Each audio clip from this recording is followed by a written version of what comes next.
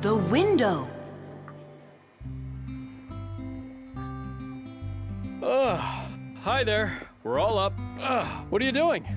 I'm washing our windows. It looks like that thing's doing the washing. You guessed it. It's a window washing robot. I borrowed it from a neighbor to try it out. We should buy one for ourselves. I don't get it. We've already got one robot. Robot. So we'll have two. One for the floors and one for windows. I can clean the windows. But it can be dangerous work. What's so dangerous about it? I'll just go and wash them right now. And instead of a robot, we'll buy something useful.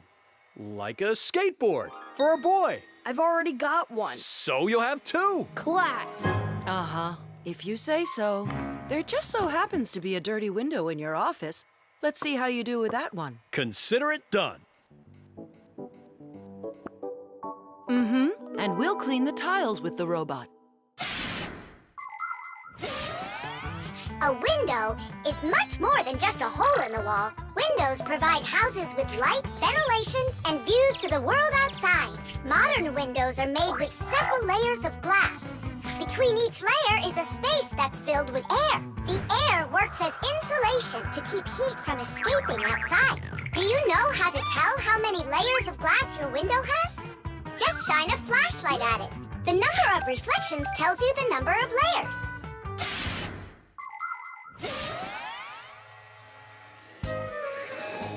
Whoa, what an amazing appliance! Let's go and take a closer look.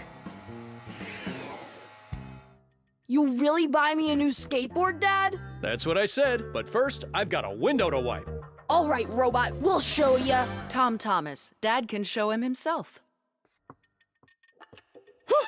We really live on a super high floor. Yeah, but the robot isn't afraid of heights. I'll start from this corner. It'll take you forever that way. Admit it, the robot works better. We won't. We're gonna win this thing. Hey, what is he doing? I'm not sure.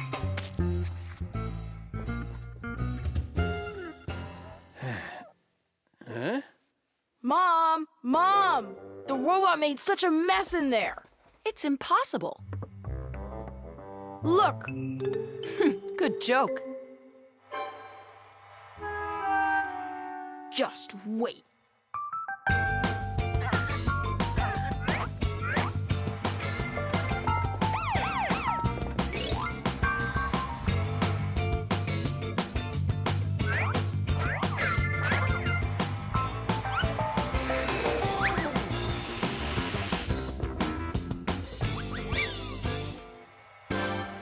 I don't get how you're cleaning it.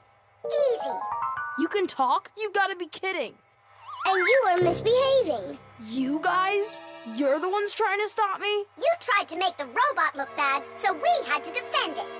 It's only because my dad told me I'd get a skateboard. Yeah? For doing a bad thing? Ah, aren't you ashamed of yourself? I am. You learned your lesson, and don't forget, Fixies look out for appliances. The dwellings of most ancient people had basically no windows at all. There may have been a hole up above for letting out smoke from a fire, but that was it. Later, people started splitting open their walls, but the openings were so small that very little light would ever get inside. The size of windows grew quite a bit over time. People would cover them with animal skins, fabric, paper, or wooden planks to protect themselves from the cold and the wind. When people learned how to mine valuable minerals, they began to cover window openings with thin sheets of a mineral called mica. Windows made of glass were very expensive, and only the richest people could afford them for their homes. But today, it's hard to imagine a window anywhere not covered in glass. Everything's washed. And what about the outside? Forget it. I quit. Would you wash the back with the robot? Yeah, consider it done.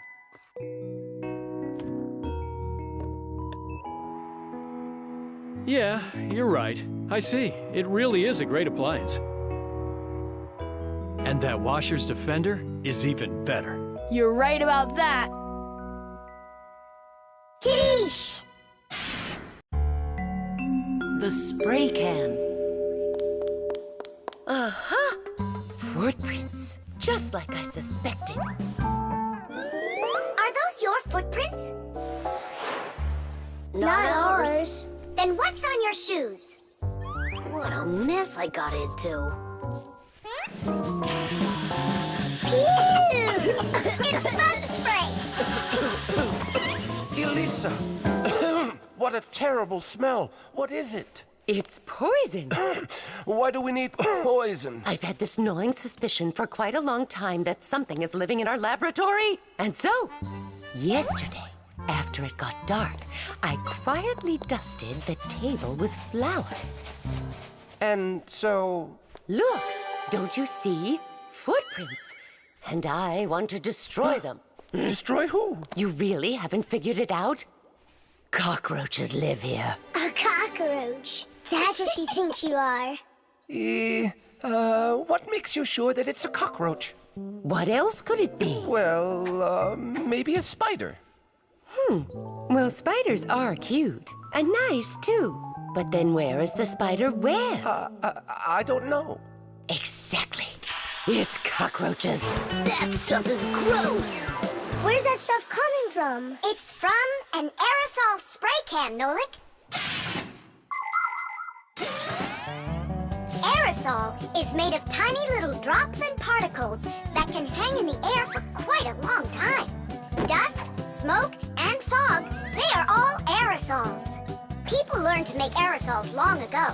For instance, they took a liquid that repels mosquitoes, poured it into a can, and injected some gas into it.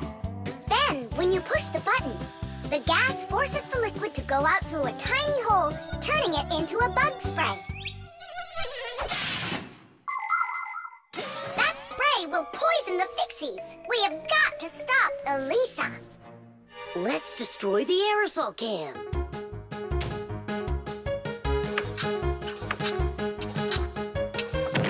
No way! We just can't do that! And what if we switch it with a can of whipped cream?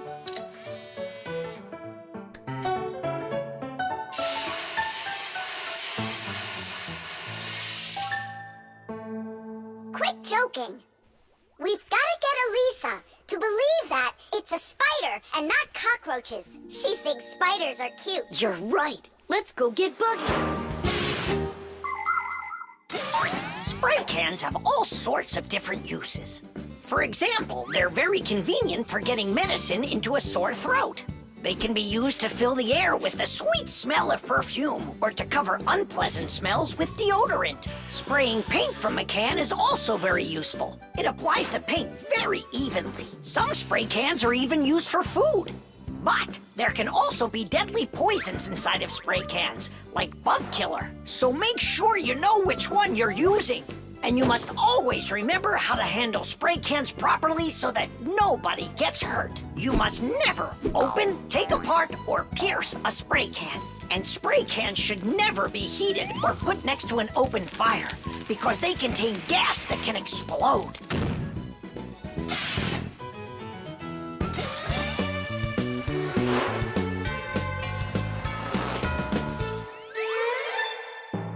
Buggy, hi there. Hey, where are you going? Buggy, we need your help.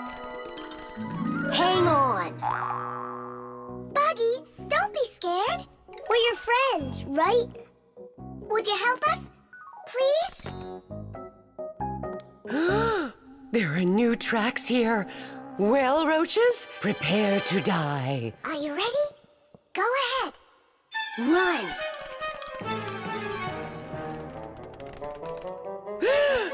Oh, don't kill Buggy. No. You are so cute. What a sweet little spider. Can I be your friend? That worked great. I hope that's the end of her spraying that poison. My little spider, I almost poisoned you.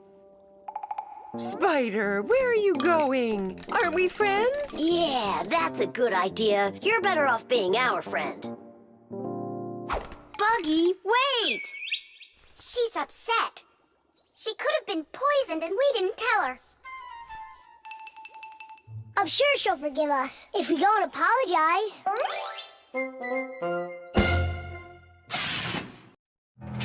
The movie. He fakes left. He shoots. Ha! Class! And can you do it backwards? Yeah, sure.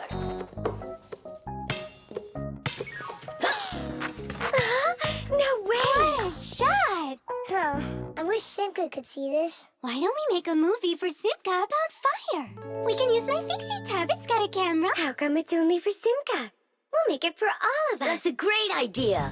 I'll shoot the ball at the basket, and Nolik will do the filming. And what do we do? You can be whatever you want, like cheerleaders or the coaches. Yeah, a cheerleader. Count me in.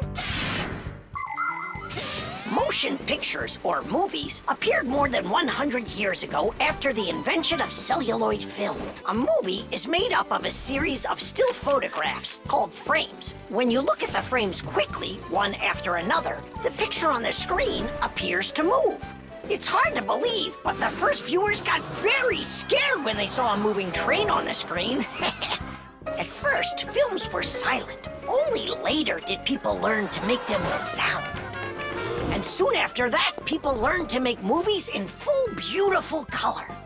Movies aren't shot on film anymore. They're made with digital cameras. Today, almost all phones and tablets come with digital cameras inside of them. This makes it easy for just about anybody to make their own movie and share it with their friends.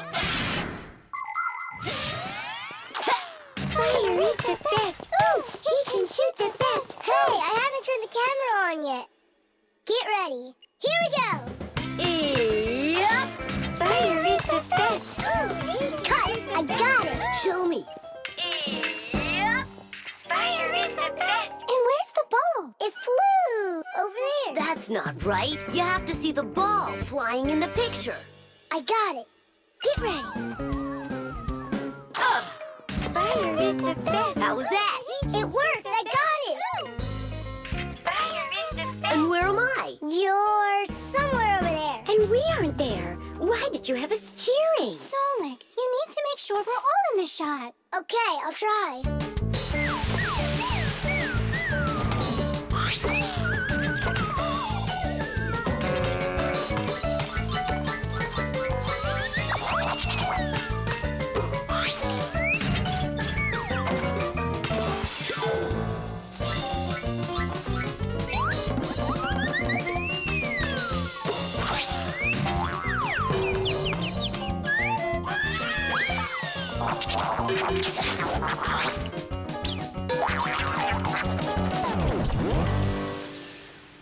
How about I shoot the ball and Fire films it? No, Nolik. It's better if Fire takes the shots and you do the filming. Fire can't even hit the basket. You try to hit the basket when everybody's bothering you. Oh, so it's our fault, Why don't you learn how to play? Are you fighting again? We're shooting a film.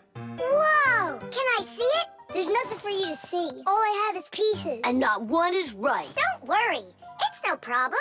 All it needs is editing. What does it need? Movies are not usually shot all at once, just a piece at a time. And each of these pieces can be shot several times with the camera in different places. Then there's plenty to choose from. After you're done shooting, you can take all of the best shots and put them one after another to make your movie. This process is called editing. Editing allows us to make movies that show things that could be impossible to shoot all at once.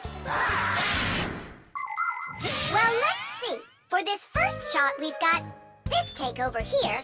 For the ball going in, we've got this one. And I like this one of me shooting. And don't forget to put in me and Tula. Of course not. So here's what we've got. Fire is the best. Sheesh. The film is super. Can I try to edit it? Yeah, go ahead. Now we have something to show to our teacher. And Digit, too. And Papas and Masya. Look, I did my own editing in the movie.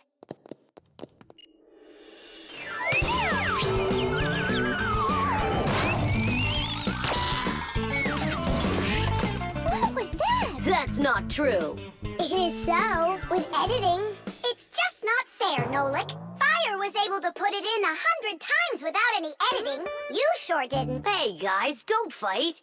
Do you want me to teach you all the right way to shoot hoops? Yeah! All right, here we go. And shoot! Fire is the best. Oh, he can shoot the best. The toilet.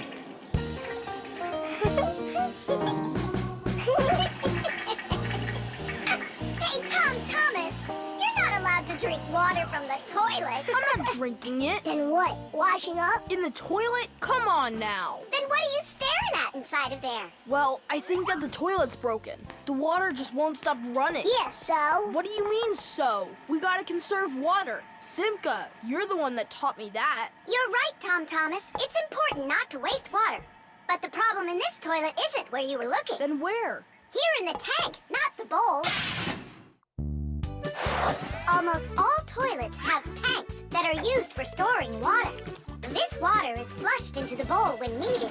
Water flows into the tank through a water valve that has a float attached to it. As the water level in the tank rises, so does the float. And when there's enough water in the tank, the float closes off the valve and the water stops. But if the float happens to break, the water will keep running through the overflow tube into the bowl.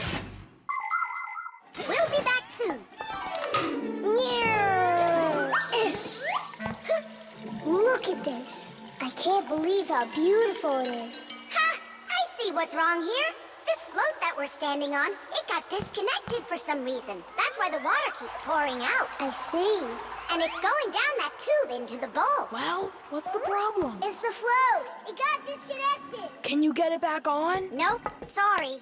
Without Papoose, we can't fix it. We'll get Papoose. And you, Tom Thomas, you'll guard the door. Yeah, or someone could come and flush the toilet while we're working in the tank. And we'll get flushed away. To where? Straight into the sewer. And then it's bye-bye, Tom Thomas, forever. The sewage system is a huge network of pipes that run underground. This is where the dirty water from sinks and the waste from toilets is sent.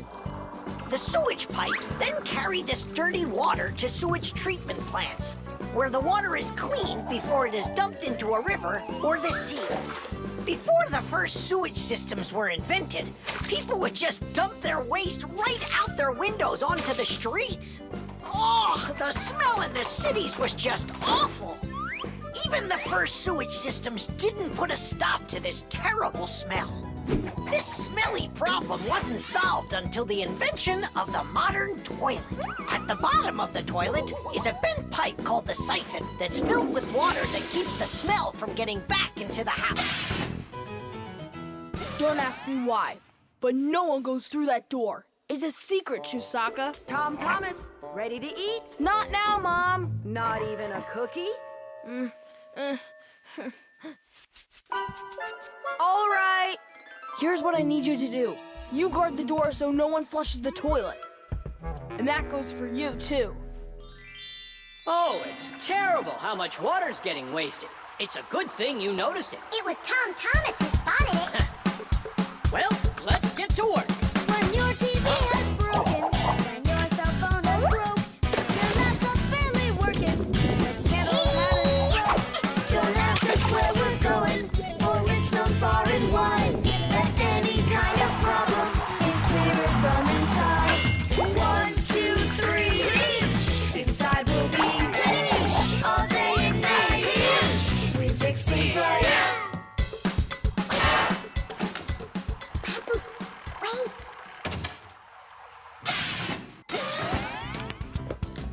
Chusaka. Hey, who's in there? Me? Dad, don't flush the toilet. I wasn't planning on it. I was getting ready to take a shower. All right, just don't touch the toilet. What's wrong with it? It's just broken. Really? Let me check it out. No! Don't flush it!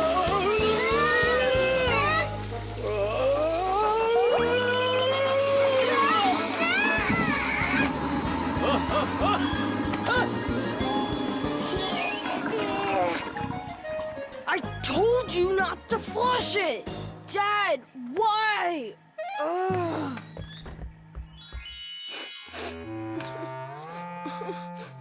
Why are you crying? We fixed it. You're here! I thought that you got flushed down into the sewer! We almost did, but Nolik saved us, both me and Papa's. Thomas.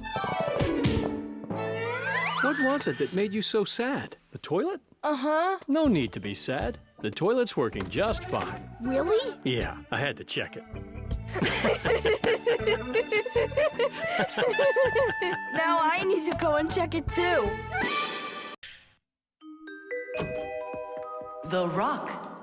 Tom Thomas is back! Hooray! So, how was your camping trip? Super! You've got to check out what I found. Rocks? That's just half of it. Wow! Is that a screw? It looks kind of strange. Because it got petrified millions of years ago. Screws weren't around then. They came much later. And how do we know that? It could be the first one discovered. And maybe it's not just some screw. Know what I'm saying? Are you saying that we might be looking at a Fixie? Fixies believe that their ancestors came into being not that long ago, right when humans started inventing complicated devices. But what if that's not true? Maybe millions of years ago, before the dinosaurs, there were a different kind of Fixies that inhabited the Earth. And maybe there were people then, too. And Fixies weren't hiding from them. They were friends who they helped with everything. Together, they used to create inventions, construct buildings, and make scientific discoveries. But then there was some horrible catastrophe, and this whole civilization disappeared. And what if someday scientists find traces of that civilization? Then ancient Fixies will be discovered as well. That would be so cool. My imagination ran away with me. You're right. He could be our great-great-grandpoos. Or our great-great-grandmas. Do you think maybe we could bring it back to life? We could screw it in somewhere. You get energy from electricity, right? What an idea! But what if our great-great gets super scared because everything is different?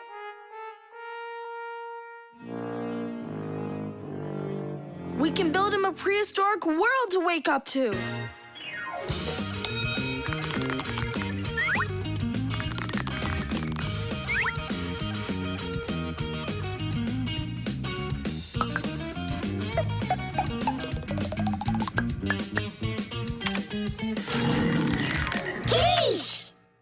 Time to bring him back to life. And you, Tom Thomas, disguise yourself.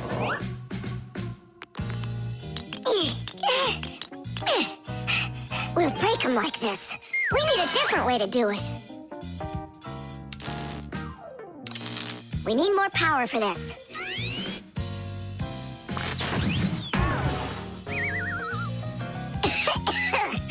There wasn't any electricity back then. That's why shocking him won't work. Oh, our great-great ancestor, who came to us from an ancient home, be released from this stone. Be free! Why is it always so difficult with relatives? Wake up! Wake up! And what if...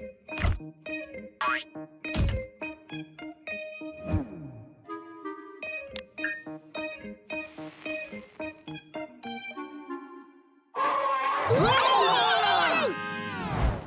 We've tried everything. This is just a waste of time. Let's sing that song about the screw. Our song. Nolik, it's never gonna work. You don't know that. We can at least give it a try. If you think a screw is nothing, take it out, but just beware. Everything will break without them with no little screw in there. Look, it's moving. It's impossible. It really did. If you think a screw is nothing, take it out, but just beware. Tom Thomas, hey. Well, how was your camping trip? Seems to me quite a success. Yeah. So, let's see what you found there.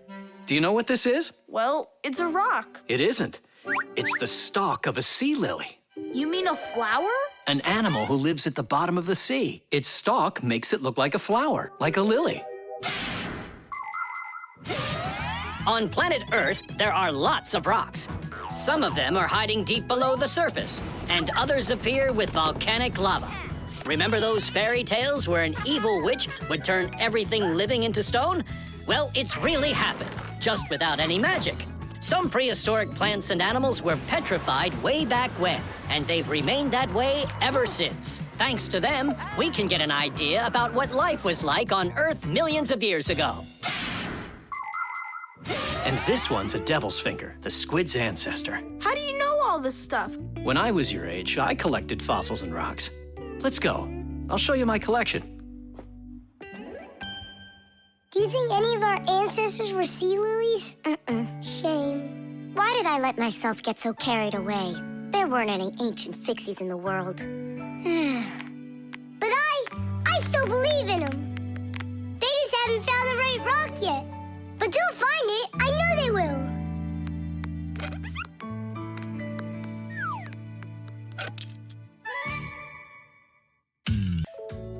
The masquerade. So, Tom Thomas, did you choose a costume for the New Year's party? Not yet. These are no good. I've been a pirate. How about a vampire? Did that. And a knight? Mm-hmm. This year I want to do something that's original. And what if... I know what! You can go dressed as me! As Nolik! Perfect! No one's ever gone as a Fixie, ever! Long, long ago, people would put on masks and dance in order to scare away evil spirits. In ancient theater, actors would change masks to play a few different roles.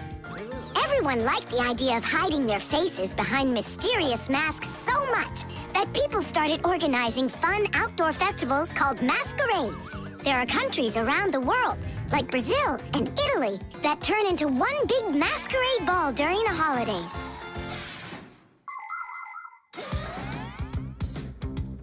Hey there, what are you making? A costume for a masquerade! Can you guess who I'm going as? Yeah, but why does it have to be Nolik? 'Cause I came up with it. Fire'd be a much cooler costume. That's not true. Stop arguing. I can go dressed up as you and you. Now we're talking. Smart Fixies wear glasses. Your glasses are too small to even fit on his finger. They don't make glasses just like yours. What a cute Fixie. Splendid. Not bad. Only if I were you, I'd add a backpack to your costume. Any Fixie who's fashionable is wearing it. And maybe add my curls to it, please? If you don't, then our feelings will be hurt.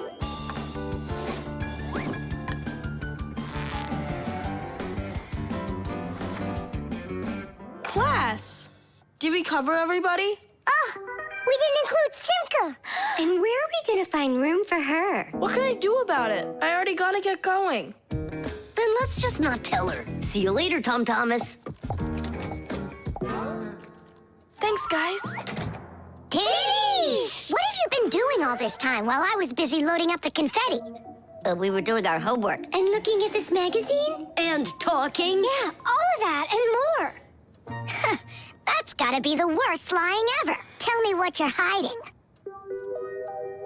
Have you lost your minds? Sorry, but there was absolutely no room left on Tom Thomas. That's not what I'm talking about.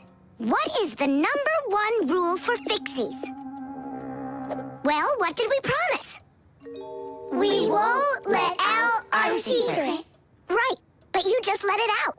Now everyone will know. Tom Thomas wouldn't tell anyone about us. I hope he doesn't. Well, maybe. Everyone will figure that he's dressed up like some nutty candy. What kind of nutty candy has a backpack on and glasses? We're in real trouble. I thought the glasses looked sharp. So what are we gonna do now? Call the professor, right? Or we should call Grandpus or Papus. Ah! Don't panic. Let's wait till Tom Thomas gets back. There are many different types of masks, and some of them are very important.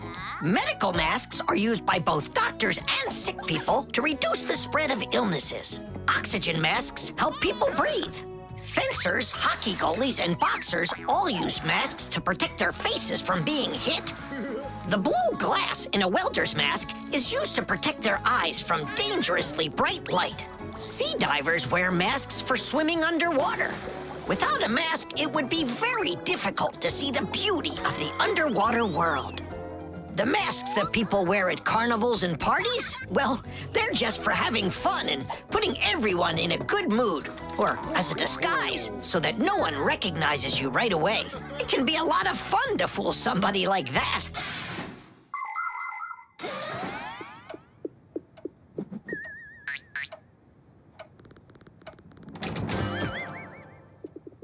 So how was it? It was great. They had a contest for costumes, and I won. Hooray, that's all. Say bye to us. I hope you won't be upset, guys, but I couldn't tell anyone that I was a Fixie. Here's all I could think of. Grand prize for best costume, robotic toucan. Hey, come on. Do you think we look like toucans? Yeah? Yeah. Yeah. Yeah. All right there, Fixie toucans. We've got work to do. Oops. Happy New Year. The spider. Chusaka, Chusaka. Tom Thomas, what are you doing? I'm petting Chusaka. How come? 'Cause it makes her feel good. Just don't rub her fur off. You're just jealous, guys, 'cause you don't have any pets of your own. What do you mean? We've got a pet. Yoo-hoo, Buggy! Buggy! She was in the vent the last time I saw her.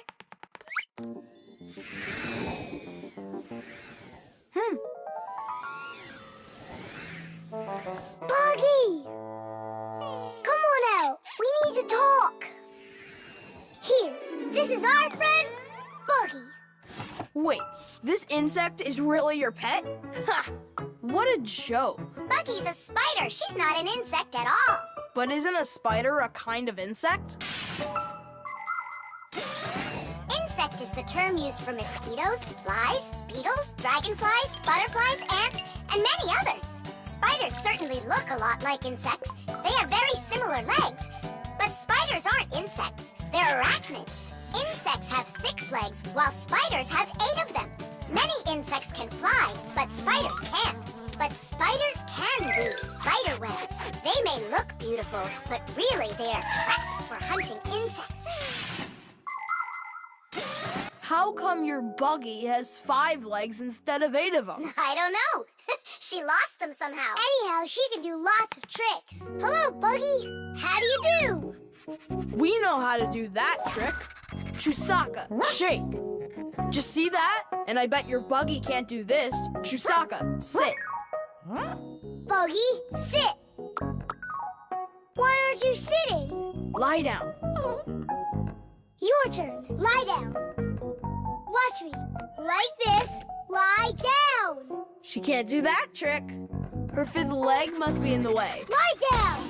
Lie down, I told you. What kind of pet are you anyway? You can't even do a simple trick. Hey, where are you going? Wait, Buggy, don't go. Nolik, you should be ashamed of yourself. But why is she acting so stupid? Didn't you say that she was your friend? And what? Well, you shouldn't yell at your friends like that. She's right. What kind of friend are you? I'll go find her. And apologize. Buggy! Do you hear me?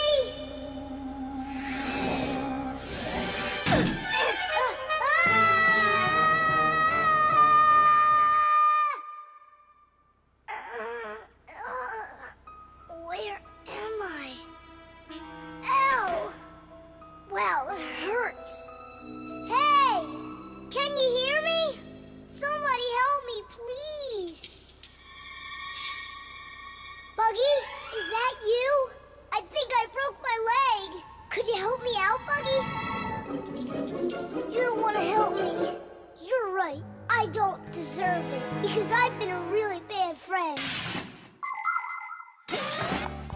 People like having pets to live with them in their homes. Dogs, cats, hamsters, parrots, fish, turtles. Some folks even get crocodiles. And the bigger the animal, the more work it takes to take proper care of it. But every pet needs love and care, no matter what size it is. Fixies like to have pets too. All sorts of little bugs, spiders, and flies. Fixies treat them as friends and take care of them.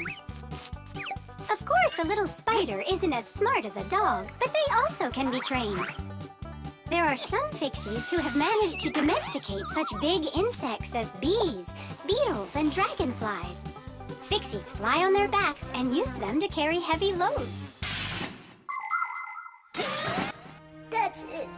I'm stuck all alone in here. Forever. Simka? Oh, how did you find me? Buggy let me down here.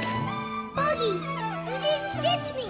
I'm sorry. I promise I'll never ever yell at you again. Ow, my leg. Hang in there, Nolik. We'll get you out. It was so scary. You could have died down there. Yeah, I almost died. But you know what? Buggy saved me. Yeah, that's cooler than learning how to shake hands. Buggy sure is a true friend indeed. Does your leg really hurt a lot? Ah! Nah, it doesn't really hurt. I'm fine. I was just joking. Fasteners. And of course, all of the appliance's parts must be fastened good and tight.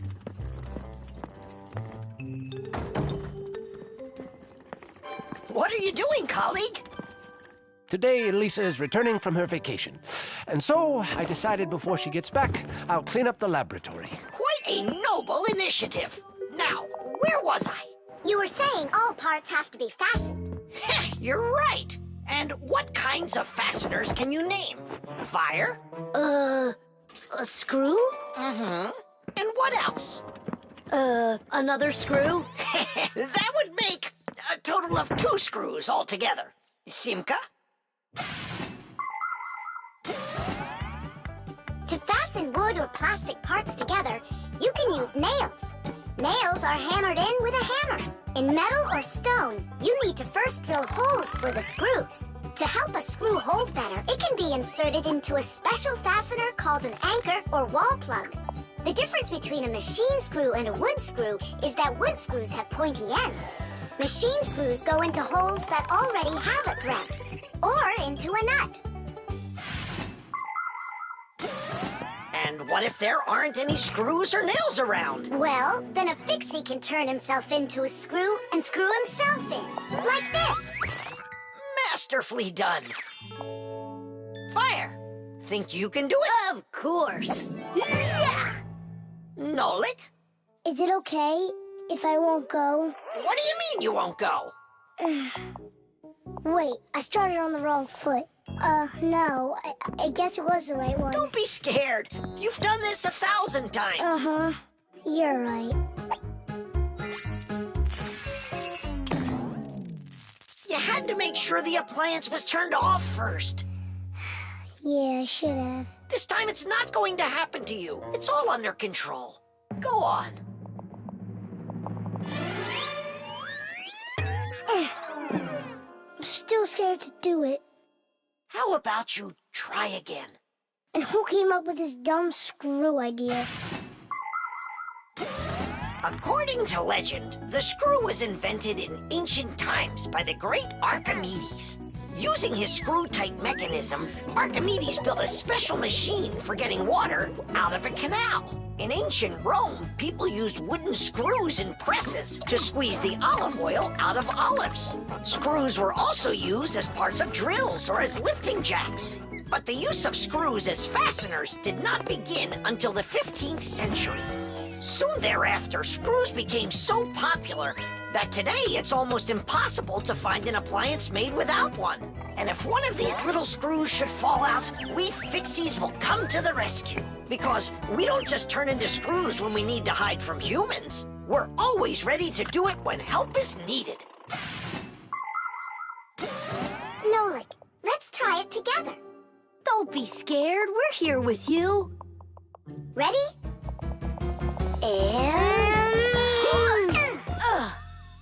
Nolik, watch me, son. I haven't screwed myself in over 100 years, but I'm not scared. Did you see that? It's a piece of cake. Grandpa's? I'm stuck. It's all my fault. There's no need to worry. Professor Eugenius, can you help us unscrew Grandpa's? I'll be right with you. It got a bit rusty. It's probably old age. I know what will help. A drop of oil.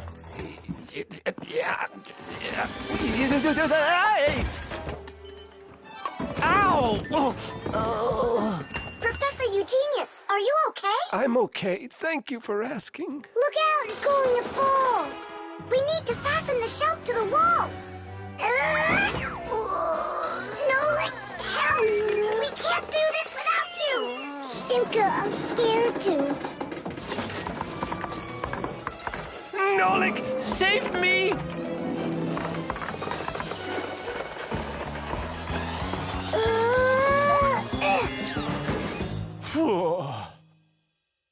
What's going on out there? No big deal, colleague. I just got a little bit buried. Will anyone unscrew me? I wish I could. And we're holding up the shelf. And Nolik? Me too, I did it. I screwed myself in. Well done, Nolik. I knew you could. And who's gonna help us now? Elisa will get here shortly. All right, we'll wait for Elisa. Yeah, just as long as her return flight isn't delayed. Concrete. When will you be back from your fishing trip? Before dinner. So you won't have time to hang up the mirror again? If it's not one thing, it's another. We were just planning to hang it right now. It'll only take us 2 minutes, and then we'll go fishing. Bubbles! Huh? What do you want, Nolik? When am I gonna go on a fishing trip with you? You know Fixies don't go fishing. But you promised me that today we would go and visit the aquarium. I was only planning on going there to clean it. So let's go fishing while we're at it. We'll pretend. Papoose, please. Okay, Nolik, but we'll just pretend to. Hooray! You're the best Papoose ever! Nah, those won't work. Why won't they? Because our walls are concrete. They're much too hard for nails. See that? It's gonna need to be drilled.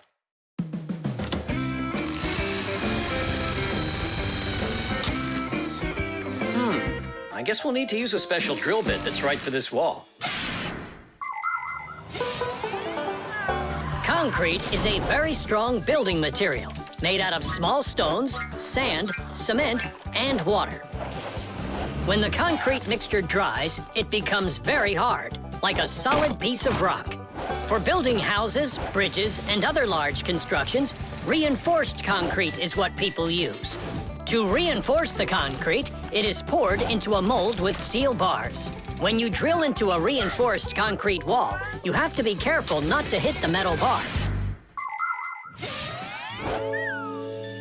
Papoose! Shh, humans. Not big enough. It won't hold up this mirror. But it's all we've got. So we'll have to go and buy another. That stinks. Means there's no time to go fishing now.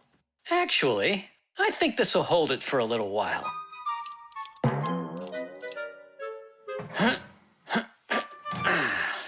That looks great. So, ready?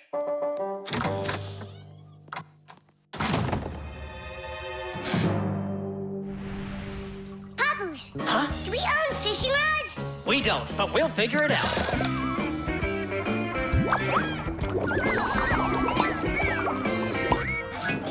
I really don't like how that mirror's hanging.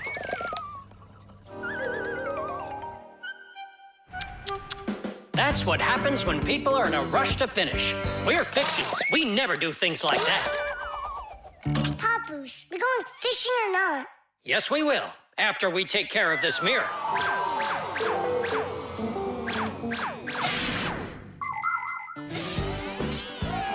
In ancient Rome, volcanoes helped make concrete. After they erupted, people would mix the volcanic ash with stones, lime, and sand. This concrete was used in many of the famous buildings constructed in that time. For instance, the Pantheon with its concrete dome. And this one is the famous Colosseum. It was also made with concrete. The Colosseum is almost 2,000 years old, but it's still standing strong. Later, when that land was conquered by other nations, people forgot about concrete and how to make it. Thank goodness that 200 years ago, they suddenly realized what a great material it is, and they reinvented concrete. It's true when they say, everything new is well forgotten old. Pop, Blues, hurry up! Haste is the mother of imperfection. It looks like I ran out of wire. Lousy timing. I've got to get to the warehouse. Warehouse? That means we're not going fishing. Nolik, a promise is a promise, and that means we go. This should hold for a little while.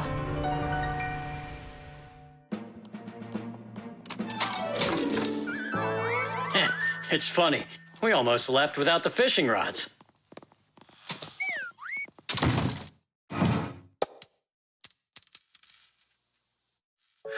Don't panic. We did a good job of anchoring. Remember what I said? Haste is the...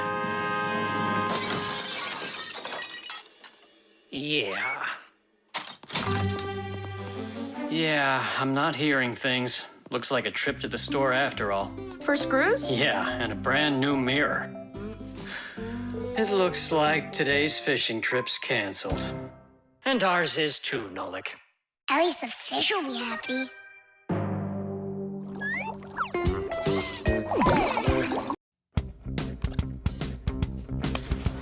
The iron.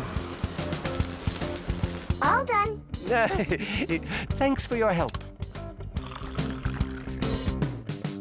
Professor Eugenius! Yes, Elisa. The award ceremony's in an hour. You need to leave soon. I remember, Elisa. What are you getting an award for? It's the Genius of the Year. Not too modest, but fair. And well-deserved. Wow. And they're giving it to you? Well, yeah. Will they show it on TV? Why, of course. Class. And during your speech, can you say hi to me? And me. And Simka. Right. Say something like this. I'd like to send a big shout out to all my Fixie friends. Oh, that's a great idea. That way everyone can know about Fixies. Professor Eugenius, didn't I see an iron in here earlier? Huh? Oh, come on, Elisa. There's no need for that. I'm not going to argue with you. You have to look just perfect. Otherwise, everybody is going to think that I don't take care of you. First, we'll let the iron warm up, and then I can iron your suit. The most essential part of an electric iron is called the heating coil. It's hidden inside the iron sole plate. When the iron is plugged into an electrical outlet, the coil gets hot and heats up the sole. People use a hot iron to remove the wrinkles from their clothing. Irons also have a water container. When the water gets hot, it turns into steam. The steam comes out through the holes in the iron sole, making it even easier to remove wrinkles.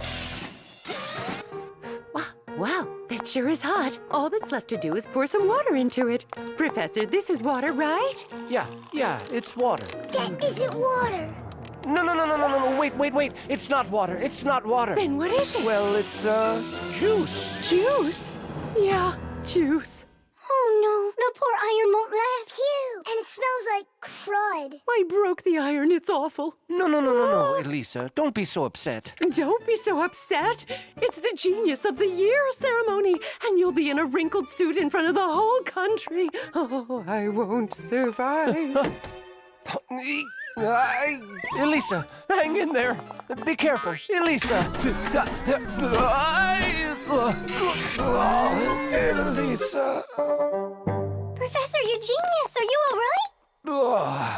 Couldn't be any better. We're gonna go fix that iron for you. And while we're doing that, you go fix Elisa. That would be great. Look over there. I'll fix the contact. You and Nolik can scrape that burnt juice off the iron.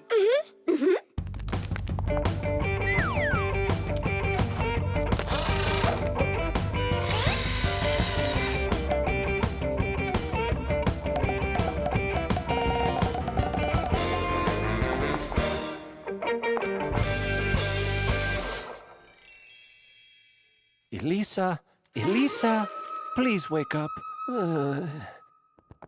We did it. Your iron is fixed. Elisa, you should see the iron. It's working. What? And I'm just lying around here? I have to hurry. Where's the iron and your suit? Wrinkled clothing is not very beautiful. And that's why, since ancient times, people have been trying to find different ways to get rid of wrinkles. For example, long ago, people would put their wrinkled clothing under a heavy, flat rock. In ancient Rome, people used to beat their crinkled garments with a metal hammer. And in China, fabric was ironed with hot frying pans. Irons with a shape like what is used today appeared during the Middle Ages. They were made out of cast iron and needed to be heated up on a stove before they could be used. Later, people came up with irons that were heated by putting hot coals inside.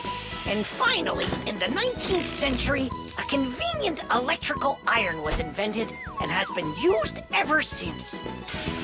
And the prize for Genius of the Year goes to Professor Eugenius! Bravo! Bravo, Professor!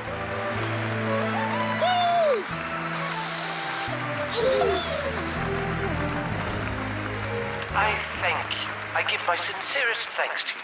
And may I take this opportunity to send my greetings to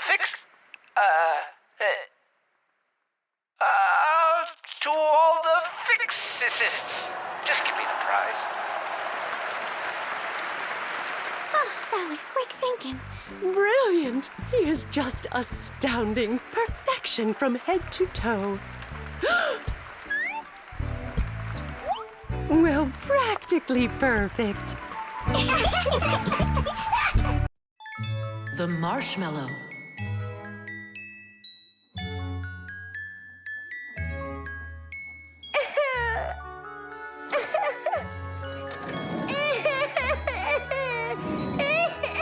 Fixies, why are you so sad? Christmas is just around the corner. Maybe it'll be a lot of fun for you, but not for us. Why's that? Marcia and Papoose had a quarrel. Over what?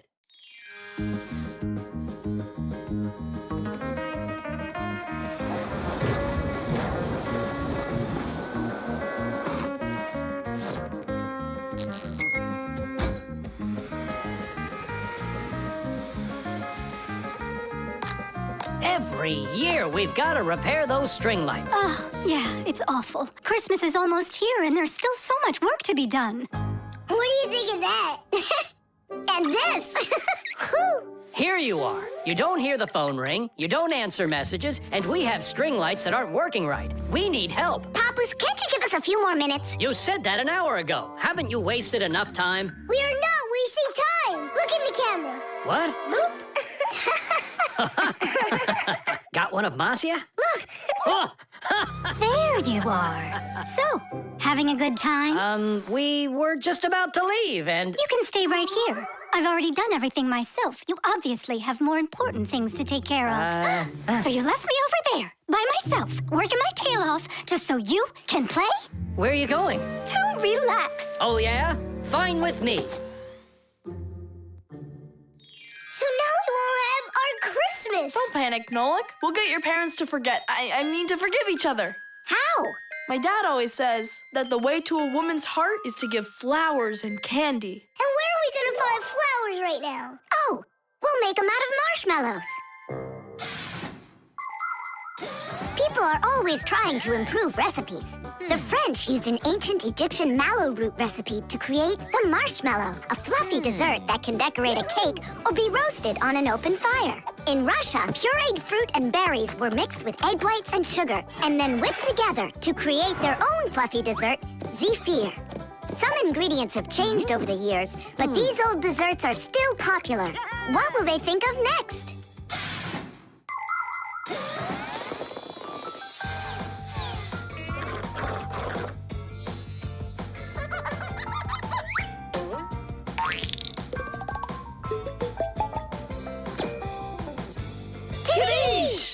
And how do we make Papoose give them to Marcia? We're gonna set him up on a date. Marcia's calling for you. It's urgent. Tom Thomas's, monitor isn't working. I thought she handles everything herself now. Papu's, you're always so kind and love helping others. Come on. All right. No, no, and no. I'm relaxing, I told you. But Tom Thomas won't have time to make his mom's card if you don't go. And then she'll end up without a present. Fine, I'll go. But I'm only going for his mom's sake. Sweets aren't just for eating. They can also be used to decorate a Christmas table. For instance, it's very easy to make this Christmas tree out of marshmallows. Make a row of marshmallows at the bottom of a plate. 1, 2, 3, 4, 5, 6, 7. The second row has 6 of them. The third row, 5. Then there's 4, 3, 2, and a special one on top. Add breadsticks at the bottom as a trunk and sprinkle the plate with some sweet confetti. There, it's ready. With the help of some little cookie cutters, it's possible to make hearts and snowflakes out of marshmallows. Or you could make a reindeer. Put a candy cane through a marshmallow, use sugar beads for eyes and a nose, and pretzels for antlers. Beautiful, right? Merry Christmas!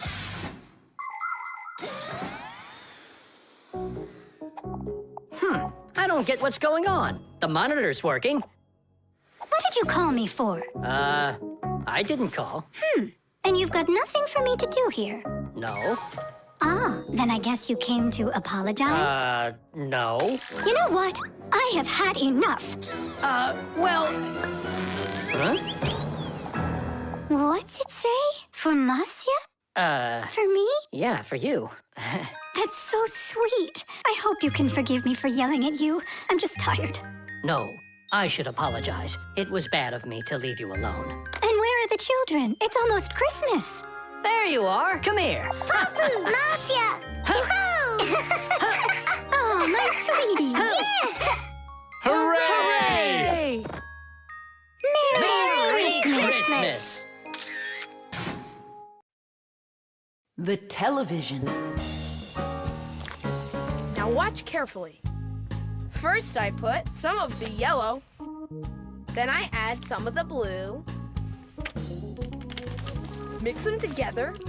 And now we've got the color green. Isn't that great? Class! And it's not just paint either.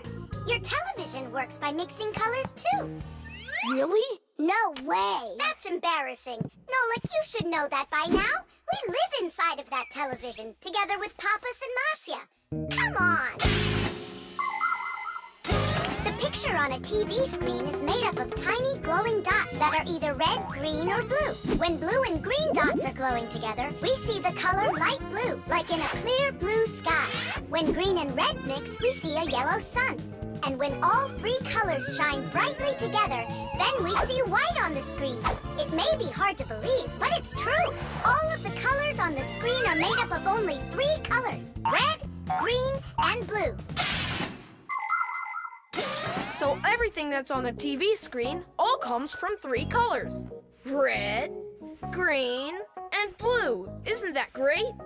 Where do you learn all this stuff, huh? Actually, don't you think it's about time we got you a new TV? What do you say? Sure. Great. And then I'll take this one with me to work. We just started shooting a new show about old things. Hooray! I'm gonna get an awesome new TV. Simka and Nolik. Did you hear that? Are you here? They must have gone home for something. Wait a sec. Their home is in the television.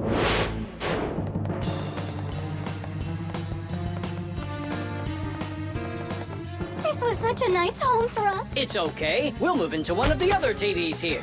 The one in the living room? Why not? It's a nice new one with a huge flat screen.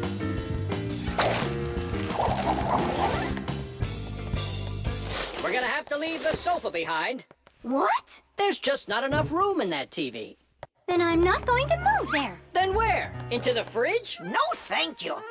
My nose is running. How about the stove? And what about us? You're the one that says that a stove is off limits for kids. Maybe the microwave will do. No, it's dangerous there. Then, in the piano. What piano? There's no piano in Tom Thomas's apartment. What a shame. A piano's the best place of all to call home. Huh? It looks like he already put us into a box. We're trapped. Good.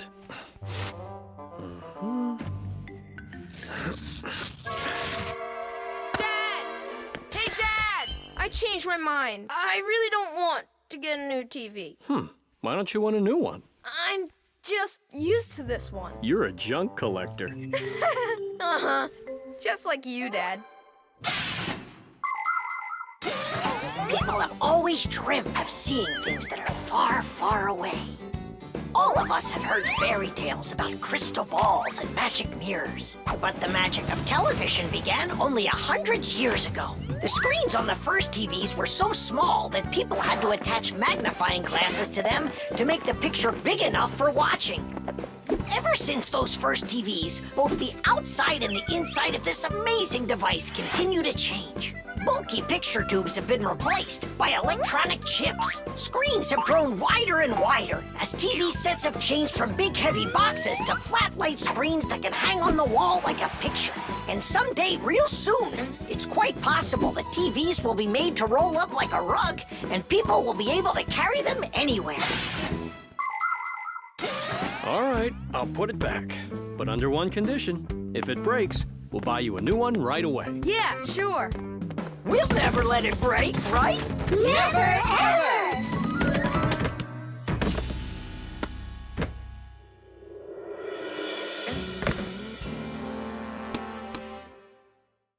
Well, that's that.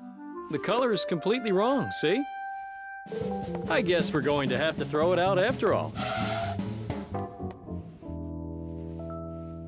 Wait. I know how to make it work perfectly. Watch this. 1, 2, and 3. How did you do it? I just mixed the 3 colors together, like I told you. Red with green and blue. Teesh! Chocolate. Thomas, unwrap it already. In the morning, Nolik. I really want to see the toy that's inside. Be patient, Nolik. That's all. I'm going to bed. Please don't touch it, okay? And you won't open it without me, right? That's the deal. Oh, no. Good night, Nolik. Uh-huh.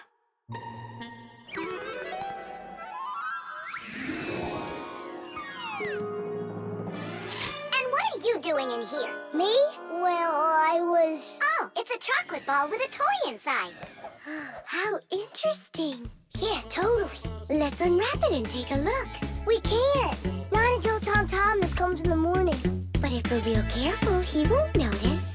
A chocolate confection, Yeah. piece of perfection. Perhaps like a gift that's shining bright. I am an affection for the chocolate confection. All that I want is to take a bite. A bite. A bite. Well, yeah. We sure took a look. Tom Thomas won't be happy at all when he finds out you touched a chocolate ball. And you, like you didn't touch it? I didn't. Oh, then what's that, Nolik? Chocolate? Absolutely. It's 100% natural milk chocolate. It says so right here. The key ingredient in chocolate is cocoa beans. They are roasted, crushed, and ground. After that, the ground beans are pressed to extract the oil from them.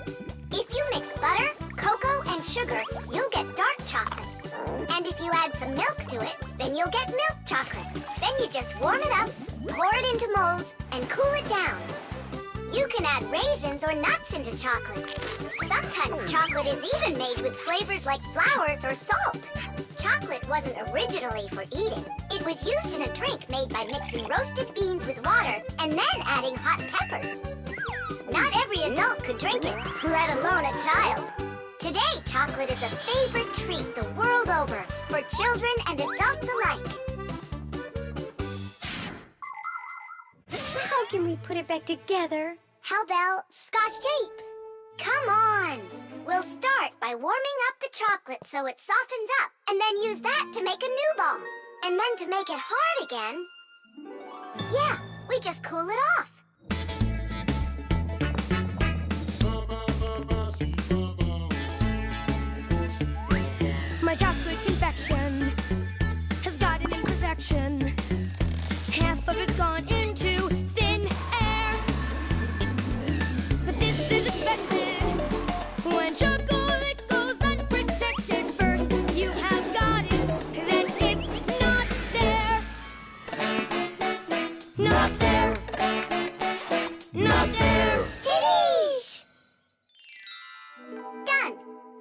the toy.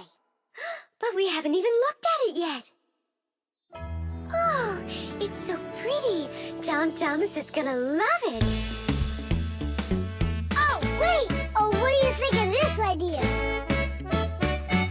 I've got a new confection of chocolate perfection. Safe in its wrapper, shining bright. Oh, what perfection! My brand new chocolate confection. I'll try my best not to take a bite. Hi there. Oh, what's that? A chocolate ball? You're lucky. Could there be a toy inside? Mm-hmm. But I can't take off the wrapper without Nolik. You really can't do it without him? I can't. I told Nolik I wouldn't. Your chocolate is gonna be delicious. Go on, you can eat a little. If you say so, I'll eat the chocolate. But we won't open the toy without Nolik. Good chocolate. Come on, don't you want to know what the toy is? We won't tell. All right, just a peek, and we'll close it right up.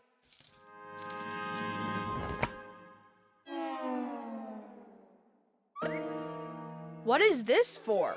Teesh! Nolik? Really? How did you get in there? Surprise! You were in the container. The container was in the chocolate ball. And the Yep. ball, that's just impossible. Ah, he went and got you two to help. We helped a little. Hang on, Nolik. You promised not to touch the chocolate till morning. And you promised not to open the toy without me, right? Oh, my perfection! My brand new chocolate confection. I'll try my best. The construction set. Tom Thomas, Huh? why are you sitting in the dark? Because it looks better this way. Check it out. Oh, look at that! What a beautiful castle this is! It's like out of a fairy tale. No, it's from my construction set. I put it together myself. Class! Oh, let's be knights. I love that game. And so does the old dragon. Who locked the fair princess inside of the castle? I get to be the princess.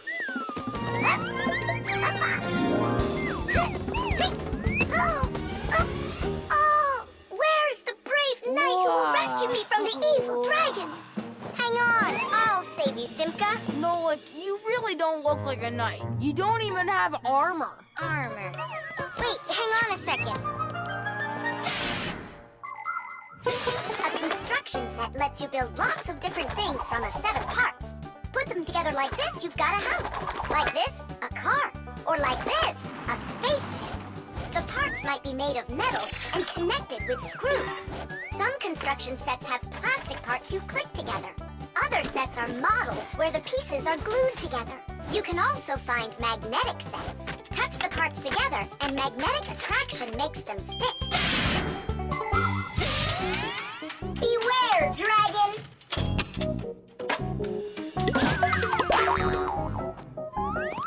Oh, save me! Oh, help me! Where's that knight already? And where's the castle? The planet has been attacked by robots, and they have destroyed the castle. And they've kidnapped me. And are you still a princess? Of course I'm still a princess. Oh, save me, brave knight. Right. What's going on? This is a magnetic construction set, and your armor is made out of metal, so you got attracted to the magnets. Tom Thomas, it's not fair. Unattract me. Okay. Oh, rescue me! Help me! You gotta save me! Hang in there. I'll be right back. I gotta change my costume.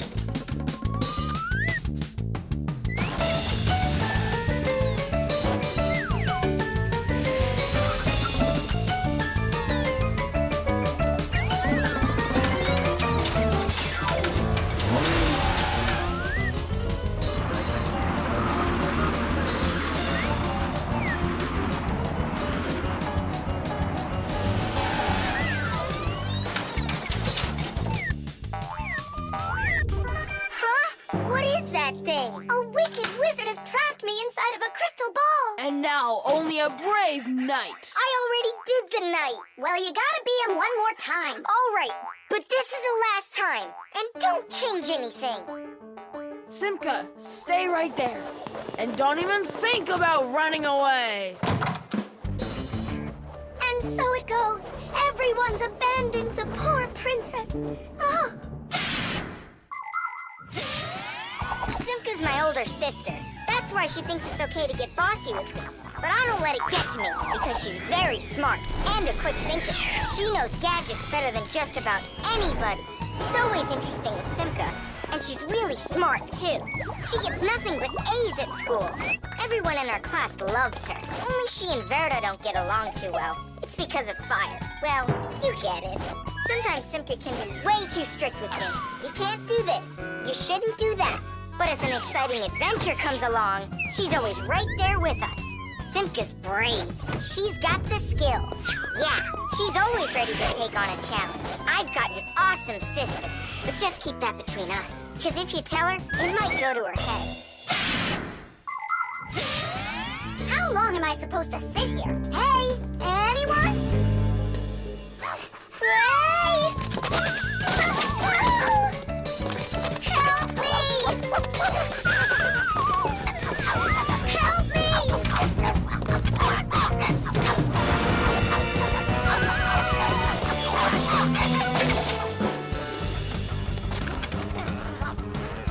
Chusaka, you give that back.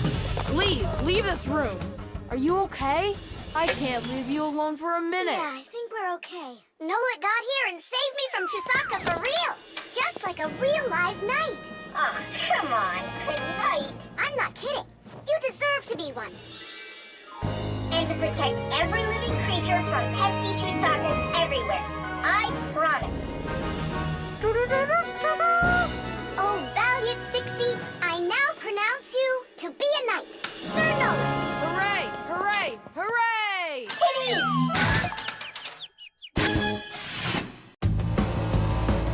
The virus. Tom Thomas! Pass him on the turn! Good job! You're almost there! Now put the pedal to the metal!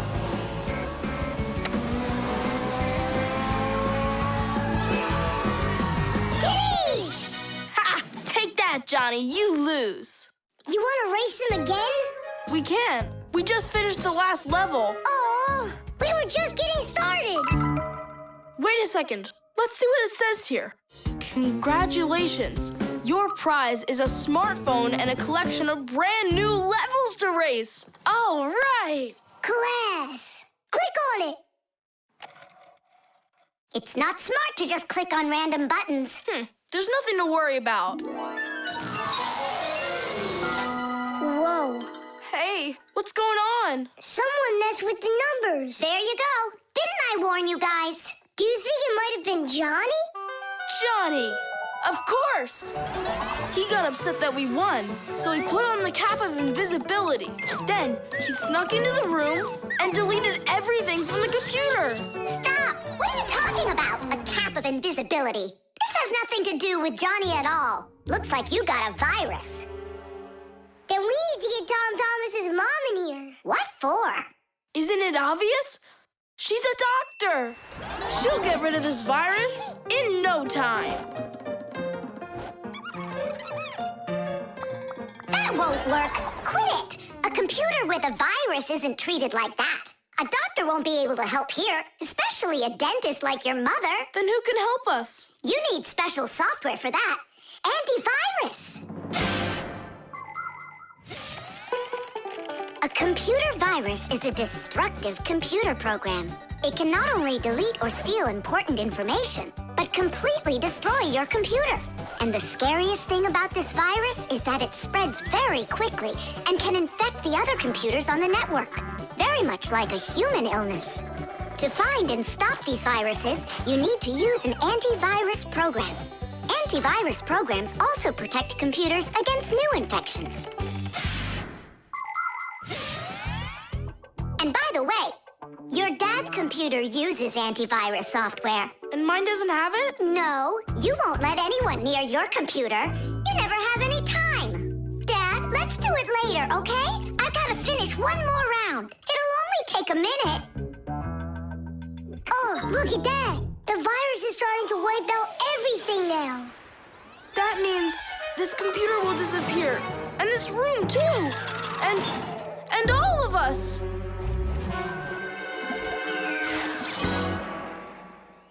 Stop! Quit panicking. We have to save the computer right away. Tom Thomas, your dad has a box with antivirus software. Bring it.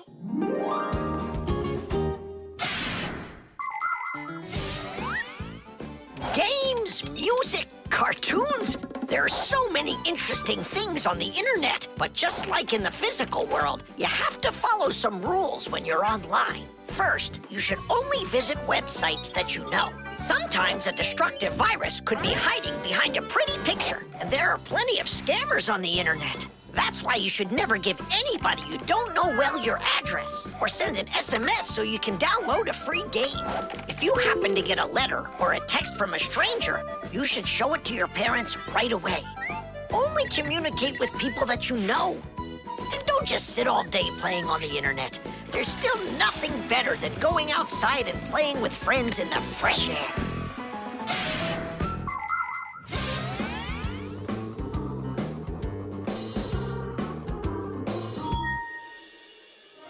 That's it. The enemy's destroyed. Well done. Let's check if everything works. Tadish! Now we need to deinstall the software.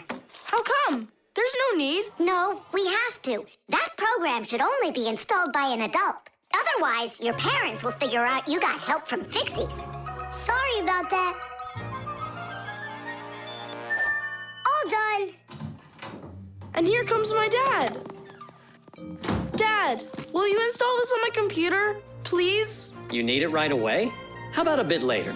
No, we can't keep putting it off. There you go. Now your computer is protected. How come you became so responsible all of a sudden? Oh, Dad, you don't know what kind of viruses are out there roaming the net. You're so right. Glue.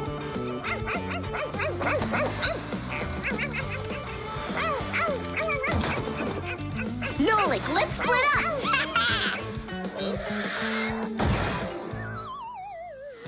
We're one cool team, am I right? Nah, Why not? we're the mega super duper coolest team on the planet! What do you say we do everything together and never ever fight with each other? All right.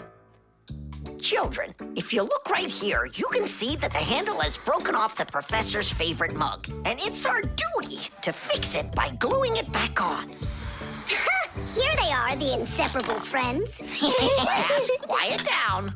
Since the two of you were late today, why don't you go fly over to the warehouse for us and get the glue? Yes, sir. Yes, sir. They crack me up. Is there any glue left in there? Nolik, try jumping on the tube a little. Great, there's plenty. Our super duper team has done some super excellent work. What's going on? Our hands are stuck. We gotta pull. This glue is sticky. With the help of glue, you can stick almost anything together. Paper, plastic, glass, rubber, wood, and even metal. The reason that glue works is because everything, even an ordinary sheet of paper, has a rough surface. Just look at those pits and ridges. If we take 2 sheets of paper, fill those pits with glue, and press them together, the molecules of the glue will start joining with one another. After that, all that's left is for the glue to dry. Now what? How about we fly like this? Good idea. Everyone will laugh at how funny we are. Heads up, everybody. Mission complete. Well done. Take your places. And put your hands on your desk. We can't do that. We got glued together. It's all right. Come on over here. We don't want you to take our hands apart. We're sure this glue's gonna make our friendship stronger, right? You really think friendship can be measured like that? Jump!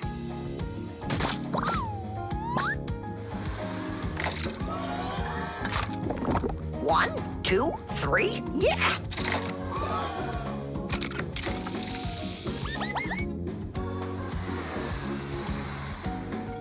Tish! Tish!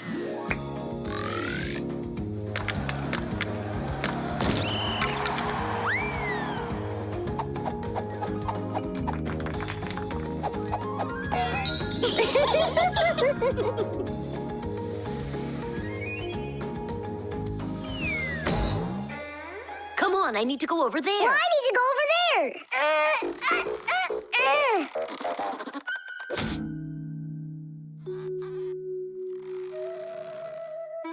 It's your fault we got into this mess. Mine? And who was the one that told me to jump? Enough! I'm done with your nonsense. From now on, you're not my friend. And you're not mine, all right?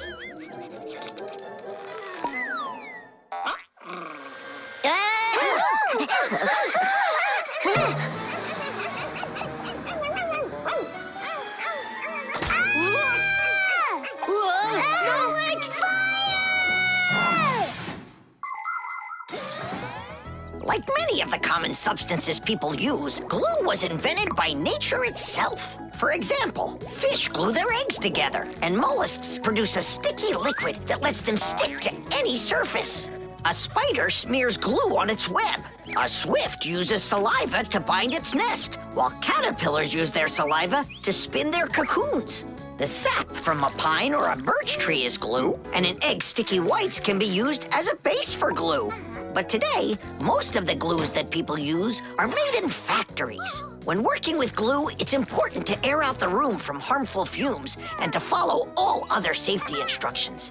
And try not to get glued to anything. It might be very hard to tear yourself away from it. Nolik, hang on!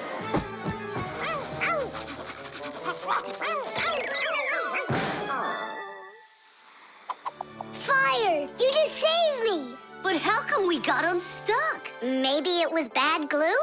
No, we were trying to get you disattached for so long that the glue lost the adhesive properties it had. And our friendship? Did it also lose its properties? You know what, Nolik? I'm sorry. We don't need glue to make our friendship stronger. Peace. Peace. Oh. Uh-oh. Gotcha. Beauty.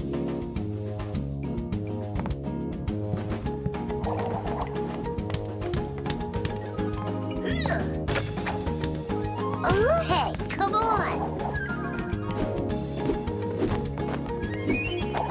wow. You're such a show-off, Derda. And one. Ha! Check that out. What's going on? It's a shame Fire didn't see that. I'm just training for school. You're the one that's doing all these twists and turns for Fire. Me? It never even crossed my mind. Nolik, slow down! Tua, why don't we go and play some chess? Don't you think that figure skating's beautiful? Turn me. How cool! Why did you yell like that? I just got a pair of tickets to see the one and only Vector. Splendid! And who's going with you? Actually, I don't know. I haven't thought about it yet. What's there to think about? Just invite the most beautiful girl in our school, right? Yeah, not a bad idea, my friend. Woo-hoo-hoo! Did you hear that? The most beautiful one will get invited. Well, I'm not even interested. And you know what? Neither am I.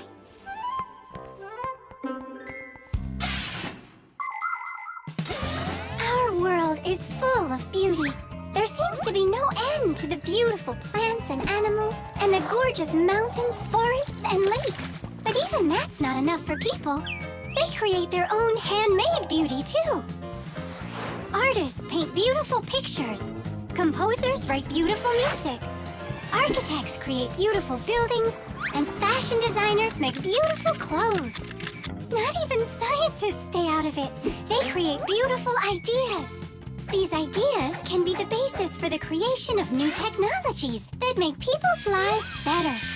Everyone has their own idea of what's beautiful, There are as many opinions as there are people, but everyone tries in their own way to be beautiful.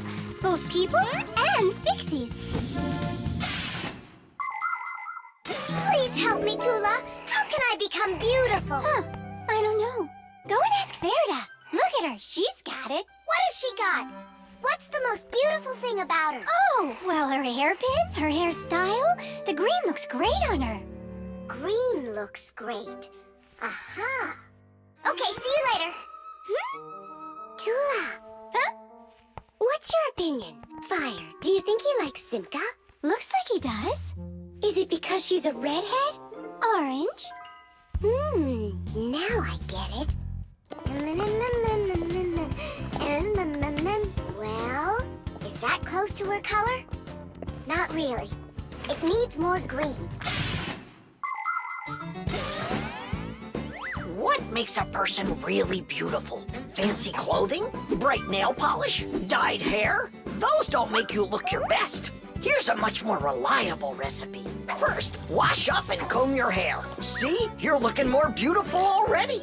Now change those dirty and wrinkly clothes for clean ones. Huh? That's even more beautiful. And finally, if you eat less sweets and get plenty of exercise, then you'll surely become a handsome boy or a gorgeous girl. Fire? What's up? Do you think you could get an autograph from Vector for me? You got it. I love his song so much. So do I. Especially that one that goes... Computer, computer, computer, you are super. I play my computer and turn it up real loud. I play it all morning, all day, and through the nighttime. But no, that's not allowed. I had no idea you were such a fanatic. You know, I'm not gonna get you his autograph. Why won't you? 'Cause you'll get it yourself. You know what I got? An extra ticket. I thought you were gonna take the most beautiful girl. All of you are beautiful, and you're the most fun to be around. Let's go. Stop! Hang on! Oh, Simka? Or is it Verda? Where are you going? What do you mean where? To the concert. Verda? No, Simka. Or vice versa. I'm so confused. Come on, Tula. Can't you recognize them? This one's Simka, that one's Verda. Let's go or we'll be late. Blondes are always the lucky ones. Yeah, I guess we should have made our hair blonde like Tula's. The bird feeder.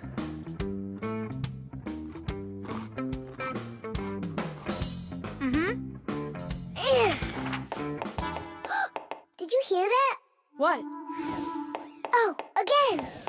Outside the window! There! Huh, a little bird. He's beautiful! Uh-huh, only he looks sad. Just wait till he sees what I'm gonna do.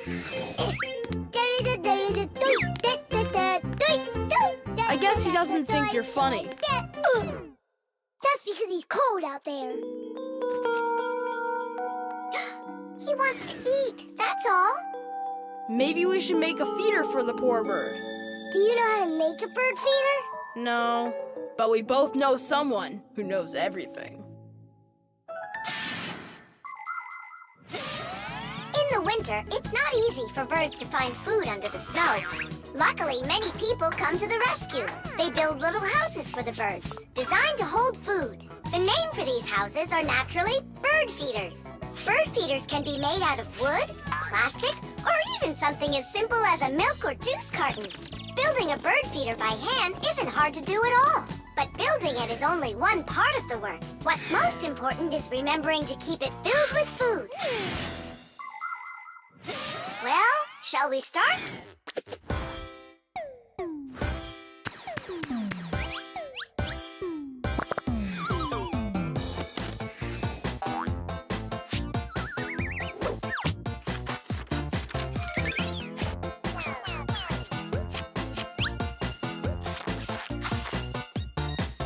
The bird feeder is ready! And what are we gonna put in it?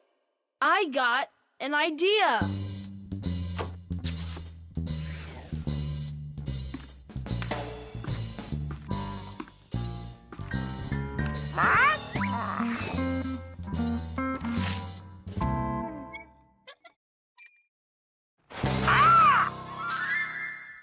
Adisa, I need some of your food for a little bird. You aren't greedy. Greedy!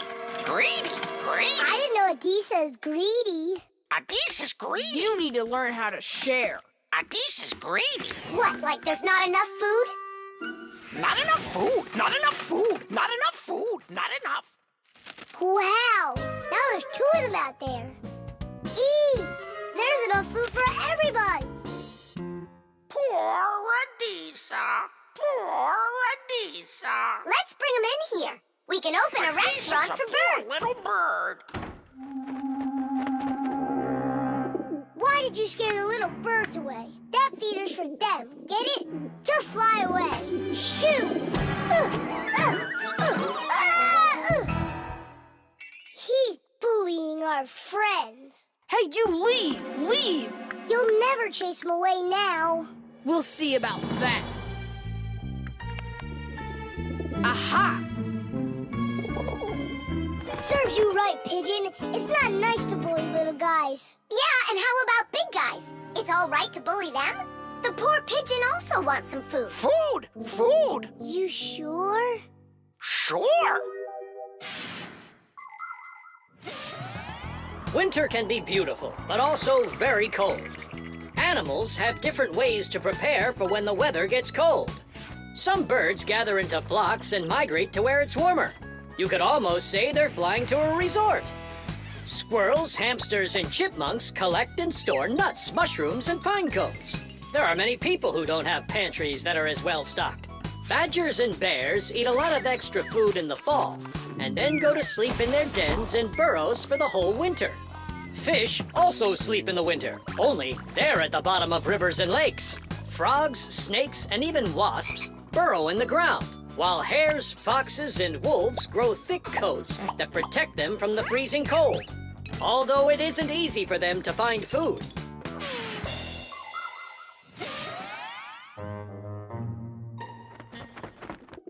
So that will be your feeder, and that new one will be for the little birds. Hey, are you taking their food again?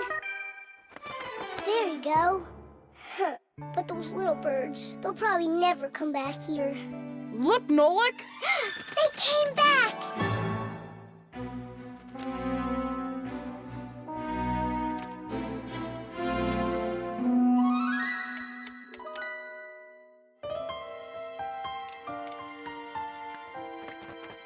Ah, they're full and happy. It's so nice. Tadish! Tadish!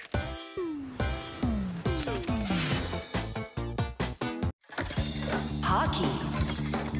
Today I'm definitely gonna beat you. You already forgot? You're just one, and we're a team, baby. Just you wait. 1-0.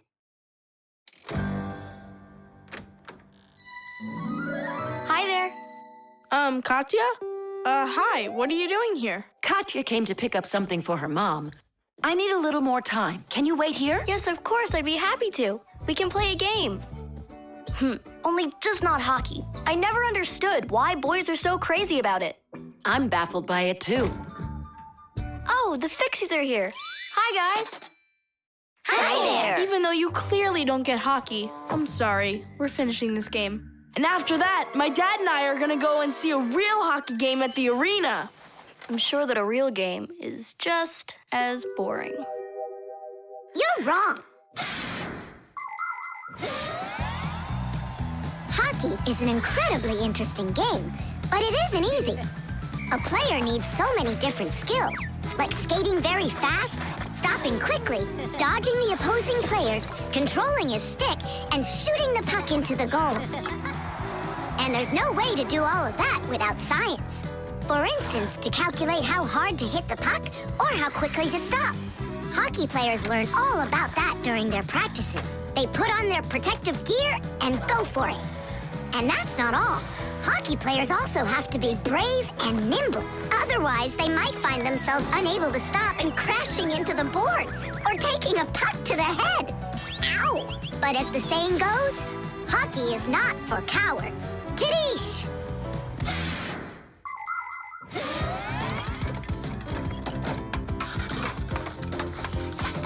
Go!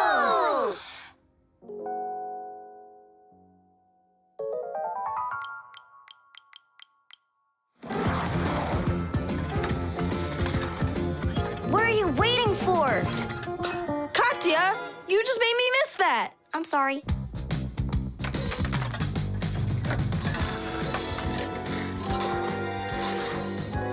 Bounce it off the board.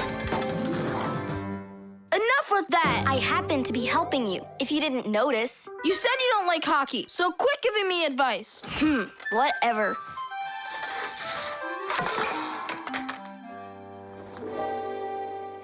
That was my second goal from that spot over there. You lucked out. Uh-huh, sure did. He'll have less luck if you keep this player back. And that one needs to pass off the boards. Get your goal. Before she said she didn't know anything about hockey. So are we playing or not?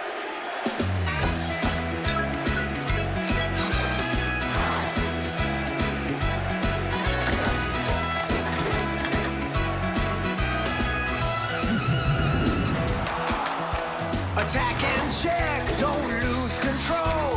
A line change on the fly. The puck is zooming towards the goal to score and break the tie. It's one for all and all for one. Great teamwork is a must. Let's go and show 'em how it's done. This game was made for us. Hockey's our game. Hockey, hockey's our game. Hockey, hockey's our game. Hockey, hockey's our game. Hockey's our game. Hockey, hockey's our game. Hockey. Tell me again, what's the name of our game? Hockey. I can't hear you. Hockey. Oh, hockey's our game. Hockey. Hockey's our game. Hockey. Hockey's our game. Hockey. Hockey's our game. Hockey. I love that hockey. Ow! Hooray! We won! Ugh, if it hadn't been for Katya. But the winning goal was mine. Tom Thomas, it's time for the game. Ready to get going?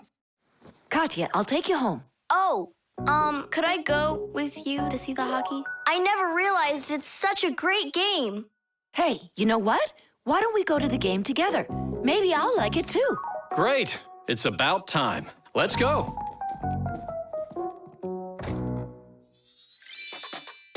did we possibly lose that? Aren't we a great team? Well, Tom Thomas has his own team now. And not only that, they don't give up. It's not that. It was beginner's luck. That's all that it was. The detective. All right, there that is. Wasn't it great that we got to stay after class and watch that movie together? Yeah, that film was great. That detective, what a guy. He figured out exactly who did it. Solving a crime's not easy at all. But it looks like a lot of fun. Ugh, I think it would be so cool to go solve a crime. Where's my lucky screwdriver? I can't do anything without it. Here we go. This could be the crime of the century. Detective Nolik, are you ready? But we're not... There's no escaping our fate, colleague. Our time has come.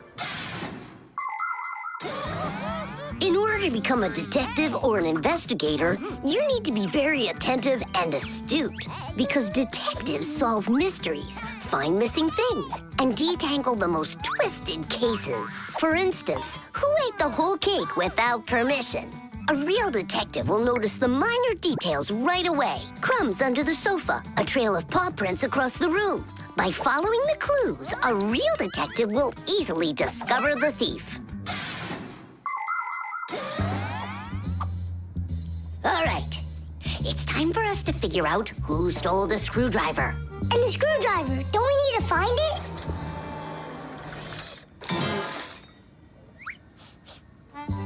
Not now. First, let's find the thief. Oh, look at that. It's Digit. Digit? Why are you back at the laboratory? Our school classes are over. I want to talk to the professor. I came up with the coolest thing to make. What cool thing? It's a secret. That's a bit hard to believe. All right now, suspect. What were you doing after school? What do you mean, suspect? There must be some mix-up here. You're trying to dodge the question? You want to change the subject on me? That's it. I'm leaving. No screwdriver, no experiments. Well, you want to take over for Eugenius, and that's why you stole his lucky screwdriver. You're under arrest.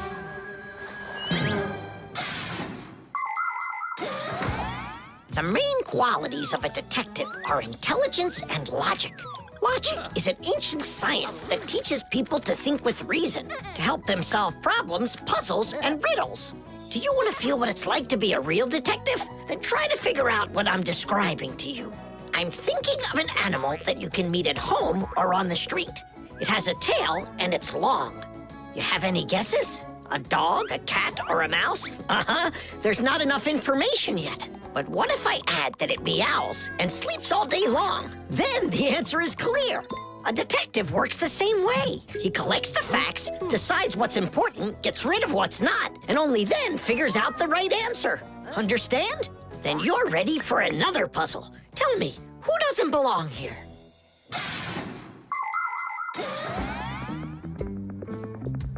Are you gonna talk? What funny mustaches you got there. Oh, it's a party, right? Mm-hmm. They arrested me. Is this a game you're playing? Tula, you believe that a lucky object can bring good fortune, now don't you? Well, yeah. And what? Now it's clear. You helped Digit steal Eugenius's lucky screwdriver. Yeah, because you like lucky stuff. Arrest her. Tula, how long do I have to wait? Simka, you gotta see this. We caught the criminals who stole the screwdriver from the professor. Cool, huh? Just awesome. Let's go, Tula. She stays here, under arrest. Yeah, I got it. Come on, let's go. We're not joking around. Oh, and exactly what proof do you have? What proof do I have? Well, Just what I thought. You have nothing, Fire. she's their partner, of course. Nolik, arrest her at once. What did she do wrong? It's insane. Now do what I said. I won't do it. Ah, you're with them. Stand with the crooks over there. Hey, we're partners, aren't we? Now wait a second. I'm wondering if you were the thief.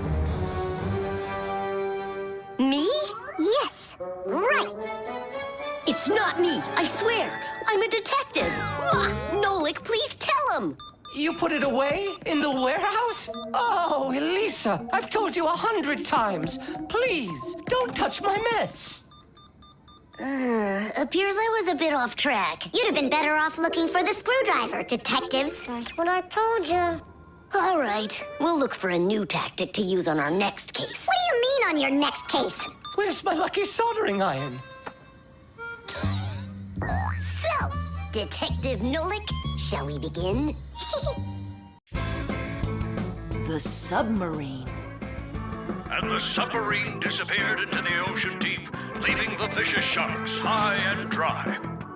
That cartoon was super. Class. Splendid. I wish we had a submarine too. What do you say we make one? But we don't know anything about building a submarine. What makes you say that? The most important thing for a submarine is to be airtight, so that it's impossible for water to leak in from outside. And inside, there needs to be a reserve of air for breathing. For a submarine to go underwater, it uses special containers. When the containers are filled with water, the submarine becomes heavy and starts submerging. When it's time to take the submarine back up to the surface, the water in the containers is switched back for air, and the light submarine climbs. And what are we going to make it out of? Out of, broken toys. And where are we going to sail her? In the aquarium.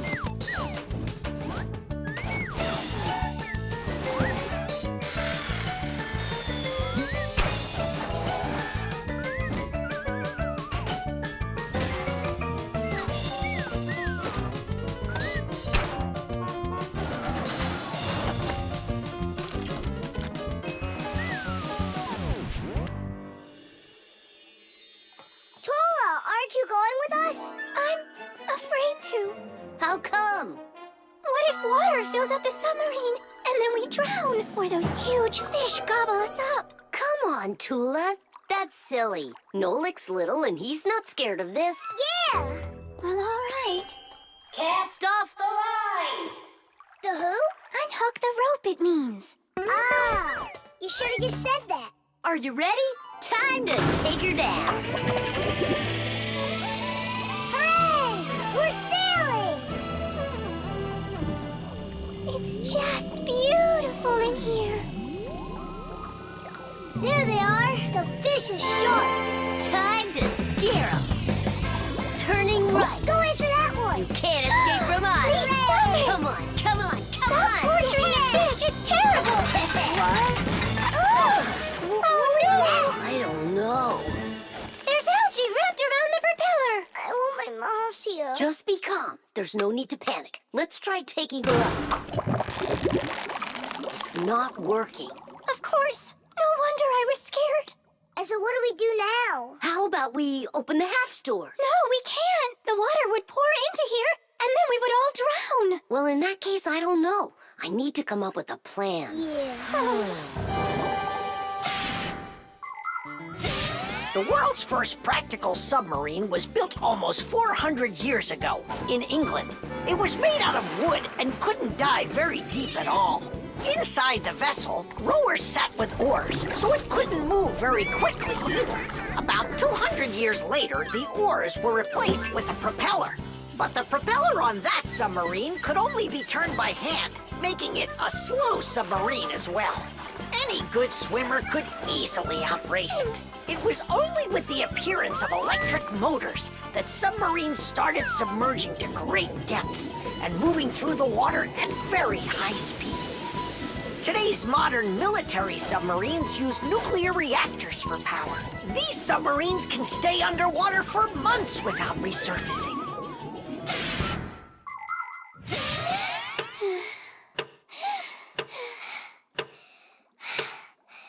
Fire, can you come up with your plan quicker? Because we're running out of air. Fire, we're gonna suffocate. No, we won't, mate. Chances are better the fish will eat us. You never should have teased them. Yeah, we're in trouble. Didn't I warn you, didn't I? And you wouldn't listen. You did everything just the opposite. Wait, it might work. Let's rewire the battery the opposite way. We should switch the plus and minus. How come? Because then the motor will start to turn the other way, forcing the algae to unwind.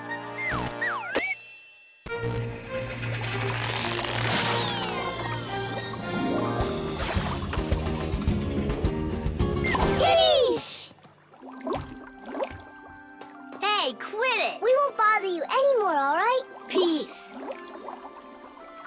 Thank you so much, Tula. You really saved us. It's just because I was the one that was most frightened. No, it's because when things got really scary, you kept your cool about you. Wouldn't it be splendid if next time we built a helicopter? Buttered bread.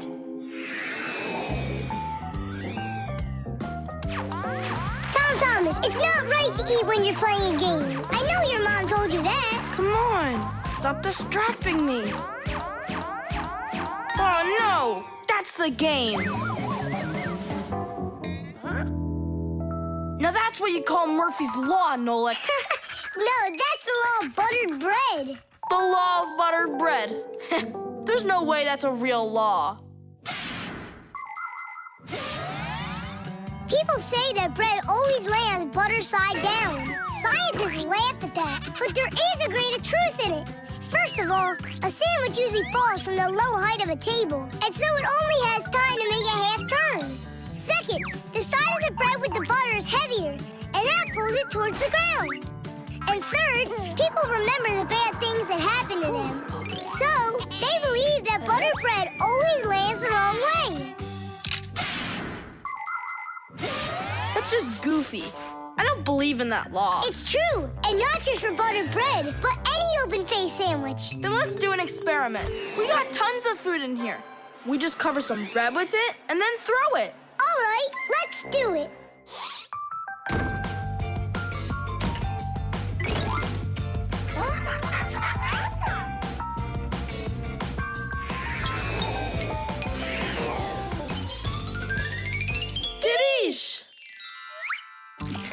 jelly side down.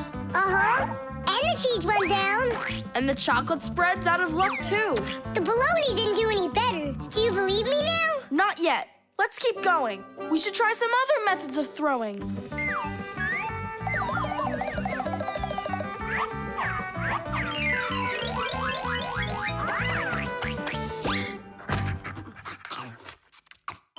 Oh, that's everything. There's nothing left. No, there's still some turkey. Where did you see that? Here it is. Take some from this plate instead. Your mom already cooked it. Hey, Turkey, show him how you're supposed to fall.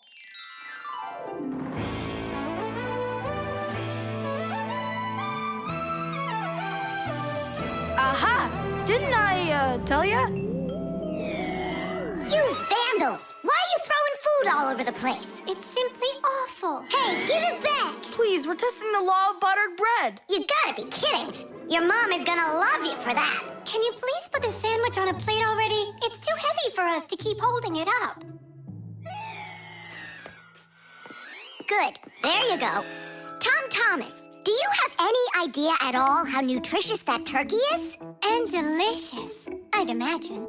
And turkey's a healthy food that has lots of protein, vitamins, and what do you call them? Microelements. That's not all. Eating that turkey could make you grow. If you eat that sandwich, you could grow a centimeter. I think that's true. Yeah, and it'll give you some extra strength, which you're gonna need when you clean up your kitchen.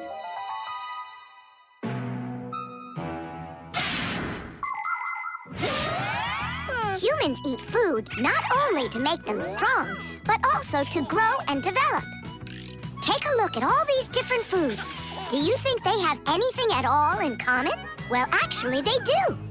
All foods contain nutrients like proteins, fats, and carbohydrates. Combining them properly is the science of nutrition. Foods with fats and carbohydrates give humans energy, while those with protein are essential for helping children grow.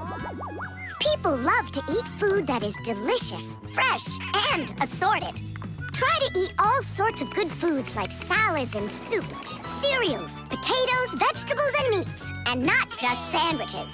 But when it's time for a little snack, a sandwich can be just right, and it's so easy to make.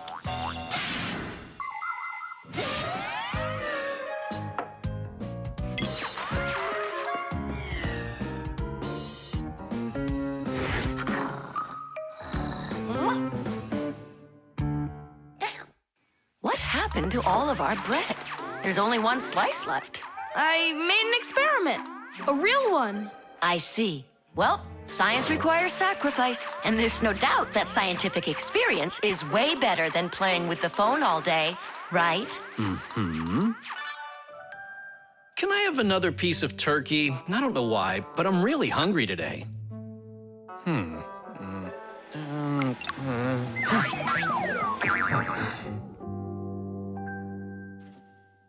Now that's what I call Murphy's Law. No!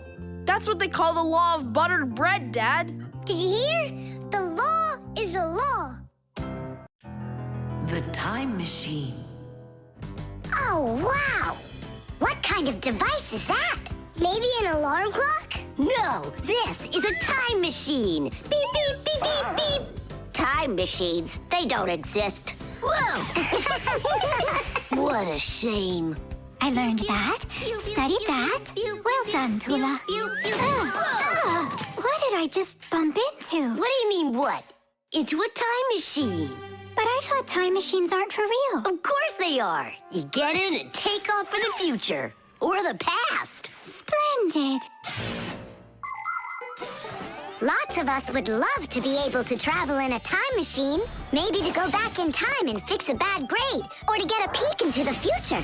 Of course it would be interesting, but time travel isn't possible, and thank goodness. Just imagine how mixed up everything could get. Someone brings back a dinosaur from the past, while someone else brings aliens from the future. No one would need to invent anything. Appliances would sit unused, and Fixies would have no work to do. It's awful. So you've got no idea of the answer. I studied this, but I don't remember. Too bad, because tomorrow we've got a hard test. Make sure you're prepared. I'm sure I'm gonna fail. You're gonna pass. You studied all of this, right? So, So you just need to stop worrying so much, that's all. I wish I could. Poor girl. How can we help her? Hey, I know how. This morning, Tula believed that thing over there is a real time machine. Sounds like an anti-scientific plan. Stop worrying. It's simple. We'll send you to tomorrow. You'll sit down, take the test, and come right back here. I wish I could go. It's like a dress rehearsal. The main thing's not to worry. Then what do I do? You just pull on that wire and you'll get them back. Well, time to go.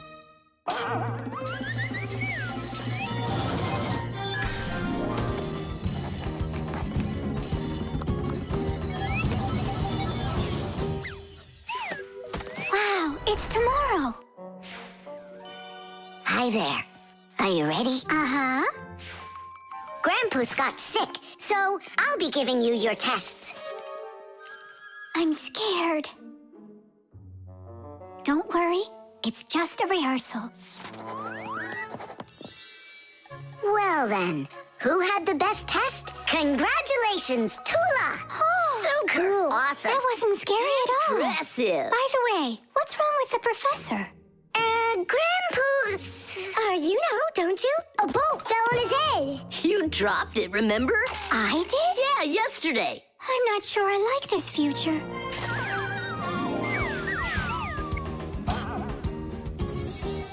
Well, how did it go there? Later. But if you meet a Fixie, please don't let their secret out. Oh, leave this on until tomorrow. What is this? Come back! No! If I do, I could hurt you. Me? What for?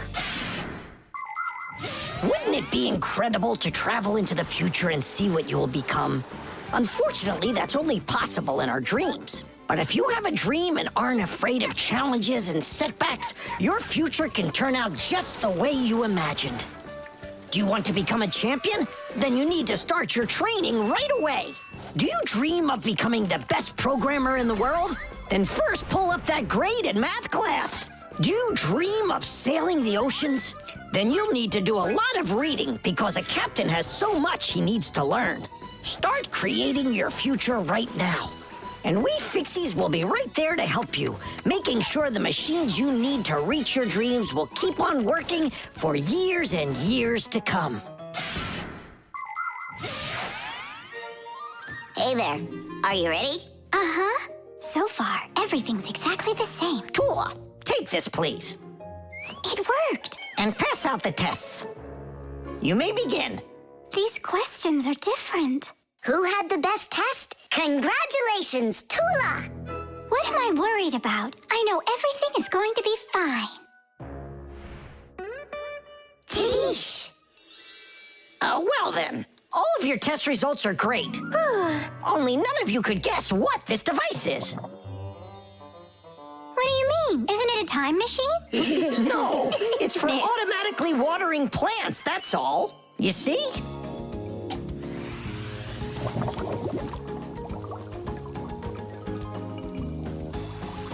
Cool, right? Wow, it's fantastic. So hang on. You guys tricked me? But you passed the test, right? Well, all right. Then I forgive you. The program. All right. Let's check in. Say good morning. Good morning. Lift your arm for me. Lower your arm down. It works. Excellent. Hi, Professor Eugenius. Hello, Fixies. Nice to see you today.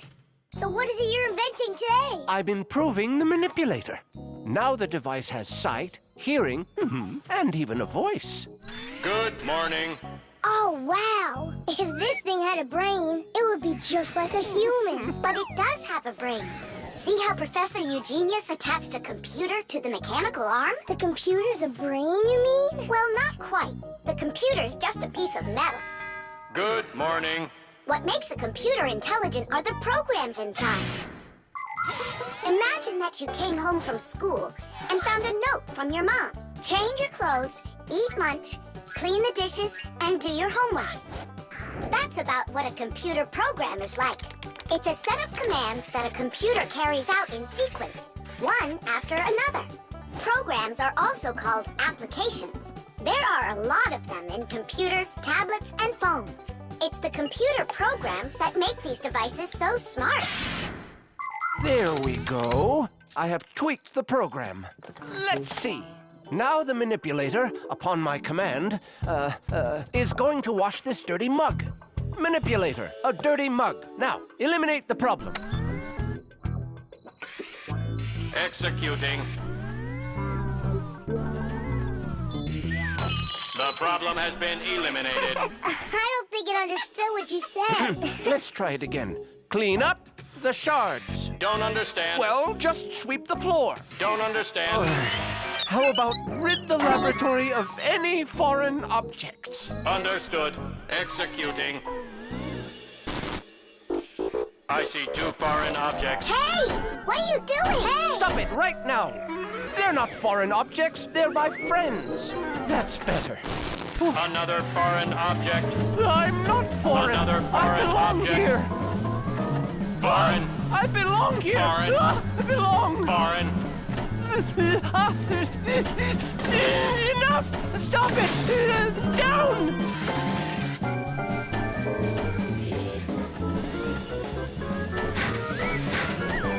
What? Can't get us? You need a longer arm. Understood. Extending arm. Stop! No. Sit! Lie down! Ah! Oh, over here. Enough!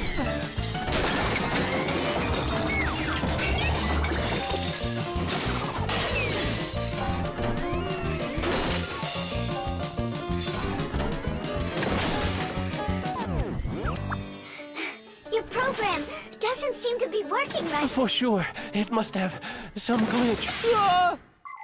Modern devices often work under the command of different computer programs. And these programs can malfunction. For instance, a car alarm might go off for no apparent reason. Or a computer stops following your commands and starts doing strange things on its own. Or your phone freezes up and doesn't respond no matter how many times you poke at it. If this happens to one of your devices, it's recommended that you restart it or turn off your device and turn it back on again.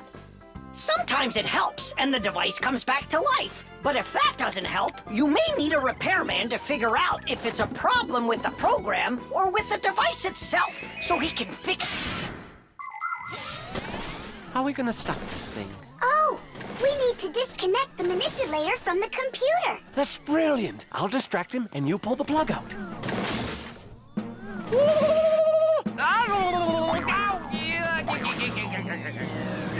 Don't. That's my sensitive spot. Yeah. Are you ready? And 1. Ow! And 2.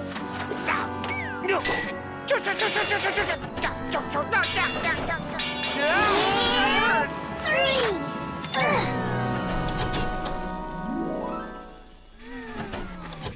Taste!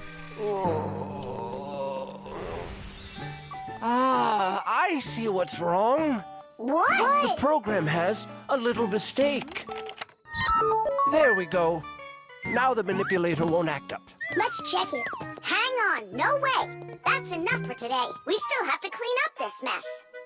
Don't worry. The manipulator can help us out.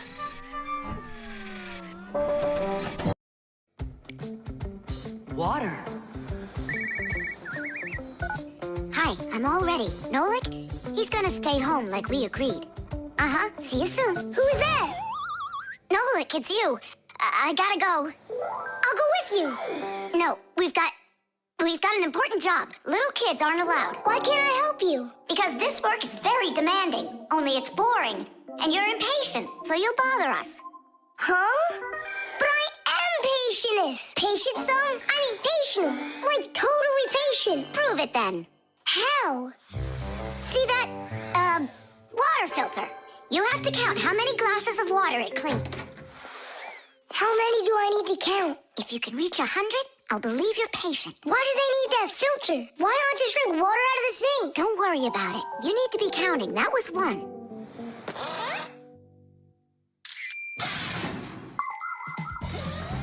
Without water, life is not possible. The human body is made up of 2/3 water, and people need to drink it all the time, but only when it's clean water. Water is transported from rivers and lakes into houses through pipes. Along the way, it gets cleaned of debris and dirt. But even so, this water might still contain toxic substances or harmful microbes. That's why people use filters to clean water for drinking. No bad stuff can get through this last line of defense.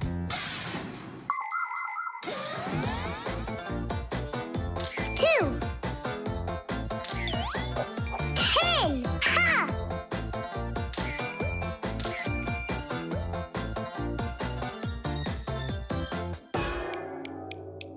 Where did they all go? They're not drinking anymore. How long do I gotta wait here? Tom Thomas, are you thirsty? Then drink some water. But I don't want water. But you gotta. Don't you know that your body is almost all water? And so? And so what if you run out of it? Then all that'll be left of you is just some skin and bones. Oh, that's what my mom is always saying, that I'm skin and bones. There you go. That's why you need to drink water. Drink some more. And some more. Come on. That's all. I ran out of room. You have to have plenty of room left. Why do you care about how much water I'm drinking? Because I gotta count how much water is going through the filter. I really gotta. Yeah, and what? It's gotta go through me for you to count it? I'm totally full. What am I supposed to do? I've been waiting here in the kitchen all day, but nobody's drinking. What's going on? The filter is broken. You gotta call Simka right away. 415, 416, 417, 418, 419. It's an emergency! What? The filter's burning! You're really funny, Nolik. Simka, he's not choking. Something's going on over there. We gotta hurry.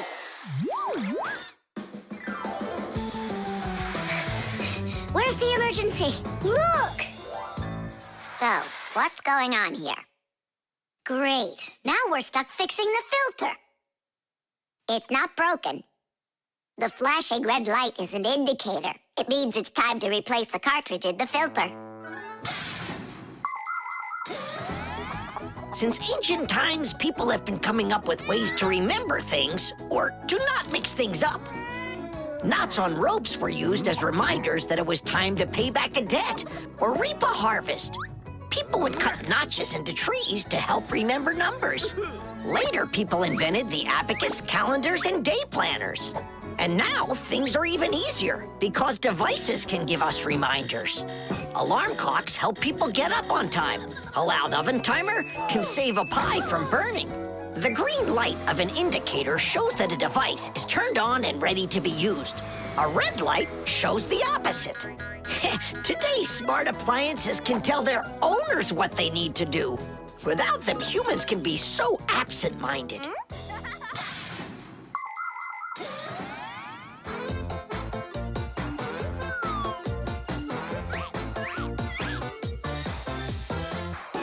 It's all ready. Teesh! This cartridge is enough for another 2,000 glasses. 2,000? And what do I do about this? Whoa. All right, Nolik, you've done a good job there. Way to go. Yeah? If you want, I can do it. Tom Thomas, want some water to drink? I can't drink anymore. And I can't wait anymore either. Well, looks like his indicator is flashing on now. The dishwasher.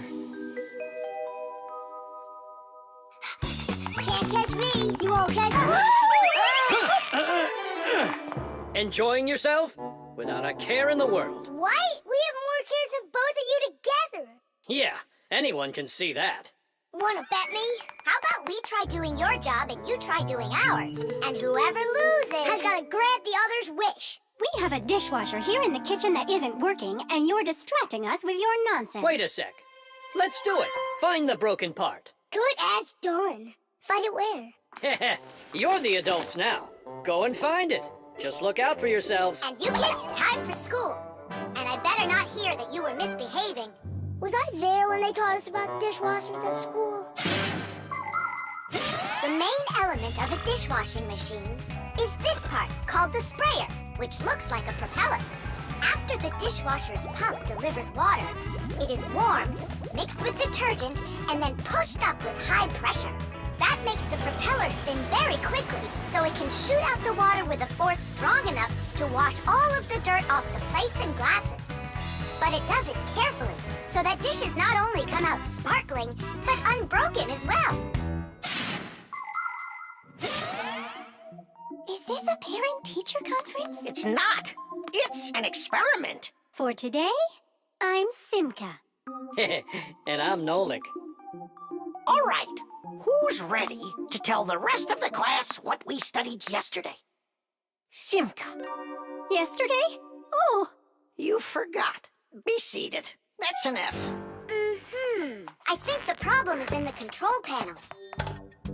I wonder if the dishwasher ran out of water. Papoose, don't argue with your wife. This one is working.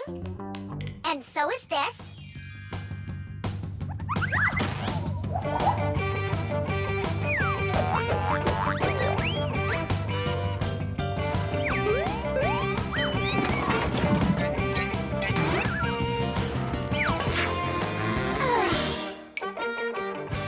You know what? Why don't we just wash those dishes? But that would be cheating. No one will find out. The dishes will all be nice and clean, and bam, we're the winners.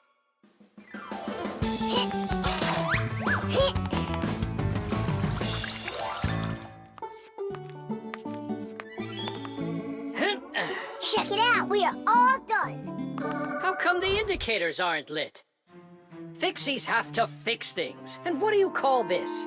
And you, did you both go to school today? Of course we did. I mean Simka, got an F for her answer. Well, thanks, Marcia.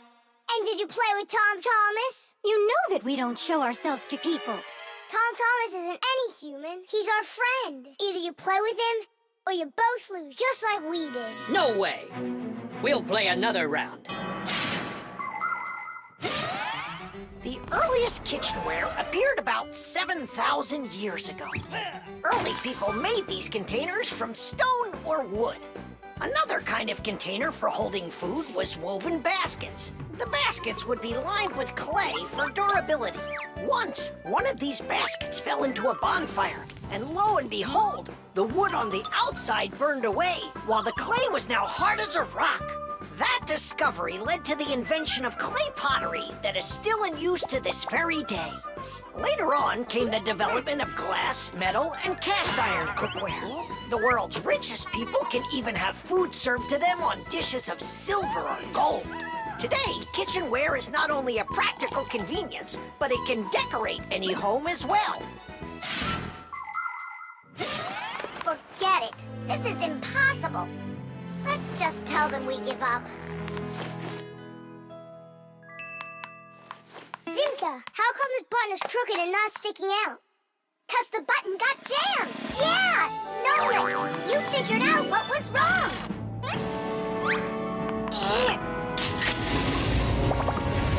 I'm glad I kept dragging this around. Diddy! 1, Papoose, 2, we fixed everything. Really? Does this mean you're playing with him? What, you think we're some quitters? Ha! Then which one of us is the Ready winner? or not, here I come. Let's call it a draw. Each team gets one wish. Our team wants you to fix my F. And you finish this game with him. Piece of cake. Mwah. The backpack. All right, homework's all done. Time to play? Tom Thomas, is that how you pack your backpack? Why not? What's wrong with it? I don't know how you think you're going to find anything at all in there. I will too. Then go and find your ruler.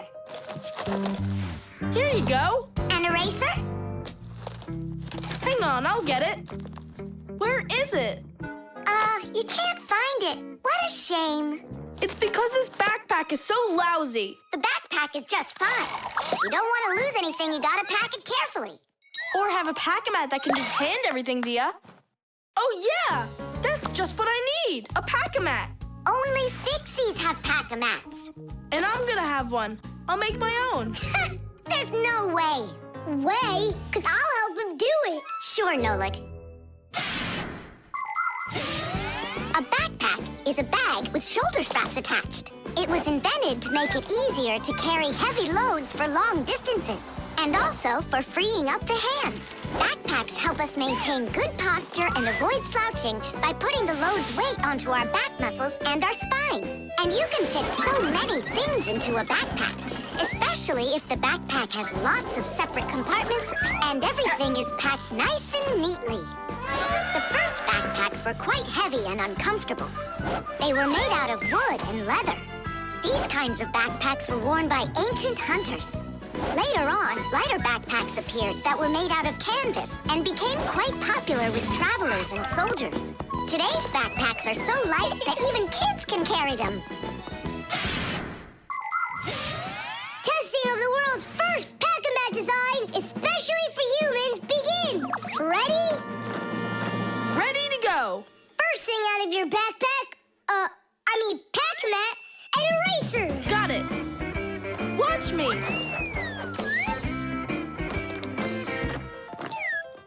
Cool. A pen, your blue one. Got it.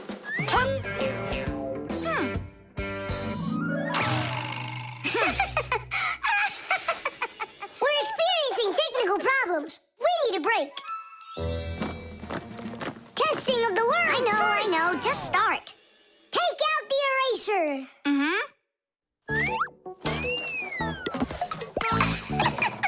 We'll say you did it. Take out the blue pen. Oh, wow. The ruler's next. That's some pack-a-mat you got. Class. Testing of the world's first pack-a-mat design. And where's Nolik? Don't worry, he'll come later. Testing. All right, already. Let's get it started. Go ahead. The eraser. We've seen that twice already. The blue pen. Can you take out the ruler? Sure I can. Drum roll, please.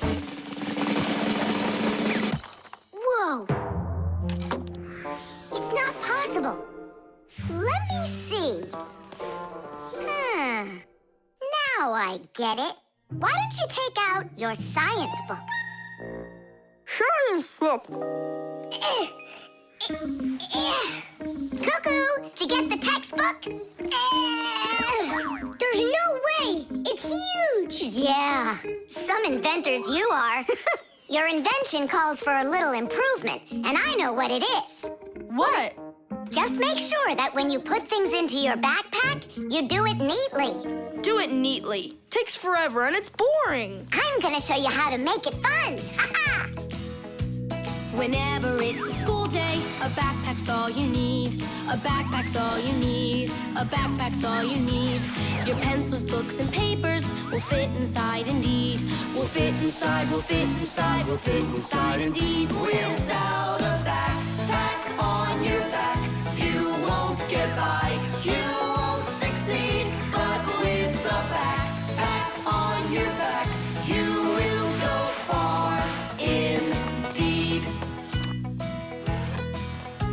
Whenever you go hiking, a backpack's all you need. A backpack's all you need. A backpack's all you need. Whatever you've collected will fit inside indeed. Will fit inside, will fit inside, will fit inside indeed. Without a backpack on your back, you won't get by, you won't succeed. But with a backpack on your back, you will go far indeed.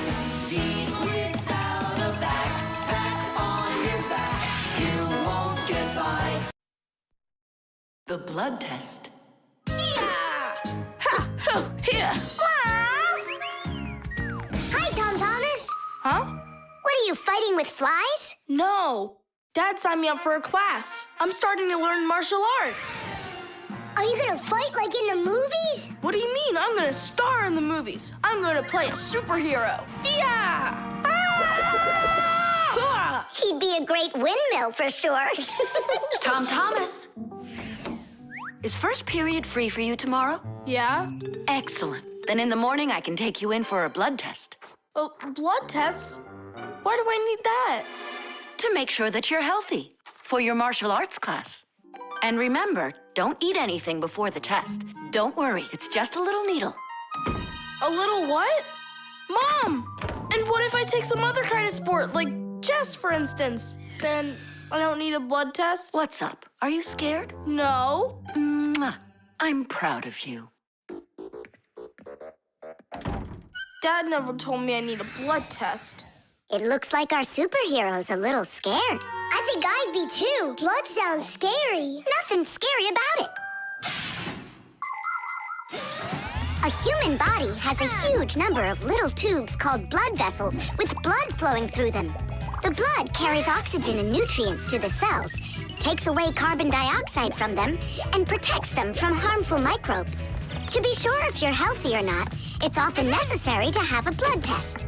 The most accurate results come from blood that is taken from a vein. The sample is analyzed to see if everything is all right, and if not, the doctor will prescribe a treatment.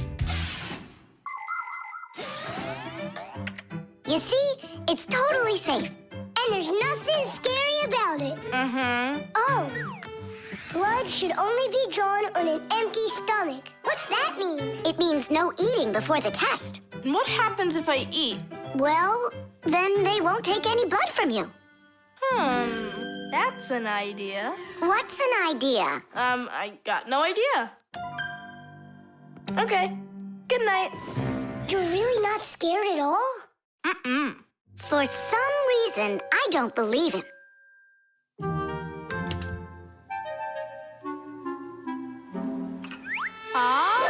Huh? Hey, what's going on? You're not allowed to eat. Give it back. Oh, my mom's coming. Oh. Tom Thomas, did you forget? You're not allowed to eat now. Do I have to have this test? Go on. Go get yourself ready.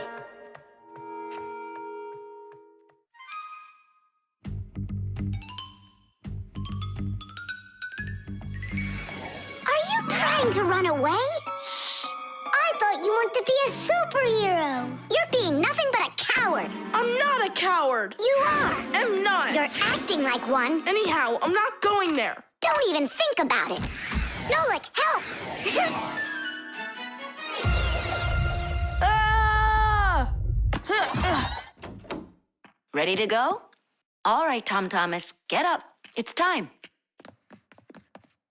Well, thanks a lot. And from now on, we're not friends.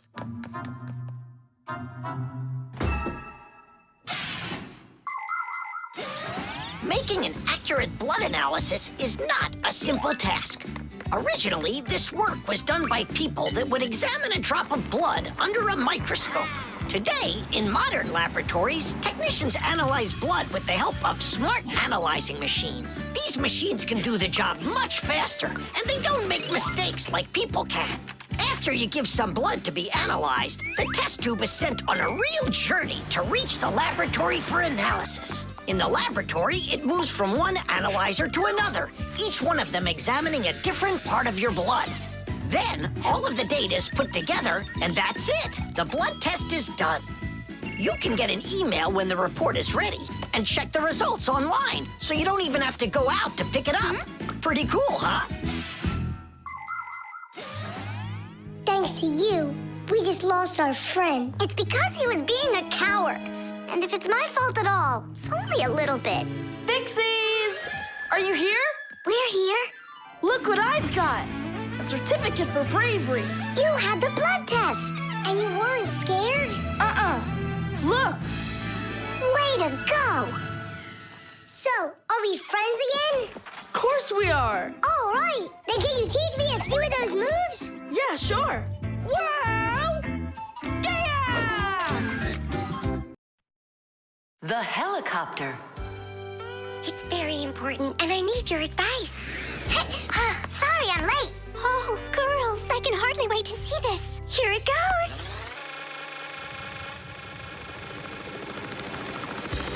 Hey there!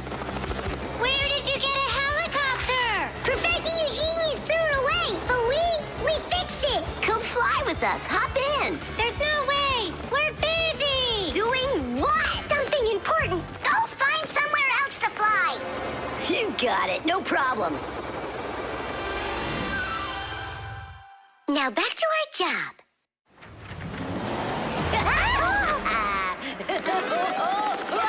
Stop it right now. You're bothering us. And you're going to fall. Land that helicopter. We can't do it. But you're flying it. Why can't you land it? Because there's the controller. Digit's our pilot. Digit, fly on.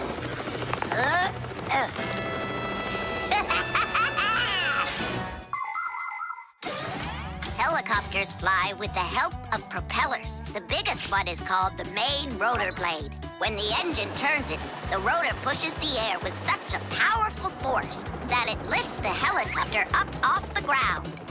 Of course, helicopters can't fly as fast as airplanes, but they have the ability to easily land on a small patch of ground. And unlike airplanes, helicopters can hover in the air for a long time and even fly backwards. Digit, turn us to the left. No! Turn right! And higher! Digit, Fire and Nolik are being dopey, but you're smart enough to know it's dangerous. Just land it.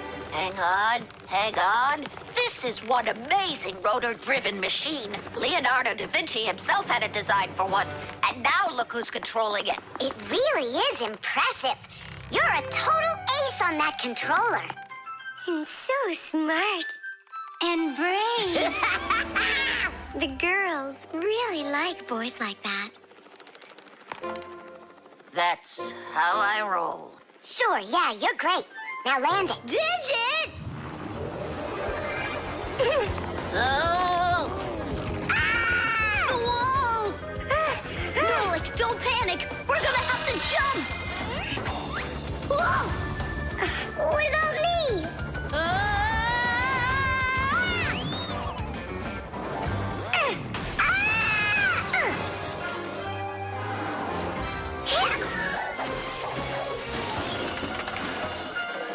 Where's Fire? Here!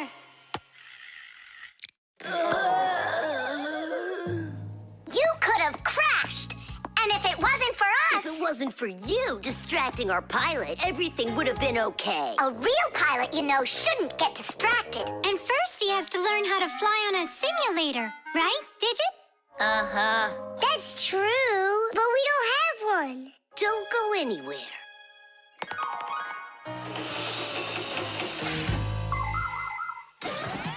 Airplanes, helicopters, trains, and even cars are complicated machines that can be a challenge to navigate.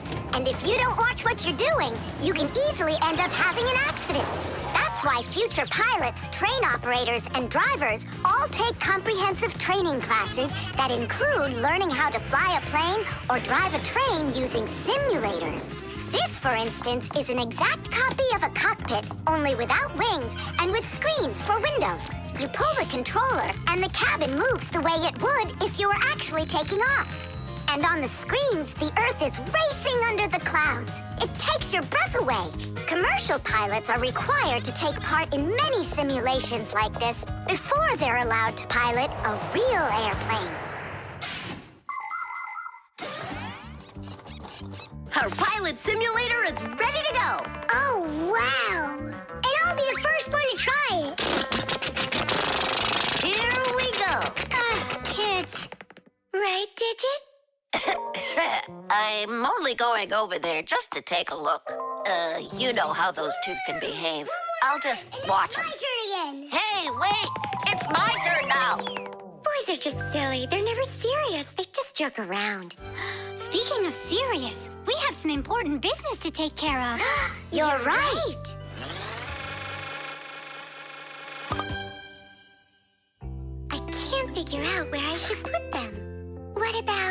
fun to pack a mat. Oh, that's a very serious problem. Yeah, this is really important, not something silly like those boys are doing. The umbrella. Well, so why isn't it working? We'll figure it out, colleague. Let's start by disconnecting the hoist. Otherwise, you know... Ah, Tula, you're finally here. Where have you been? Looking for an umbrella. What? What do you need an umbrella for? Because it'll be pouring rain today. Where'd you get that idea? I heard it. You're leaving already? Yeah, I have to wash the car before I go in. Ah, then I'll take an umbrella to work. Hmm? You know the omen, dear. Once you wash your car... It'll rain? Oh. Todd Thomas's mother was just joking. You don't joke with omens. It's going to be raining for sure, but it's no big deal if you've got an umbrella. Umbrellas are an ancient invention. They're almost 3,000 years old. In China and Egypt, umbrellas were made out of leaves, feathers, and paper. Servants carried them over their kings to protect them from the hot sun. When umbrellas became fashionable in Europe, people started using them as cover from rain. The most convenient are folding umbrellas. Their design is simple. The edge of the fabric is attached to ribs. When you open an umbrella, the ribs spread out in all directions and stretch the fabric over your head. Automatic umbrellas can open very quickly. Just press the button and it pops right open, keeping your clothes dry as if there was no rain at all. An unopened umbrella can be used as a cane. And if the umbrella's handle is also collapsible, then it can be stored in a bag when it isn't needed. Well, the contacts are normal. And all of the wires are in place. Then what's the problem? I don't know. We're gonna have to test it. Tula, put away your umbrella. But the omen calls for rain. Ah, one omen doesn't count. Manipulator, get me a screwdriver. Understood. Executing. Oh, the manipulator's joints are creaking. See? That's an omen of rain, too. It's an omen that it's time for a little oil. Want to help me? Just a sec. I'll help you.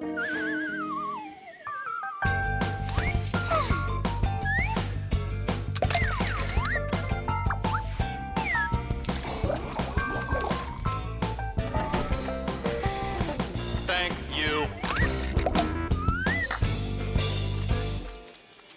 Well, so much for that omen. It's going to rain anyhow, I know it. Just take a look at those flowers drooping. Isn't that an omen? The reason that they're drooping is because Elisa is on vacation. And my colleague forgot to water that plant. Oh, yeah. We'll finish the repair and I'll water them, I promise. Ah! This is the reason that it broke. This damaged part has to be replaced. Come on and help me. I'll get a replacement from the warehouse. Fire's flying low, isn't he? And what? When birds start flying really low to the ground. Fire isn't a bird. But he's flying low, didn't you see? Tula, give me a sledgehammer, would you? And put away the umbrella already. Look, there isn't a cloud in the sky. That's because it's morning. You have to know this, Owen. When there's no clouds in the morning, then in the afternoon, it's sure to... We're standing inside with a roof over our head. It can't rain.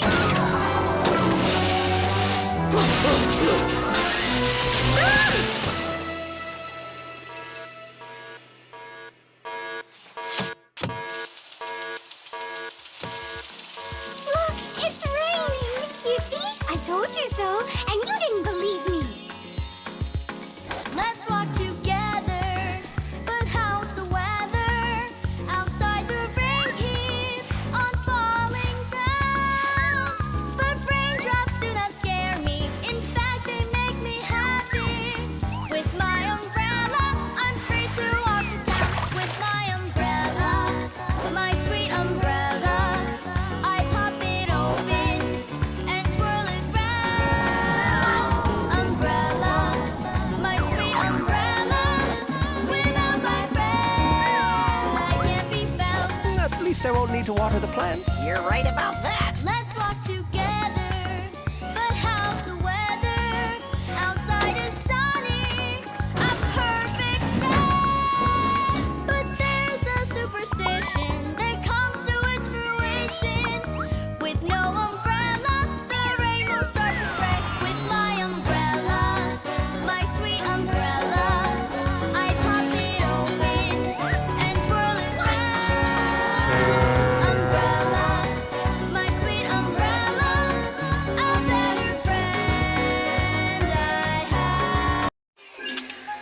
money.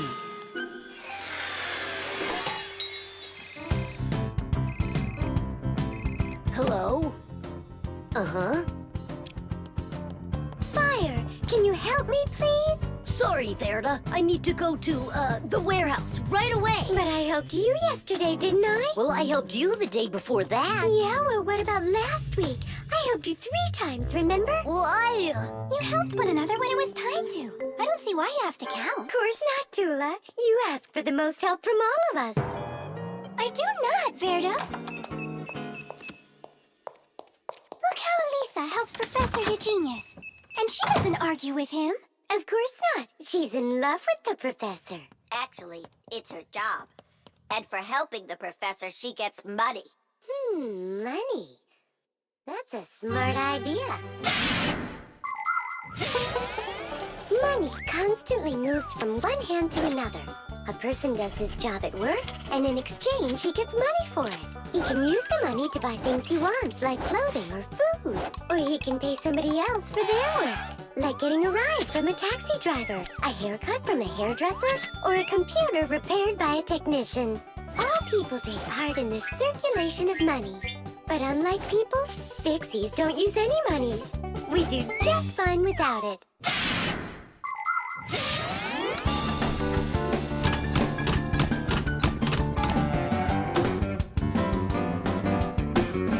From now on, we'll do it like people do it. If you work for somebody, they give you money for it. And if you need some help, then you pay. And that'll stop the arguing. And all the false accusations. And those are for Simka and Nolik. Now it's all fair.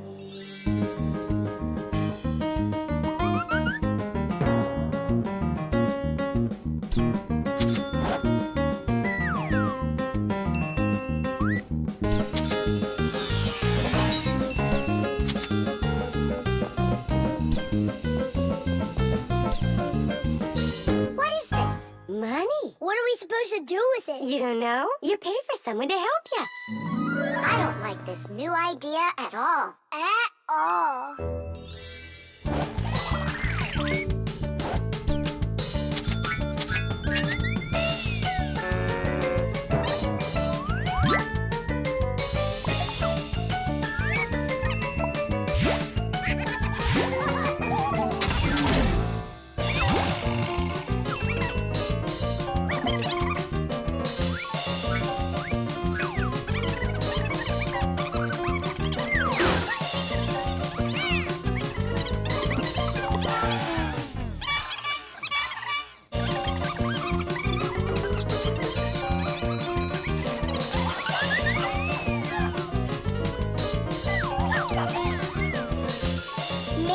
Give them our money, so they'll stop arguing. I've got a cooler idea.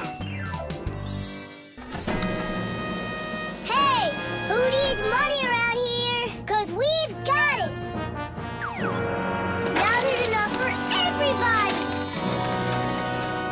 Where are you? We're in here. This is all your fault, Fire. And your fault. No, it's the money. That's whose fault it is.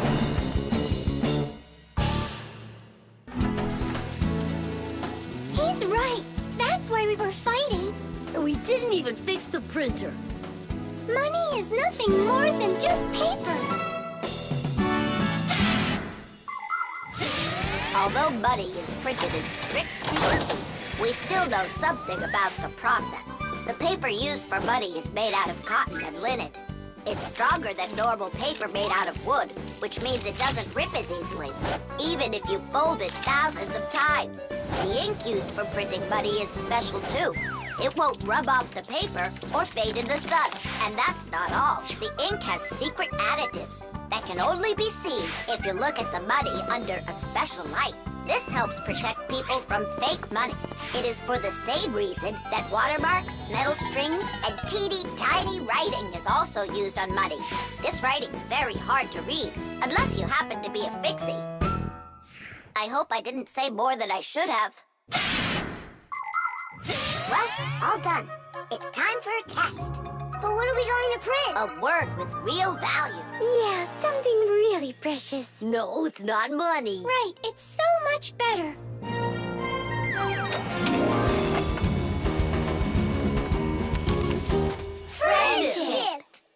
Tish!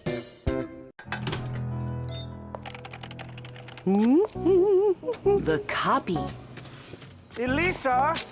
Don't worry, I found it. No, I didn't find it. Elisa! Elisa! I hear you. I'm coming, Professor Eugenius. Have you seen this umbrella anywhere?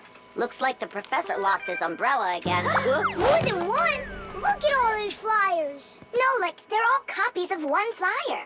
Elisa prints lots of them so she can hang them up all over town.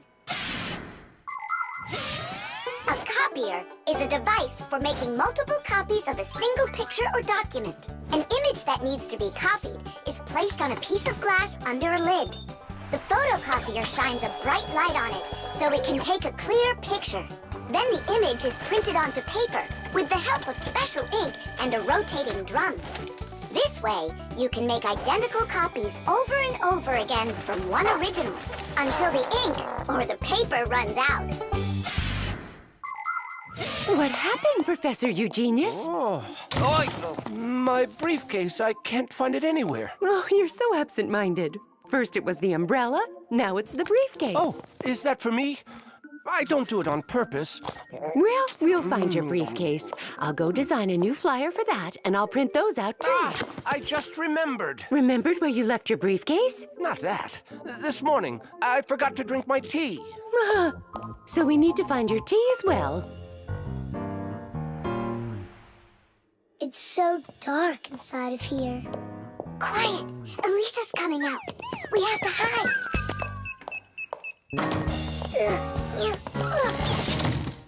Where is that one about the briefcase? Here's the flyer for missing keys, the one for the phone, the flyer for when the professor gets lost. Here, a missing briefcase. Excellent.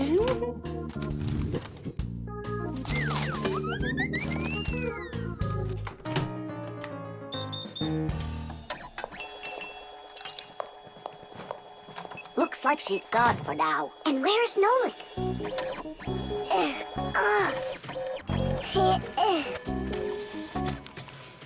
There's Nolik, in printed form. He got stuck inside the copier. We have to go and save him. Save him?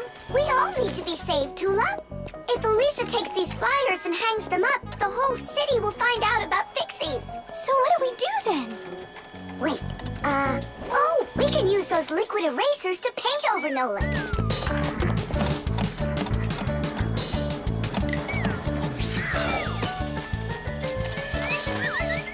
Simka, look! Here's another Nolik!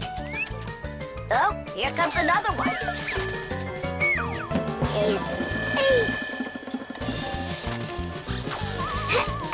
Make sure he's covered. And here.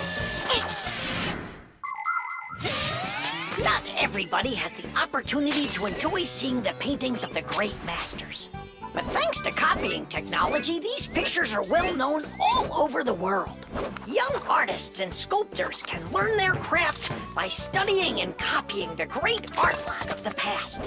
It's good to have copies of important documents, just in case. What if the original of a document happens to get destroyed? At least there will be a copy. Copies are generally very helpful, but not all copies are good. Some copies, called forgeries, are bad. A forgery is a copy of a picture, document, or even money that is presented as the original. Making forged copies is illegal. You can even be sent to jail for making copies like that. And a little bit here. Simka! I can't see! We're right over here. The light's so bright in there. I almost went blind. And we had to take every one of those copies and paint over all of them. So that humans won't find out about Fixies. It's a shame I wasn't there. I could have helped you out with that. Professor! I'm leaving!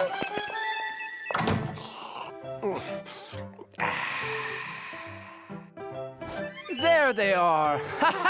Elisa! Elisa! Elisa! She just left to hang up the flyers. Yeah, and I found the briefcase in the umbrella myself. I have to call her and tell her. Where's my phone? Have I really lost it? Don't you worry, Professor. If you can't find it, Elisa's got a flyer for your phone already. What's important right now is that Elisa doesn't go missing. The solar eclipse. All right, here we go. Tom Thomas! What's that for? There's a solar eclipse today. Look, and I'm gonna watch it. That's so cool. And what do you need the box for? Simka, did you forget? It's dangerous to look straight into the sun. Huh? It's so dark. How long until it starts to get dark? Half an hour. We'd be happy to help you out with that, wouldn't we? Only one thing I don't get. The light will be gone? Like gone forever? How did you come up with that? There've been plenty of eclipses before this one.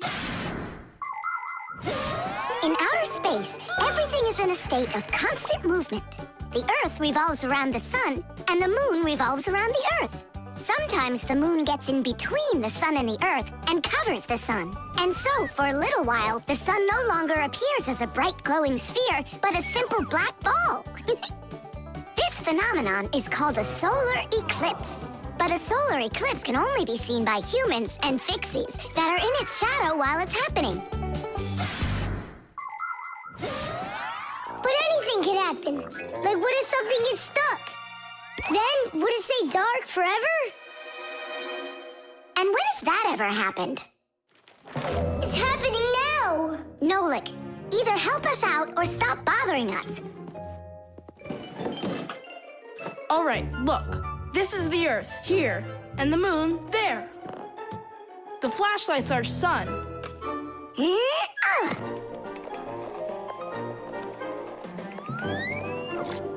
You see? The moon's shadow falls on the Earth. And now watch. When the moon starts to go, the light comes back. Did it get stuck? Just like I said, the end is near. The end of the light. It's just that someone should be more careful with the glue. It's possible to take an ordinary box and make a special device that was invented by people long ago. It's called a camera obscura. This clever invention was used by artists as well as scientists. It was the basis for the very first photo cameras. It's quite easy to make your own camera obscura. Cut out a small square on one side of a box, cover it with aluminum foil, and poke a little hole in the center of it. Put a sheet of paper on the opposite side. The light will pass through the hole and shine through the darkness. And on that screen, you'll see the eclipse, only it will appear upside down. To see it, you'll need to look at it from above, but make sure not to let extra light in. Beautiful. And remember to be careful with those scissors. But don't you understand that it's scary in the dark? And it's impossible to live in it. Don't be a coward. You glow in the dark. But what about Tom Thomas? Is he gonna have to walk like this?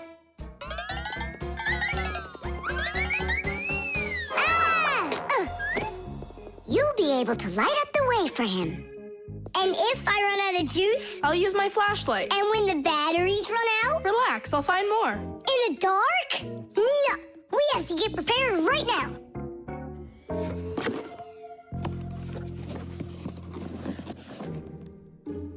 Can you see the sun? Uh-huh.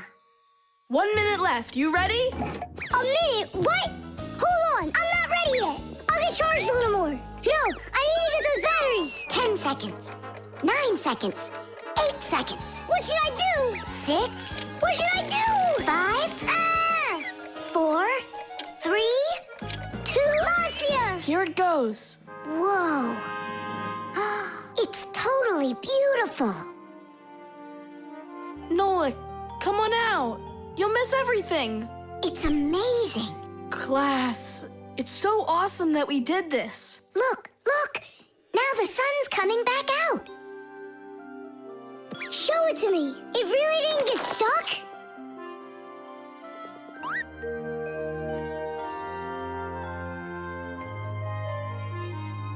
You mean the whole eclipse is done? It It was cool, wasn't it? Uh-huh. Only I missed the whole thing. Well, you'll see the next one, right? If you don't get spooked again. You're not going to throw the box away, are you? I'll save it for you. I can use it to store something useful. Batteries, for instance. What if tomorrow's the end of the light and Nolik's not ready for it? The baby doll.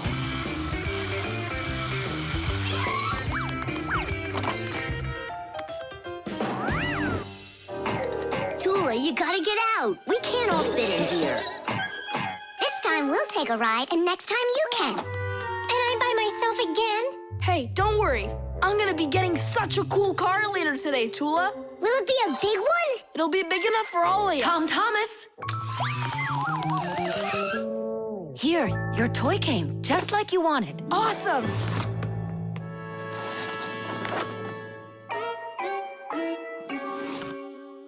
Wait, what is this? A baby doll? Splendid. Mom, where's the car? Oh, it's gotta be some mistake. I'll find out for you. I'm calling them. It's good to be a kid. People take care of you, feed you, buy you toys, and read you bedtime stories. But in return, you have to listen to adults. Go to preschool, then school, and always remember to put on a hat. All kids dream about being a parent, at least for a little while. Because moms, they're just superhuman. Human moms can do laundry, cook meals, iron clothes, and check their kids' homework all at once. Fixie moms can fix irons and hair dryers and can teach young fixies how they can do it. It's a shame that you can't become a parent before you grow up, but you can have fun pretending to be one. That's why girls like to play with dolls. Boys usually don't like it, but I don't see why. Dads can be really cool, too. What am I supposed to do with this now? I'm not some kind of girl who plays with dolls. Hey there, come on now. That baby doll's a real cutie. Why don't you put it down and we can get back to racing? Wait. The baby's hungry. He needs to eat. Thomas, help me. No, I won't. Won't you please? He's crying. Don't you hear? Oh, Mama. That's all?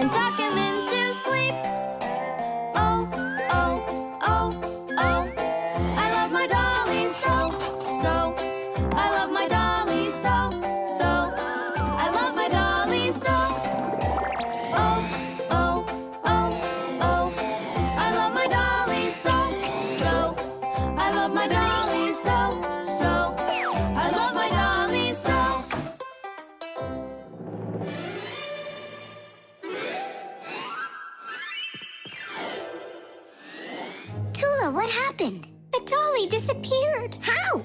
Tom Thomas, have you seen him? No. I'm not watching after that boy. But what if something terrible has happened? My dolly's eyes were shiny, toes and fingers tiny. He never acted whiny. I love my dolly so. Now my life is gloomy. How this happened to me? I can't find my cutie. My dolly's gone. Oh no! Oh no! Oh no! Where'd my dolly go? Go! Where'd my dolly go? Go! Where'd my dolly go? Oh no! Oh no! Where'd my dolly go? Go! Where'd my dolly go? Go! Where'd my dolly go? Honey, don't be upset about the car. It's gonna get here soon. By the way, why did you put the doll in the cupboard? It was so hard to find. But is it still home? It's in the box over there. It's got to go back to the store. My poor dolly's gone. My dolly! We're supposed to send him back today. Oh. Only I told Mom that I'd rather keep him. Hey, and what about your big new race car? Later. Did you do all this for me? You know... Papa! Whoa!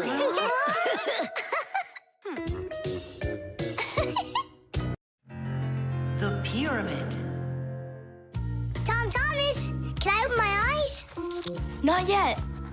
Hurry, will ya? That's it. I'm ready for the contest. Ta-da! Wait, that's a pastry. This is a pastry, Nolik. But this is an Egyptian pyramid. Oh, wow. Doesn't it look just like an anthill? Sure does. I remember when Grandpoo's told us that inside of those is a labyrinth and a mummy of a sparrow. No, a pharaoh. The Egyptian pyramids are simply amazing ancient structures. The biggest one of them is the Great Pyramid of Cheops. It's more than 4,000 years old and over 100 meters tall, like a 40-story building. How it was possible to build such a giant way back then is still a mystery. There were no hoisting cranes in those days.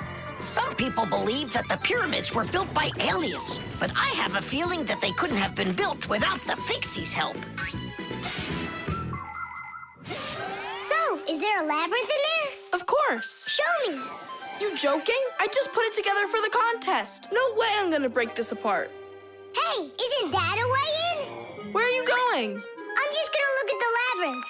And the mummy. Mummy, what are you talking about? Well, which way now?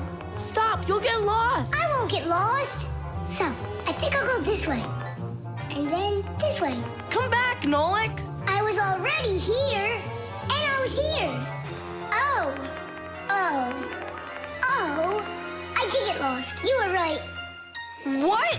Hey there, do you know where Nolik is? In there. He went mummy hunting, and he got lost. Mummy, whoa! A real one? Class! Don't! Nolik, yoo-hoo! Are you in here? No! Then where? Who knows? Who builds labyrinths like this anyway? Hey, nobody asked you to go in my labyrinth. Who you talking to in there? Digit, Fire and Nolik are inside, and I need to go to school now. Nolik! Fire! Well, I, for one, have never gotten lost in a labyrinth because I know the rule for getting out. You need to always keep your hand on the wall. I can find them for you. Where are you guys? Over here!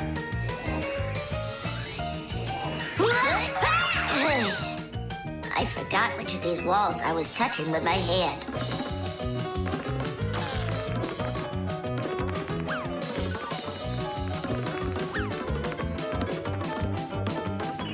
Did you find him? No, and I got myself completely lost in here. Tom Thomas, you've got school today, don't you? Yeah, I do. Only I got a pyramid full of Fixies. It's like an anthill. Mm-hmm. The first one wanted to go mummy hunting. The second one went looking for the first one. And the third for both. We're lost in here! And I've got school to get to. Wait, maybe you could just try to shake them out. Good idea. I was joking. You have string? Watch. This way you don't get lost.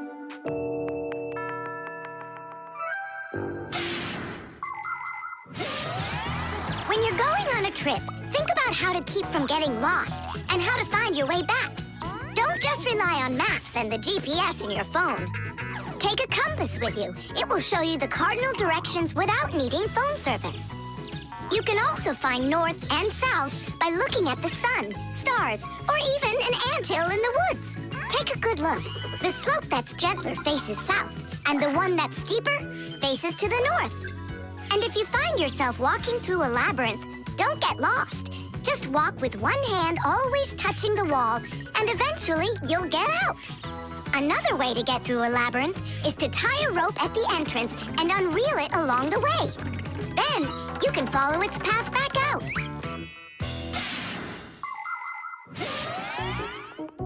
Here's the first one. And the second. And Nolik? A mummy! Is it alive? It's me, Nolik. But I couldn't find yours. That's because there's none in there.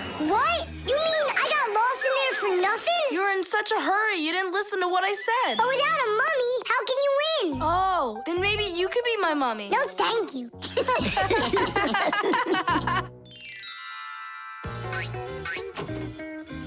Well, did you win a prize? Uh-huh. My pyramid won. And here's a special extra prize for being the only one of us who knew how to get out of the labyrinth. Again? Another box of those pastries? That's fine with me. I really love them. They're awesome. I wish Fixies ate food. What a shame. Then I'll give some to your mummy.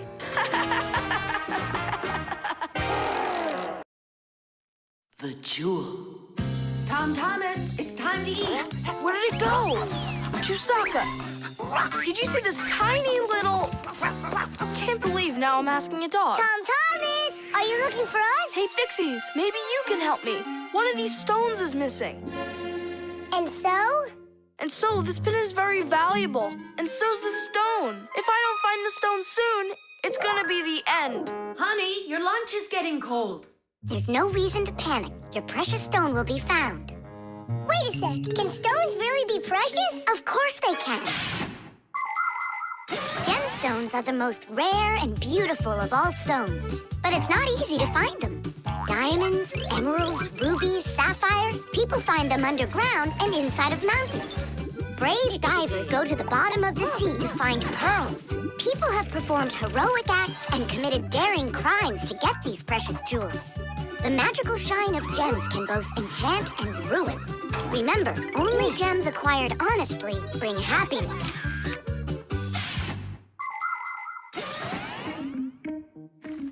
I can't find it anywhere.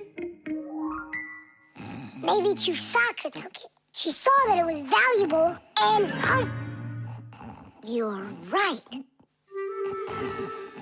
Chusaka? Give us back the gem, all right? Give it back, we said. Why are you making Chusaka angry? Because she has to give the stone back. What stone, Simka? One that costs a ton. Dogs are supposed to keep treasure safe, but this one eats them.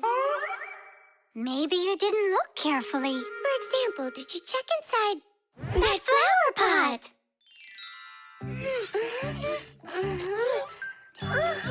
This digging's just a waste. How could it end up in here? Because I know this is where we left it. Oh! Is that so? All right, spit it out. Look at this! A diamond! This will look absolutely perfect on my back-a-mat. But I was the one that found it. It will look perfect on mine, too. Let's bring our back-a-mats and try it on them. We'll put it here for safekeeping. Well, who could have taken it? We still need to check inside of Chusaka. You gotta be joking. She'll eat you up.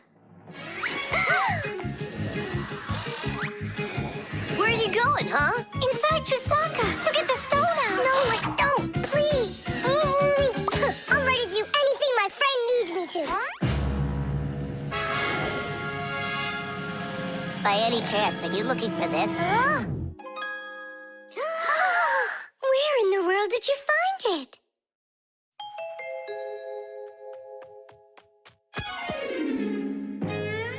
I found a buried diamond. It looks like a diamond, but to be sure, we'll have to conduct a test. A raw diamond looks like an ordinary stone, but after cutting and polishing each of its facets, that special stone transforms into a rare and very expensive jewel that can adorn a necklace, a crown, or a museum's display case.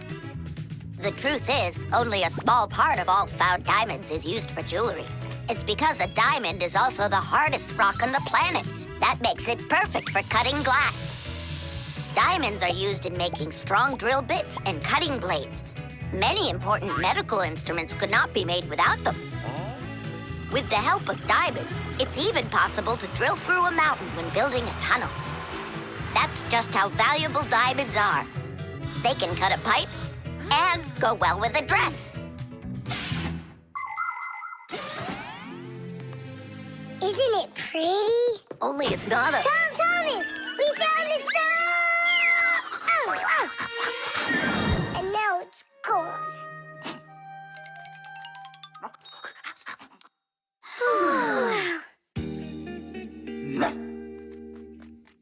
Chusaka did great!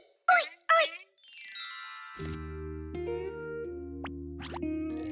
Thanks so much, Fixies. I was sure my precious present was gone. And who is the present for? Katya, I think she'll like it. I've got to tell you, Tom Thomas, that's not a precious stone. You got nothing but glass there.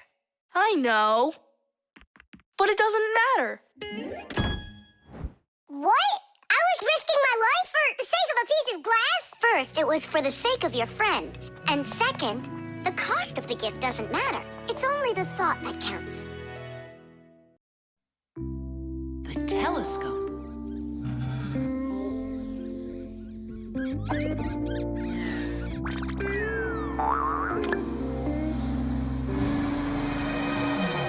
Ooh, Buggy. That was scary. Is Nolik with you? He said he was gonna help us out.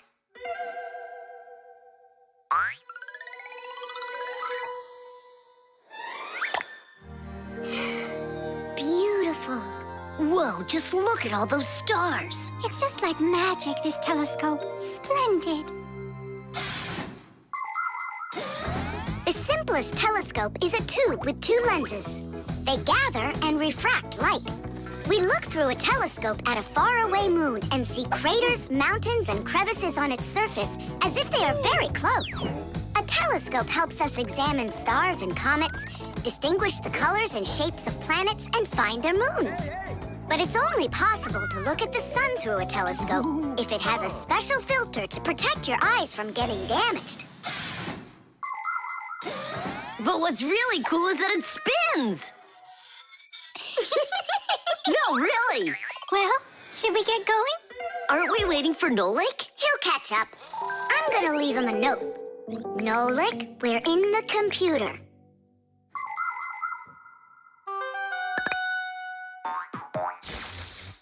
Hey! Here I am. Hello? Where is everybody?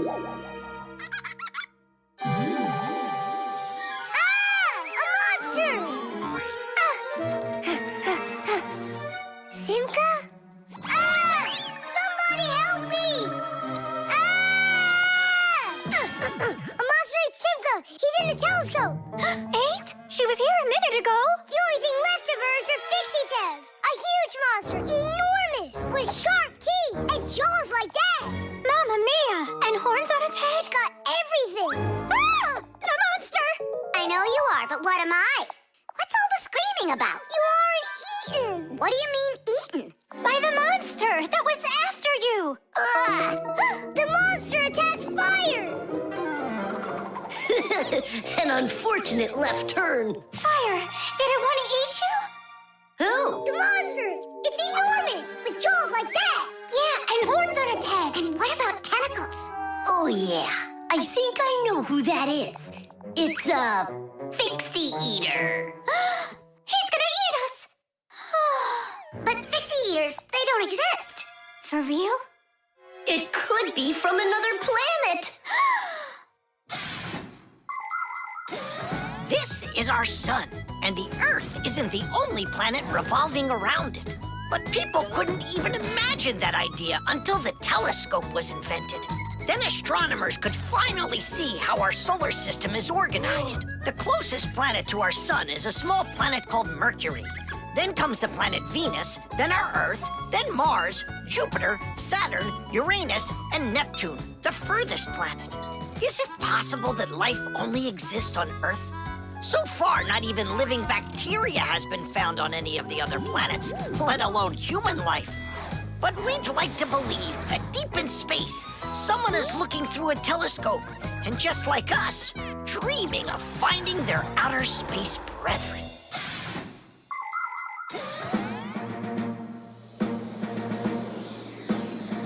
That's where is! Come on out, Fixie Eater. We're gonna need to use live bait. Where are you gonna get it from? It's me? Nolik, he knows you already. Don't be afraid. We won't let him hurt you. There's no way. Fixie Eater, come out right now. Ah! I'm not afraid. I'm not afraid of you. Barely. Ah! Help me! Ah! Catching fire! I gotcha! It's Buggy! That's who you just caught! Then where's the Fixie Eater? Did you see the monster? Look at those jaws! Just like the monster! Nolik, show us where you saw the Fixie Eater. Up there! I saw him through the telescope. Buggy, could you please go up to that corner over there?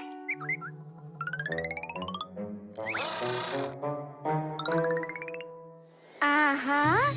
And now yawn. Take a look. Ah! The Fixie Eater!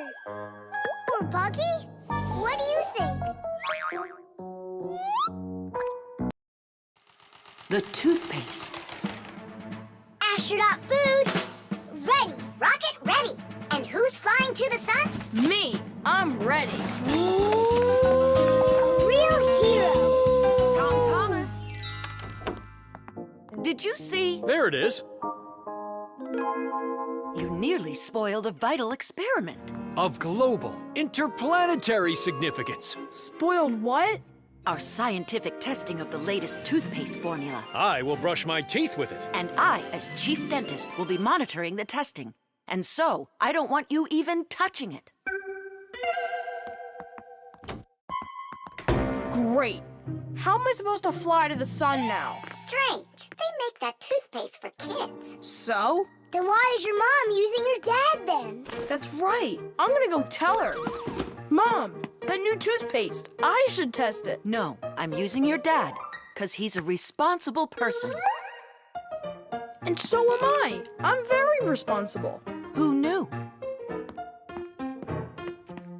Your room's a total mess. I had no time to clean it. You didn't water the plant. I forgot. Did you brush your teeth? Yeah, for a whole minute, too. You're supposed to brush your teeth for 2 minutes, in the morning and at night. Sorry. Great toothpaste, honey.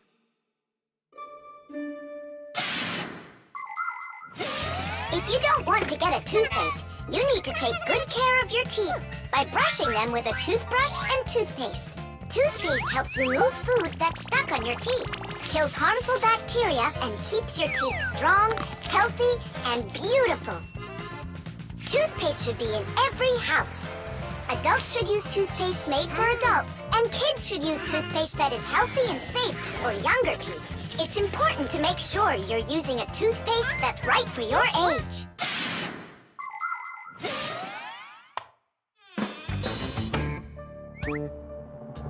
Tom Thomas, don't touch it! It's for the experiment! I'm just gonna smell it. Don't worry. Well? It smells like bubble gum. Hey! Just a peek at the collar, that's all. Come on, do you want to spoil the experiment? Now put that toothpaste right back.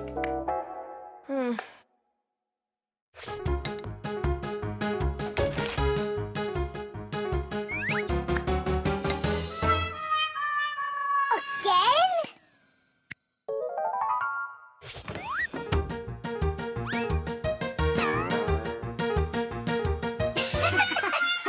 Whoops.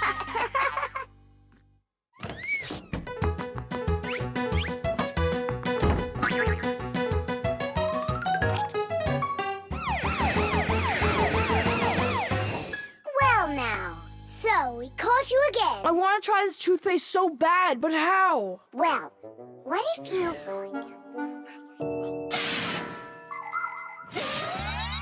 Do you know how to brush your teeth correctly? Let's check. First, take your toothbrush and rinse it with water. Then squeeze on a bit of toothpaste. A small pea-sized drop is all that you'll need. Now 1, brush the outside of your front teeth up and down. 2, brush brush the backs of those teeth from the gums on down. 3. Open your mouth real wide and brush the teeth in the back. These are the teeth that you use for chewing. Go back and forth, over and over. You should brush a full 2 minutes, no less. Now it's time to rinse out the toothpaste from your mouth and clean the brush. That's right, the brush needs to be clean too. And please, don't be lazy. If you brush your teeth 2 times a day, they'll stay in great shape for many years to come.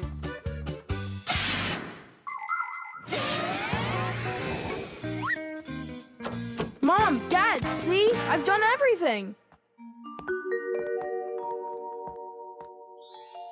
Well done.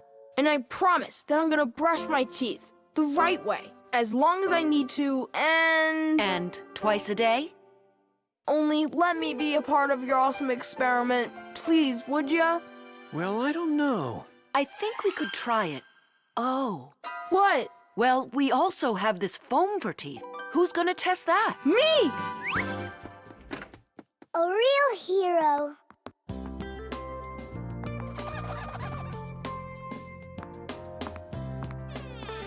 How many ways did we try to get him to brush his teeth before that didn't work? We never sparked his imagination before. Your idea about the experiment was brilliant. Simka, do you think we should tell him? The answer's no. We can't disrupt the experiment.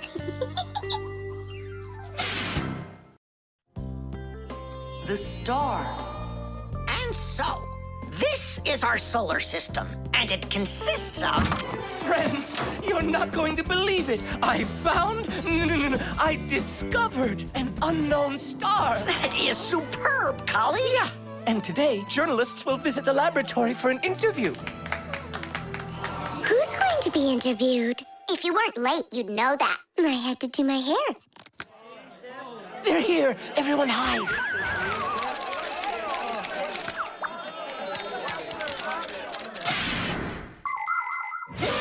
There are lots of galaxies in the universe with billions of hot glowing spheres that everybody knows as stars. Stars are each born out of huge clouds of gas and dust that are called nebulas.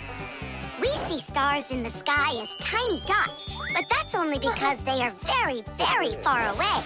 The closest star to our planet is the sun. Even though the sun isn't the hugest star, it still gives us the heat and light we need to live. Professor Eugenius is a celebrity now, on a global scale. Yeah. Hey, did you see? Verda also got on the cover. No joke. Where? And I think we look pretty good together. So, who wants my autograph? We'll have to wait till after school. It's time to go. Hey, aren't you going? Not right now. My colleague and I have more important business. What colleague? The professor. Both of us have become celebrities. Verda, you got on that cover totally by accident. Somebody's jealous. Well, we've got our new star. Now, what should I name it? Colleague, Huh? why don't you name the new star Verda? After all, it does sound pretty. Verda. Like a vertex whirling around. That's a great idea.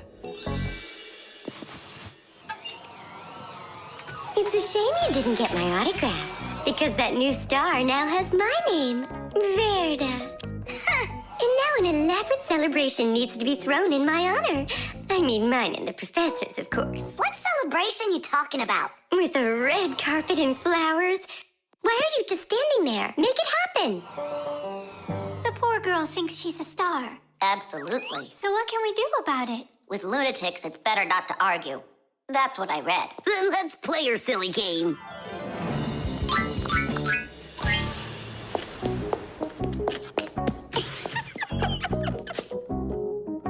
Your Majesty, your red carpet awaits. Then unroll it.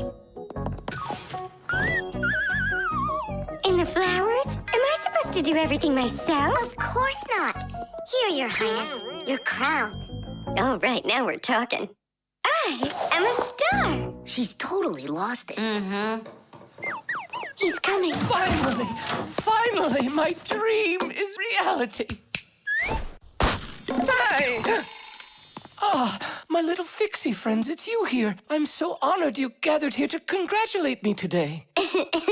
Us? Yes, us, them, we all should celebrate. No, I mean you and I. Now show us what you're carrying. Of course, the certificate.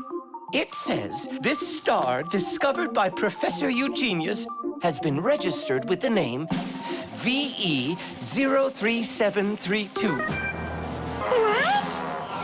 Oh, that's what we should start calling our big star from now on. What's so funny? A clear night is perfect for searching in the sky for constellations. The easiest one to find is the Great Bear or the Big Dipper, which looks like a soup ladle. If you draw a line through the two outside stars of the Big Dipper, you'll find the bright North Star, which is part of a constellation called the Little Bear or the Little Dipper. A bit further is the W-shaped Cassiopeia. And these three stars that are next to each other are well known as the Belt of Orion. If you draw a line through them, you'll find a star named Sirius. It's part of the Greater Dog constellation, and it's the brightest star in the night sky. And on the other side of it, there is the star Aldebaran of the constellation Taurus. And these are but a few of the most visible stars. It's not even possible to imagine how many stars there really are in the universe. Tula? I'm here. Fire. Here. VE 73032? Is that someone new? Yeah, we've got a new student. She's a star. A new giant star. You bet. Vitamins. 7 times 5 is 35. 7 times 6. Wait a sec. It's Tom Thomas, are you ready? For what? For a walk. Did you forget? Oh, yeah. I'm having such problems with my memory. I keep trying to memorize this table, but I can't. If you want to improve your memory, you need vitamins. Vitamins? Well, how's it going, Tom Thomas? Not well. My memory's just terrible. Studying's getting me nowhere. Hey, don't be discouraged. We'll make your memory better with some vitamins. Oh, now you about vitamins. And who else? Just a school friend. Well, all right. Vitamins are very important for people's health, even though you don't need much of them. For instance, vitamin A is necessary for good eyesight and normal growth. Vitamin C helps keep you from getting sick. Vitamin D makes your teeth and bones stronger. Usually, people get the vitamins they require from a diet of fruits, dairy, vegetables, and other healthy foods. But if someone still isn't getting the vitamins their body needs, then doctors recommend taking special vitamin pills. All right, take out some vegetables and some fruit. And some berries. They have a lot of vitamins, too.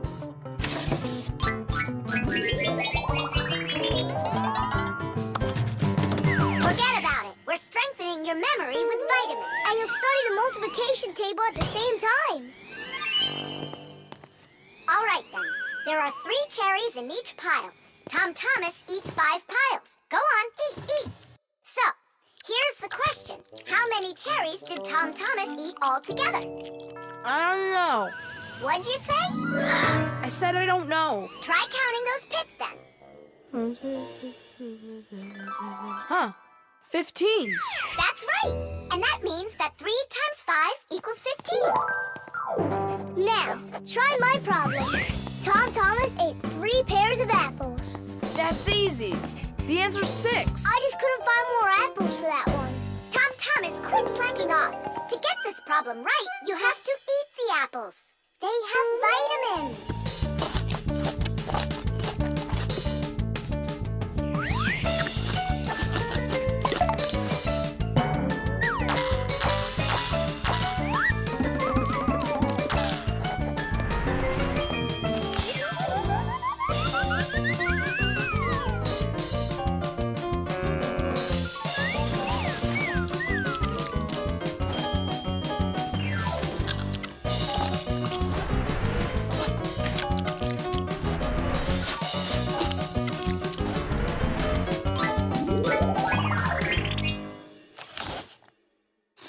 That's all. I I can't eat anymore. Keep eating. They have vitamins. Anyhow, we don't have enough carrots for me to learn how to multiply by 9. All right, then. I'll help you. To multiply 2 by 3, all you need to do is just add 3 2's together. It's much harder to multiply a number by 9. That takes too much time to add. That's why at schools they want you to memorize the table. But there's a simple way to multiply by 9 without the table or a calculator. Let's say you need to multiply the number 3 by 9. Put your hands face up in front of you. Now, find the third finger from the left and bend it down. So what do we see? There are 2 fingers to the left of the bent finger and 7 fingers to the right. 2 and 7 means that the answer is 27. You got it? Great! Let's do another problem. What is 7 times 9? Here are 6 fingers, and here are 3. That's right! The answer's 63. Thomas, did you eat all of that? But you're the one that told me you need to eat vitamins. That's why I got these vitamins for you. That little? What do you mean, little? There's enough in this bottle for a month. Go ahead, try one. They're very good for you. They taste good, too. Right. Better than an onion. Or a radish. Can I have another one? No, that's enough. You shouldn't take more than 1 vitamin every day. I remember where I saw this. I saw the same kind of bottle with a green lid over at Katya's. Speaking of memory, let's check your multiplication table. Let's say that you and Katya are each taking 1 vitamin a day. So, how many have you eaten after 9 days? The answer's 18. Well done. It's getting better. Vitamins really work. The frying pan. Woohoo! Can you do this? Easy! How about this? And voila!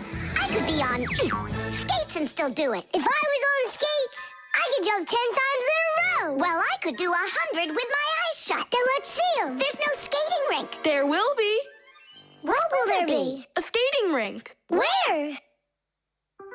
In the frying pan. Uh-oh. All right, my bragging buddies, go get your skates. Fixies love playing sports. You might find Fixie adults working out with weights, or maybe working on a gymnastics routine. Fixie kids love having Fixie board contests, or taking part in parkour competitions, where they have to run, jump, and hop over all sorts of obstacles. These kinds of competitions usually take place inside of sophisticated appliances. Orienteering is held inside these appliances, too. That's when Fixies use a map to follow a complicated route. And the route is quite exact. You can't make one wrong turn. But the Fixies' favorite game has got to be hide and seek. Nobody can compete with them in this game. You don't believe me? Watch.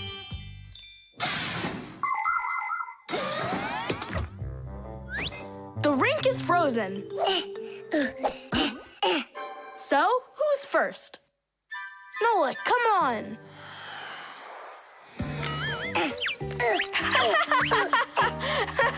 Well, are you going to jump? Wow, class. And that's all? Not at all. Nolik, Nolik, Nolik, Nolik. Not gonna make it. Too short a start. I can't do anymore because I'm injured. Sure. Say no more, Mr. Braggart.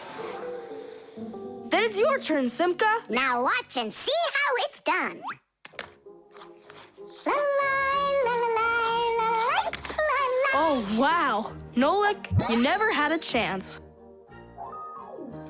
La la la la la la la la.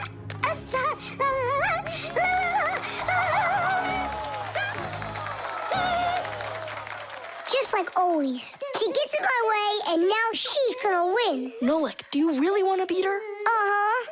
You see the salt? What? You think we should cook her? Of course not. But if we put some salt on the ice, it'll melt. Simka, didn't you say that you were gonna skate with your eyes closed? Piece of cake. What? Can't do it? Watch and learn.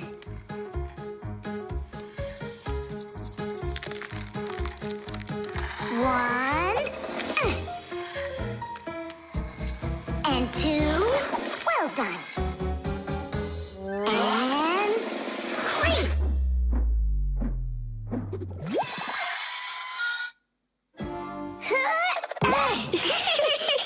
Hey, this is salt. That wasn't fair, guys. You wouldn't have done 100 jumps anyway. Let's start the contest all over again, but this time we play by the rules. Oh, look, there's a scratch in the pan.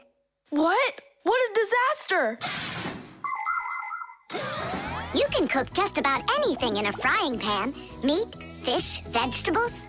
In order to stop food from sticking to the pan, modern frying pans are covered with a non-stick coating like Teflon. You can cook in these pans without even using oil, and they're easy to clean. But you have to treat this kind of kitchenware very carefully. It's better not to use metal spatulas or forks that can scratch it, because you shouldn't cook food in a pan that has scratches on it. It can be really dangerous for your health. Yeah, this pan's completely shot. It's all because of your dumb bet. It's all because someone was cheating. Mom's back. Please, Simka, help me out, will ya? I'll give you any wish you want. Or 3. No, 5. 5? I can help you. If you guys jump up and down 100 times on one leg. We could do 200. Tom Thomas, what do you say we make those crepes?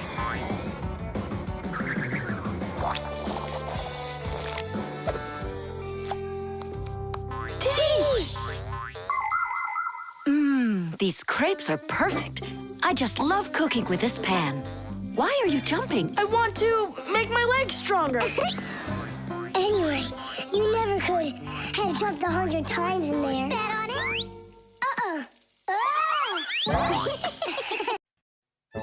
Musical notes. Yeah! No. Yeah! No. Yeah! No. Hey, what a thoughtful conversation you're having there. Been going on for a while? Yeah! No. Simka, please tell Nolik what this is. A present, right? Uh-huh. From Katya. And it's got a secret code right here, you see? There's no secret on there. They're just notes. Musical notes. Ha! See? I told you. Those squiggles could have been music. I don't believe you. Come on, 2 people said the very same thing. Simka is not a people. She's a Fixie. Anyway, there are 2 of us. You're ganging up on me. We're not ganging up on you, Nolik. Music is something you can play or listen to with your ears. But that's not all. You can also write it down. When we want to write down words, we use letters. And if we want to write down music, we use special symbols called musical notes. There are 7 notes: do, re, mi, fa, sol, la, and ti. The higher the sound, the higher the note sits on a set of 5 horizontal lines called a musical staff. Notes that look like this last longer, and notes like this are short, quick notes. Thanks to sheet music, people can read music like reading a book, and then sing or play it. Until I hear you play me what you say is there, I won't believe you. On what? You know that we don't have any instruments. Try using spoons to play it. You think you're being funny? Hey, stop arguing. I know how we can play this song. We can use water. Water? Let me get this straight. Are you trying to play the music, or are you trying to wash it? That's right. Pour it in there, Tom Thomas. Some more. Hear how the sound changes? Uh-huh. Stop. Now, start pouring water in this next glass until you hear the note called T. Stop. You got it. Now pour here? Yeah. We still have 1 note left. And what do I do if my mom comes home? What do I say I'm doing? That you're learning to play music while you're washing the dishes. That's it. That's the high do. Now we have all the notes we need. Do, re, mi, fa, sol, la, ti, and do. Class, go on, Tom Thomas, play. How about we all play it together? Musical sounds can be produced in a variety of different ways. Violins and cellos are played with a bow. When the bow is rubbed against the string vibrates like it's shivering, and that produces a beautiful sound. A guitar also has strings, but they make sound when they are plucked. And inside a piano are special hammers that hit the strings when the piano player presses down on the keys. Instruments like trumpets, trombones, flutes, and pipes make sound when air is blown through them. That's why they call them wind instruments. There are even instruments that make sound when they are rubbed by a wet finger. Try wetting your finger and carefully moving it around the rim of a wine glass. With a little bit of practice, you'll hear a lovely sound. Well, are you two ready? Yeah! Great! All together now.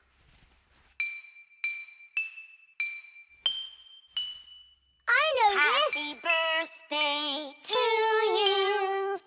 Happy birthday, Tom Thomas. Happy birthday to me.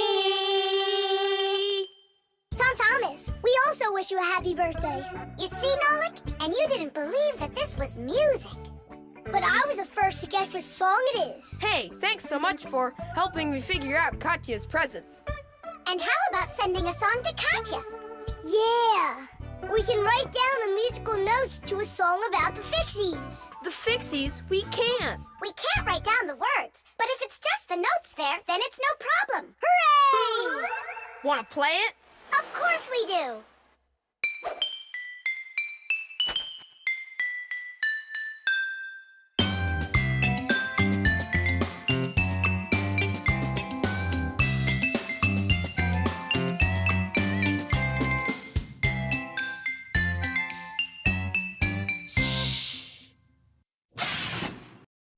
The heart.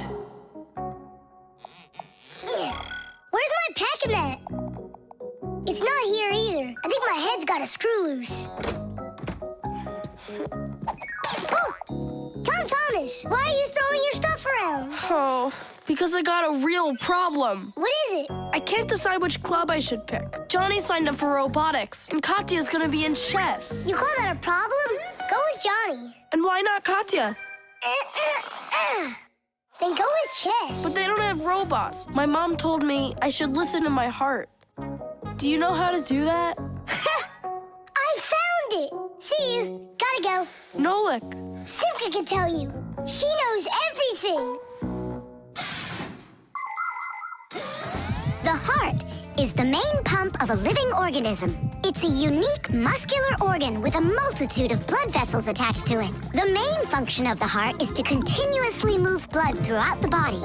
The human heart pumps about 6 liters of blood every minute, even though this pump is not that large. Make a fist. Your heart is about the same size as that.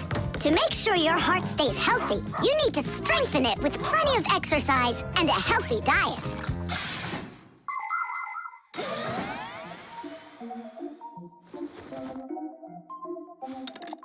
Nolik, please come help me. Why me? Tool is stronger. Huh? Interesting. And do you know what is meant by the word heartlessness? Well, I think it's some kind of human illness. May I? Tula. Heartlessness is when a human or a fixie leaves someone who has a problem behind. Huh?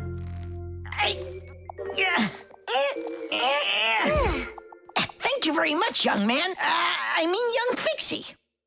Heartlessness. Does it last forever? Of course not. We just need to help one another more often. Uh-huh.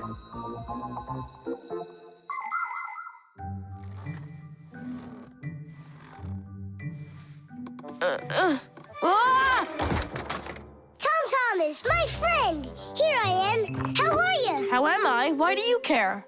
Oh, by the way, I found out how you can listen to your heart. You need this tube. It's called, stethoscope? A stethoscope, but I don't have one. That's what I'm for.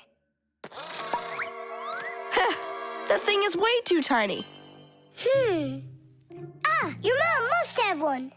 Oh, yeah.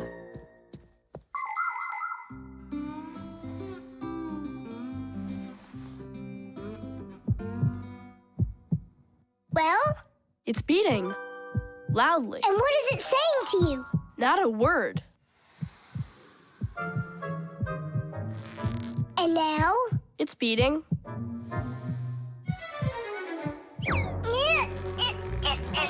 Huh? What was that?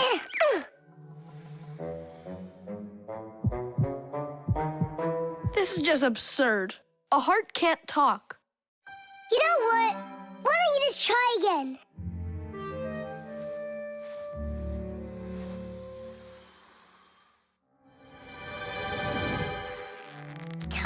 Thomas. Who is that? It's your heart talking. Boom, boom. Can you hear me? Uh-huh. I believe that robotics is right for you. And what about chess? Who cares about chess? Robots are way cooler. This voice reminds me of someone. Heh, so that's what you look like, my itty-bitty heart. Well, I did it from the bottom of my heart.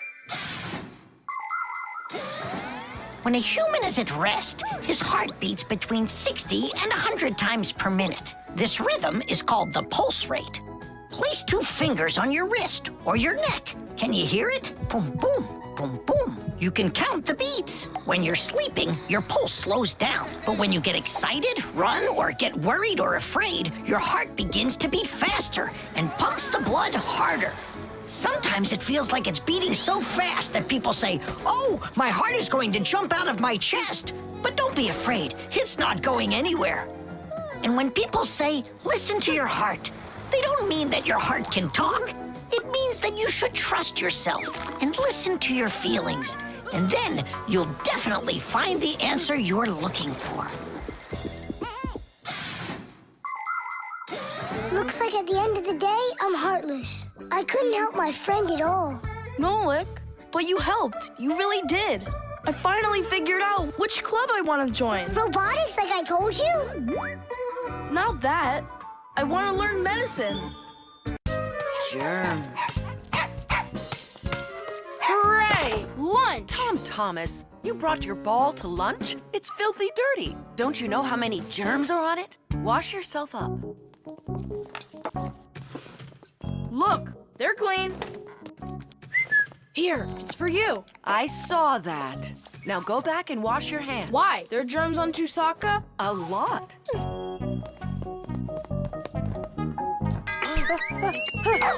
Come on, give it back. Again? Hi, Thomas. Why are you so angry? You go wash your hands 5 times solid. This is germs, that is germs. Maybe they don't even exist. Of course they do. It's just that they're so tiny, you can't see them without a microscope. Thomas, let's go into your dad's office. He's got a microscope. We can take a look at some germs. Germs, or microbes, are such tiny creatures we need a microscope to see them. But they live everywhere. In the earth, the water, throughout the air. They're on everything, even on us. Some microbes are able to move around with the help of filaments or tails. Lots of microbes are harmless, but there are some dangerous ones too. If they get inside of you through your nose or your mouth, you could end up with a sore throat or a stomachache. Turn it a little more. Stop. Now, take a look. It's horrible. Hey, let me take a look. Wow, they're so scary. Hang on. Do I really have germs like that living on my hands too? You got it. But I washed them 7 times. With soap? No, just water. You have to use soap to get rid of germs, not just water.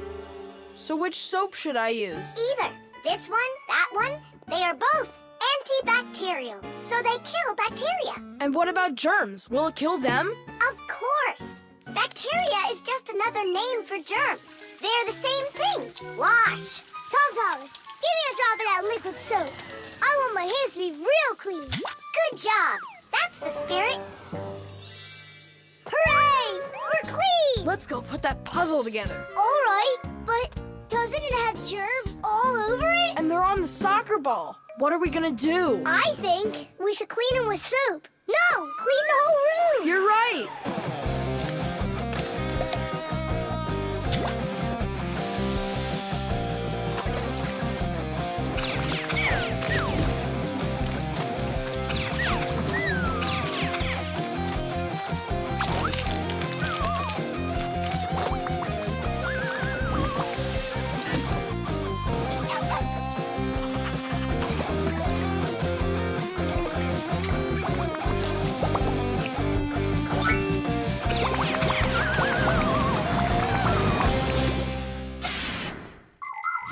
We are surrounded by millions of invisible microbes, including those that can cause an illness. But there is no need to be afraid of them if you follow these simple rules.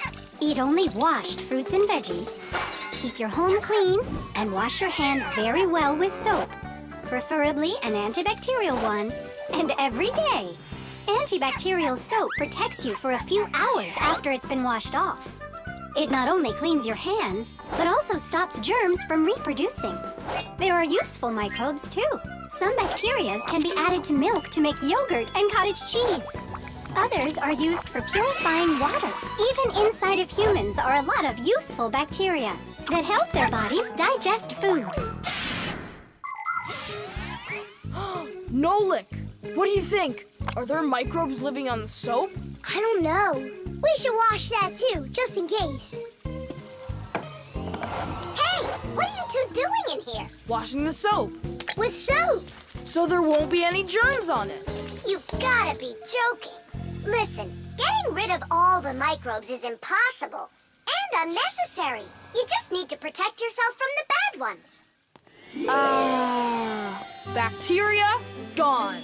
Tom Thomas, I need a minute so I can mop your room. But I already washed it. What a good boy. The table's sparkling. Just look how clean it is in here. Great job. What's going on? Nothing. You're not getting sick, are you? No. Tom Thomas, you did a great job in here, only you're taking this cleaning way too far. Understand? I've gotcha. And do you get it? Me? Get what? That the most important thing is to make sure you wash your hands with soap. Okay. To the germ fighters! Making the world safer, one less germ at a time. Plastic. Chug it! Go! Chug it! Go, Keep going! Faster! You can do it! Faster! Come on! Chug, You're so close! chug! You're almost there! Tidish, that was one fast time. If you could just keep up your training, you could beat the record! Yes, you're right. Time to take matters into our own hands. Please hold on. Tom Thomas, did you take out the trash? I didn't have time yet. Good. That's just what I wanted to hear. And that bottle on your desk, do you need it? That's great. Thanks. I've got 5 more of them. And this is only the beginning of our mission. Operation Rescue. What is your dad up to? Operation Rescue. Could be... Your dad might be a superhero! Do you think? No, you're too funny for words. What's so funny about that? Who else would be taking part in rescue operations? And those bottles, you think he needs them for heroic deeds? Or maybe he decided that it's time to sort your plastic waste. Do what? Plastic is a durable and practical man-made material. Lots of useful things are made out of it. Packaging, toys, appliances, and even furniture. But you shouldn't just throw out things that are made of plastic. Nature can't digest it, and so all that plastic will leave the earth covered with a thick layer of trash. To avoid that catastrophe, we all can help. Put plastic into specially marked containers, and then instead of harming the planet, it can be turned into something useful. No, that doesn't make any sense. Simka, superheroes do not collect trash. And we'll prove it. You'll see. Of course. It's our evolution. I mean, a revolution. Together, we'll save planet Earth. You're so lucky, Tom Thomas. Together we'll save planet Earth.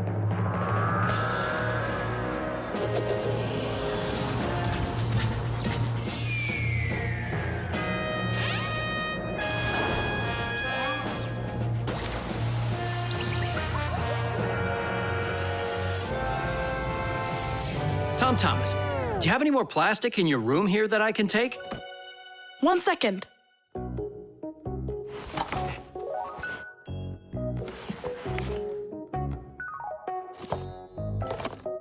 You still use those things.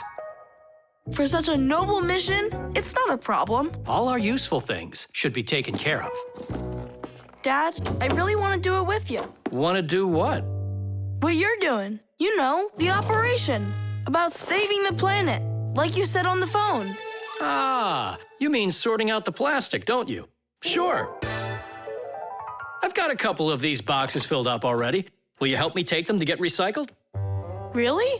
What for? Just dump it out with the trash. Son, if we don't start doing what we can to recycle, I'm afraid our planet will become one big dump.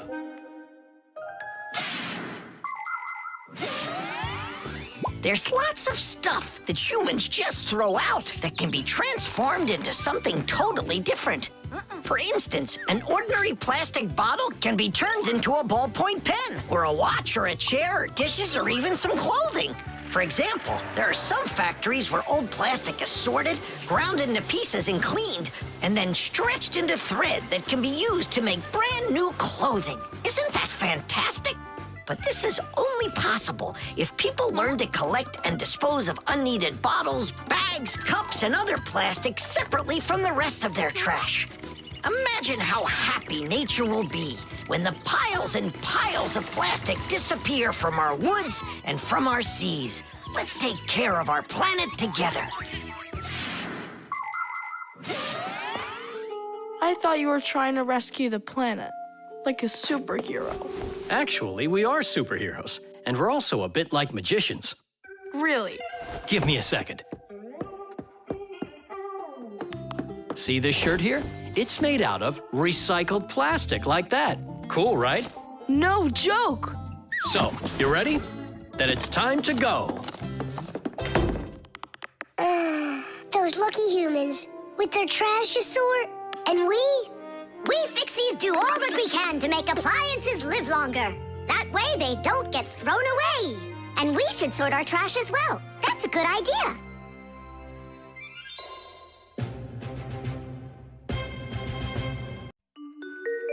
The pencil. Well done, Tom Thomas. Your mom's birthday's today and you're still sleeping. Hey, what's that? It's a drawing, a portrait of his mom. In my opinion, this mom doesn't look very much like Tom Thomas's mom. Maybe he didn't get to finish the picture yet. He was tired and passed out. This is not good. We gotta do something. Ah, we can help him. The pencil's right here. A pencil has lead inside. It's the lead that makes the drawing. Only lead doesn't grow on trees. It's made out of a mineral called graphite that's mined out of the Earth's crust. But how does the lead get inside a pencil? It's simple. Pencils are made with rods of lead and 2 wooden boards. Grooves are cut into the boards, and the lead's placed in them. The halves are glued together and cut into pencils. The artist's tool is ready.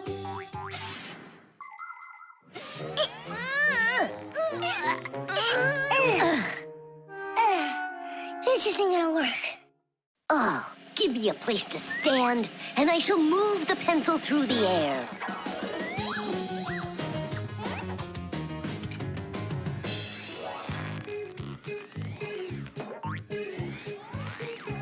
Try and get it closer to the drawing. You gotta lift it up a little. You gotta push it harder. Nolik, we're blockheads. Look, there's a pencil sharpener. A piece of lead. That's all we need. All right, let's check out how it was done by the old schoolers. By the great masters, like us. Yeah, she could use a little more hair. And a hat, too. And a bow around her neck. Beautiful. And your sock has gotta be in there. Yeah, let's keep drawing.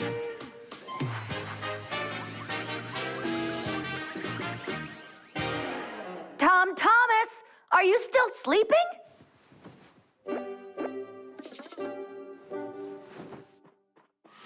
Fixies? No need to thank us. Where's my drawing? What have you done to it?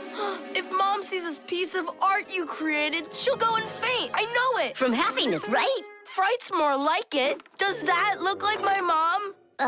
Well then, give it to your dad. Your dad won't faint. I know it. But it's my mom's birthday, not my dad's. You gotta be kidding me.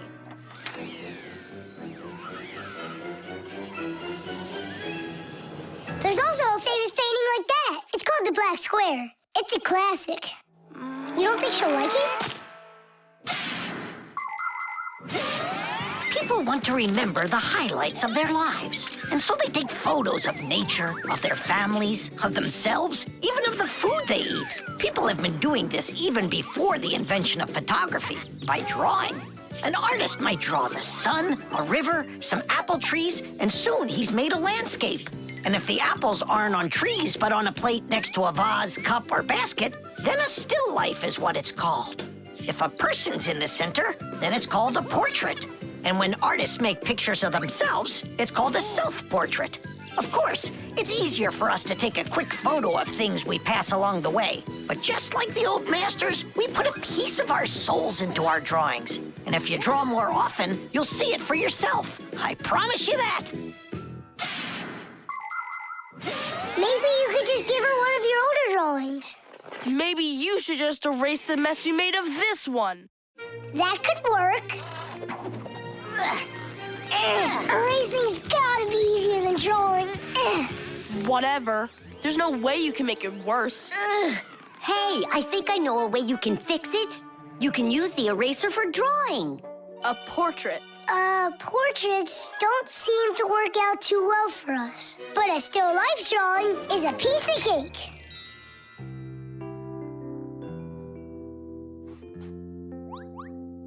Super! Uh-huh. Pretty good, right? Tom Thomas, everything's on the table for breakfast. Mom, happy birthday. I drew this present for you. Thank you, Tom Thomas. What a lovely still life, so unusual. I tried really hard. We'll hang it up on the wall. Now, let's go eat. What would Tom Thomas have done without us? Yeah, whenever you get into a jam, your real friends will always show up to rescue you. The traffic light. Red, yellow, green. All right, let's go. Tom Thomas, why did we stop? There's a crosswalk. When there are lines like that, you have to let pedestrians cross. Go on. Thanks. Have a good trip.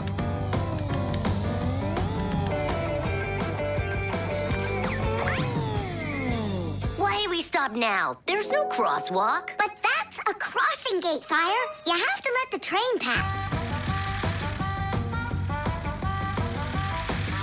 Wow, that is cool. Hi there, Nolik. Come on down. Check out this traffic light. It's new. Is that a real traffic light? Wonderful, isn't it? Yeah, it looks awesome. Nolik, where are you going? Stop! Stop the car! Oh! Oof.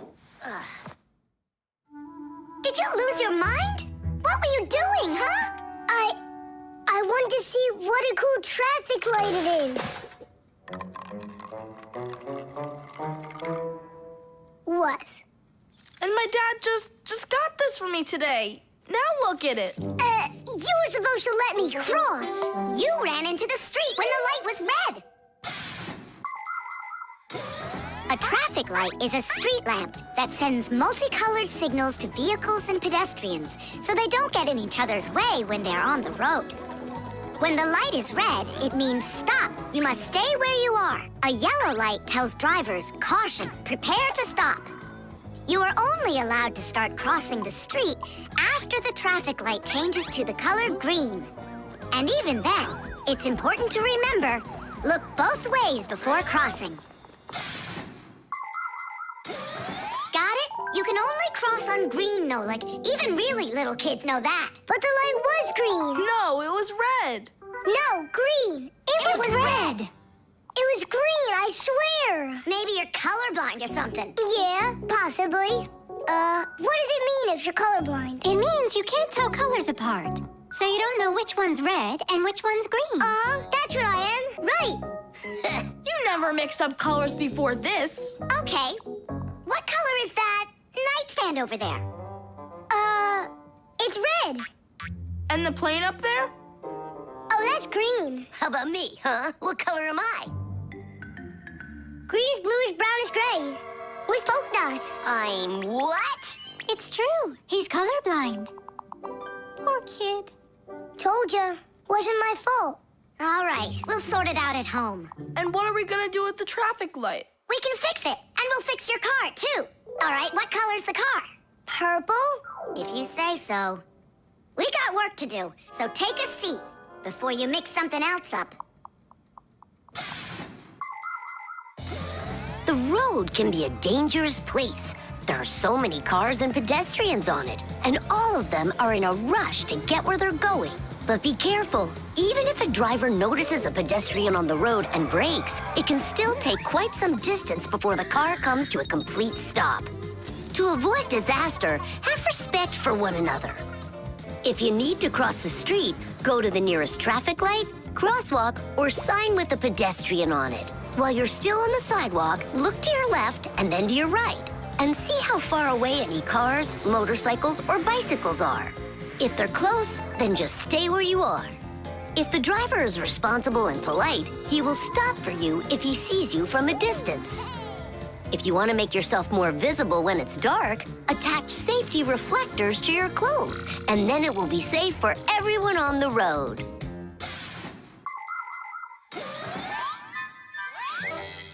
All fixed. Tom Thomas, test it out. Turning the lights on. So, is it right? Yeah. Take your places.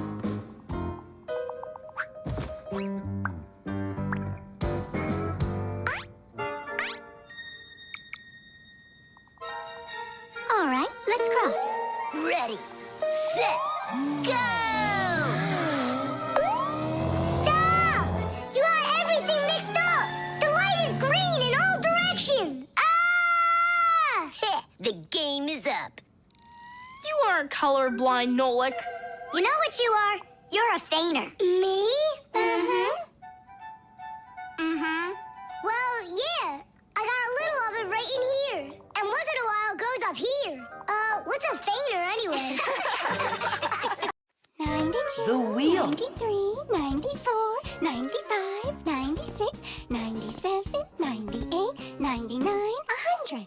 And 101, 102, 103, 104, forgot. and 100 and... Nolik! Hey, come on! Tom Thomas promised to give me a ride outside on his bicycle. I gotta get going. Lucky you. I'd love to ride on a bike. Yeah, it would be a lot of fun. You're not allowed to go. Why can't we?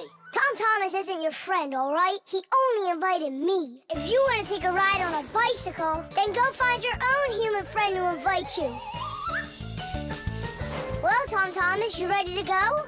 We can't. There's no way we can ride this. The tire's got a hole. I try to fill it, but the air comes out. Well, then what should we do? I thought you'd know what. You're the Fixie here. I didn't study it yet. Hang on! Pull up! Digit, wait a sec. We found a hole in one of the tires of the bicycle. You mean the one that only gives rides to friends? Don't be like that. Please help me out. I thought Tom Thomas was only a friend of yours. Why don't you go and ask him yourself? He could be your friend, too.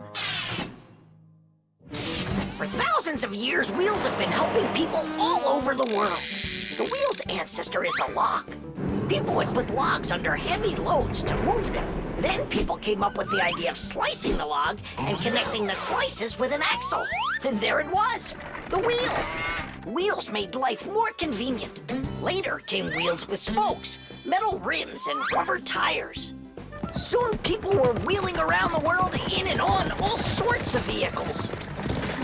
Potters, mills, clocks. There are just so many different uses for a wheel. And with the steam train, steamboat, and cars, wheels spread all over the world.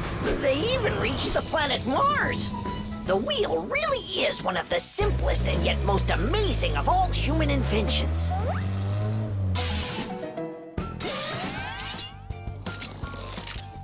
Whew, it's off. So what's next? Now you take out the inner tube. You mean this rubber thing? Yeah, that's your inner tube. There's a hole there somewhere.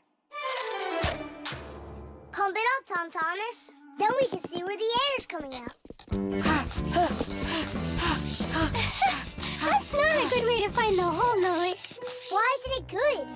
'Cause the hole might be really tiny. Then how do you find it? To find it, we need water. How come? Yeah, how come? Now I get why we need water. There! See those tiny bubbles? Yeah, do you see them? That's the air from inside of the tube. That means the hole is right there. Nolik, you're a genius. Hooray! Here's the hole I found. Look! Will you let me put on the glue? In my pack-a-mat, I have just the right kind for this. The hole is right here, right where I found it. But first, we have to make sure that the rubber is dry. Looks like it's dry. Then let's put the glue on.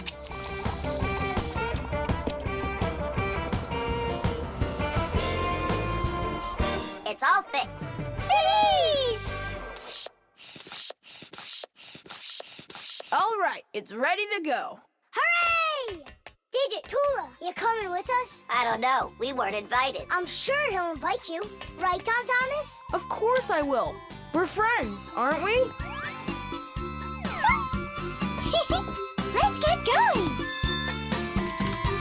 See the wheel spinning round, through the cities and towns it is rolling. Spinning wheel, spinning round, spinning wheel, it just keeps on going. See the wheel spinning round, through the valleys and hills it is zooming. Spinning wheel, spinning round, spinning wheel, it just keeps on moving. See the wheel spinning round, on the road to the dreams we are chasing.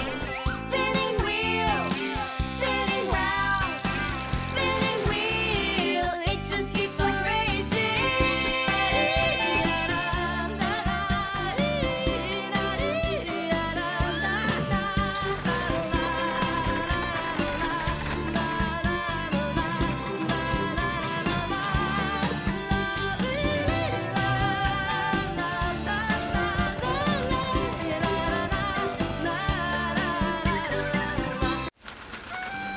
The sieve.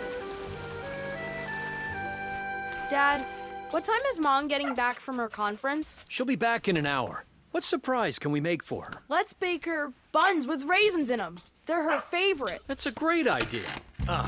Where do we keep our recipes? Huh, they're not here. Where could they be? What are you looking for?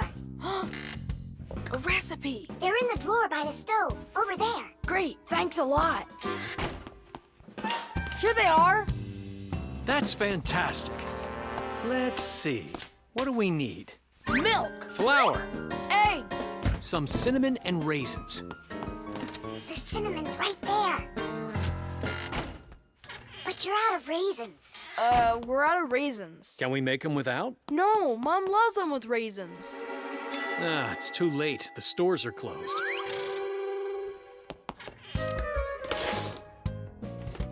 Cereal!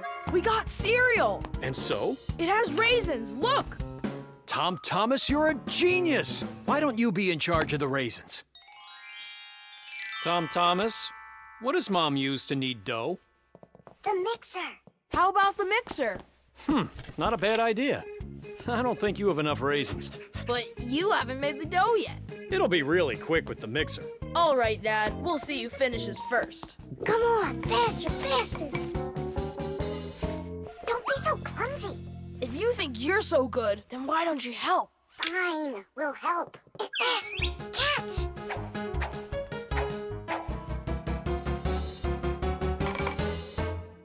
What's going on in there? We picked everything off the top. We have to dive down. Then dive. Hurry up. Dad's almost done putting the mixer together. Where are the raisins? It's dark down there. We can't see any raisins. Well, try diving again. No, this way won't work. We need a filter. In order to separate seeds from the husk, air from dust, and water from harmful particles, we use filters. The simplest kind of filter is a metal netting. These kinds of filters are installed in washing machines and dishwashers. They keep the water clean by capturing small debris and sand. As a result, machines work better and go longer without breaking. In other words, filters help separate what is wanted from what isn't. I think I know what Mom uses. Perfect. That filter's a sieve. Grab the bowl and hold the sieve over it. Pour in the cereal. Now shake it so the tiny flakes fall through the sieve and the raisins stay in it.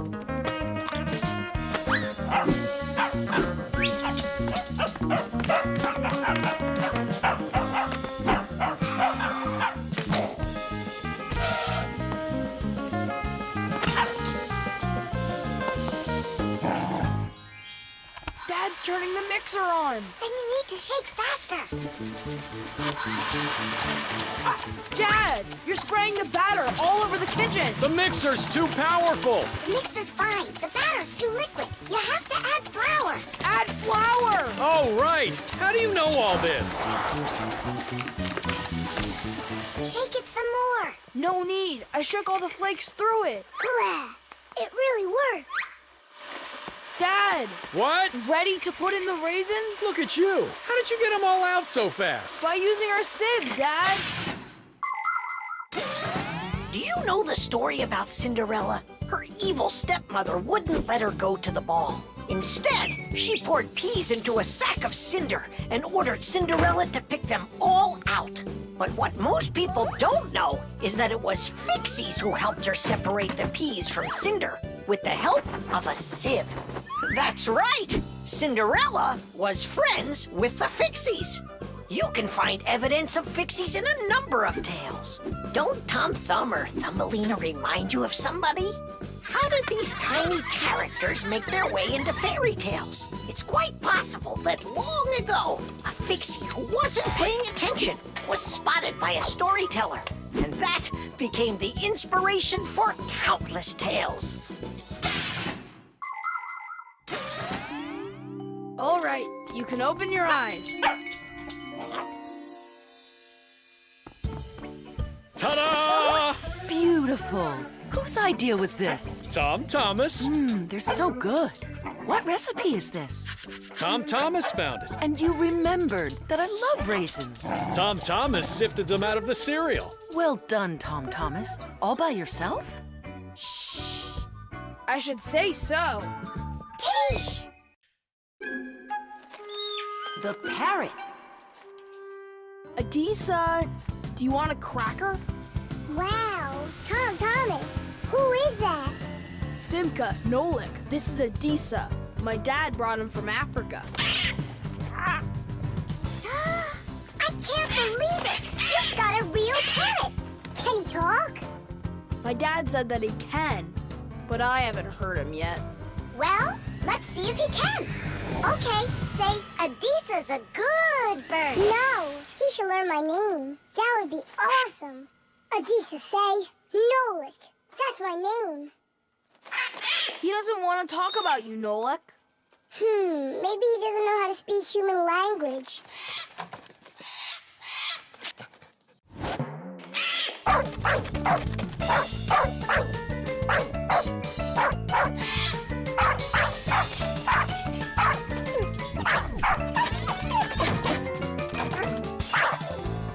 Check it out. It looks like he knows how to speak dog. No, Nolik. He doesn't know any languages at all. Then how can he talk? Parrots can repeat many of the different sounds that they hear. For instance, a dog's bark or the ring of the phone. Parrots can also mimic words or even whole sentences of human speech. But parrots don't understand the meaning of the words they are saying. They just repeat them like a music player. Hey, hello. Hey, hello. That's why you won't be able to have a real conversation with a parrot, even if it's the kind of parrot that can talk. All right, then let's have him repeat something. Hey, Adisa, Tadish, it's the Fixie special sign. Say it. Fixies have a special sign. Tadish. My dad is back. Let's hide, quickly. Hi there. Well, how's it going? You two talking to each other yet? I can't get him to say anything at all. You can't? Adisa, how are you? Adisa's a good parrot. He wouldn't say anything before. He's used to talking around me. Adisa's a good parrot. Nolik, that's my name. Whose name is Nolik? No. He was saying he's got no luck in this game. What kind of game? Let's hide, quickly. Hide. We were playing hide and seek. With the parrot? Uh-huh. Fixies have a special sign. Fixies have a special sign. What? Fixies? A special sign? No. It was physics. It's a special science. That's what we're studying about right now at school. You know how special physics is. Wow, that's impressive. Well, keep up the good work, son.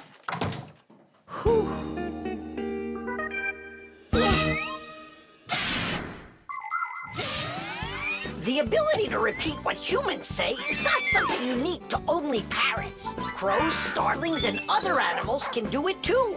And besides animals, there are also machines that can repeat human speech. For instance, when you call somewhere and hear, "Leave your message after the tone," what you're hearing is a voicemail machine using a recorded voice to answer the call. Another example is the voice on trains and buses that is used to announce the stops. Those voices are usually recordings that are repeated over and over. Today, there are also artificial voices on computers, tablets, and smartphones that can read text and say it out loud. But even if a machine knows what you are saying, it can't know why you are saying it. Only people can figure that out. And Fixies, of course. Huh? Tom Thomas, you're a hero. You really wiggled your way out of that one. And Adisa, bad parrot. He almost gave up our secret. Be careful with that parrot. I get it. Adisa, listen, you. Forget everything we said. And don't ever say Nolik, okay? Yeah, nothing about the Fixies at all. Yeah, so if you meet a Fixie, please don't let their secret out. Got it? Ah, he's nodding. Looks like he understands. Let's get out of here so he'll forget about us as soon as possible.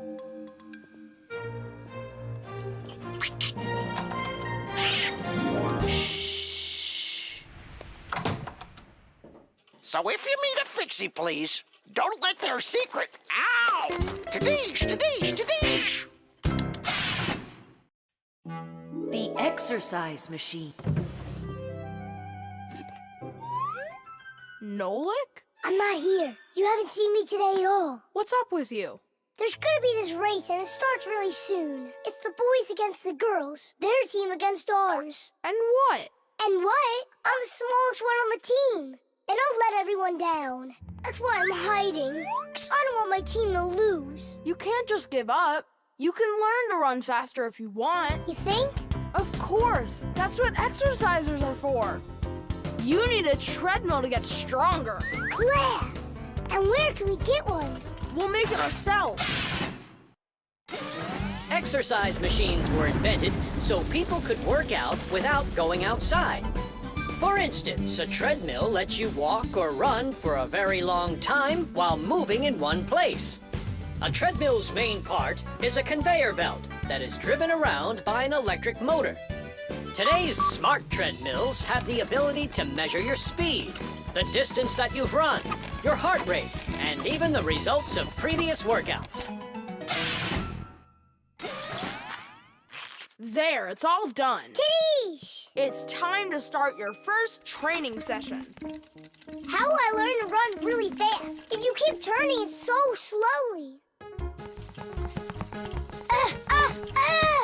Hey, that's a little too fast. Oh, sorry about that. I got it. That's what you call training.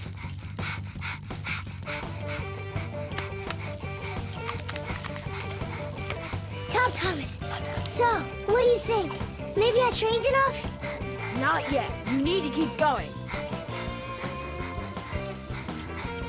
Oh, I can't do this any longer. Let's stop. Whew. No way. Turn the handle. Yeah. There are all sorts of exercise machines to help you improve your health. This one simulates skiing. It exercises your arms, legs, and heart. And this one you can row like a rowboat. And if pedaling's your thing, an exercise bike lets you get a great workout no matter how bad the weather is outside. There are also weight training machines. These machines can help you build big, strong muscles and tone the shape of your body. However, you can still get great exercise without these bulky machines. There are plenty of much simpler devices that you can find room for in any house.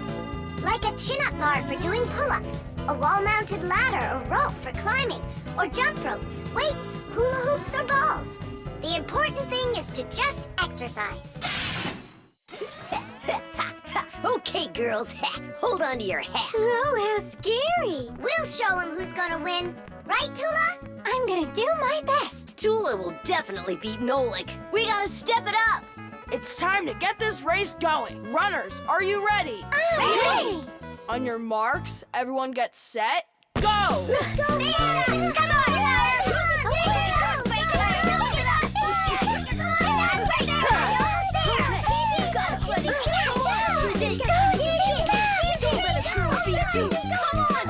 Come on, Come on, buddy. Get it moving. I know you can do it. Come on, DJ. Come on, Digit. Give it a baton. Quickly. Digit, how could you lose to Simka? Because her velocity is greater. Oh, now the girls are gonna win. Nolik will never catch up with Tula. Oh my gosh! Nolik! He appears to be gaining ground. Look at him! He's ahead! Go on, Nolik, go! You got it, buddy!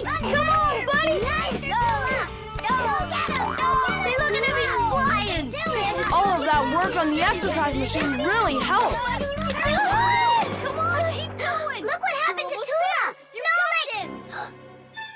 Nolik, where are you going? The finish is there!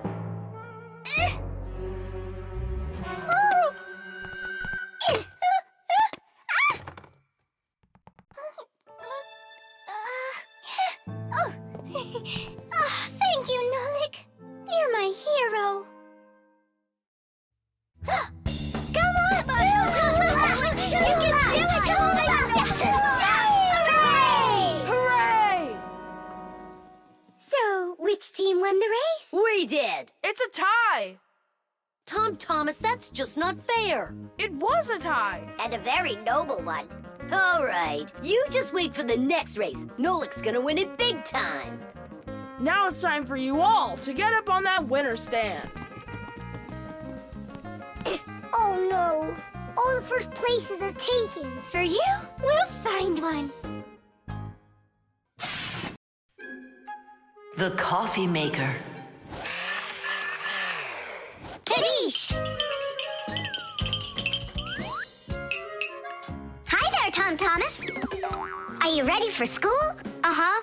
And you? I'm helping Marcia today for school. 3 more patients? How in the world can I do it all? I have that new equipment being delivered, and I'm leading this week's case presentations.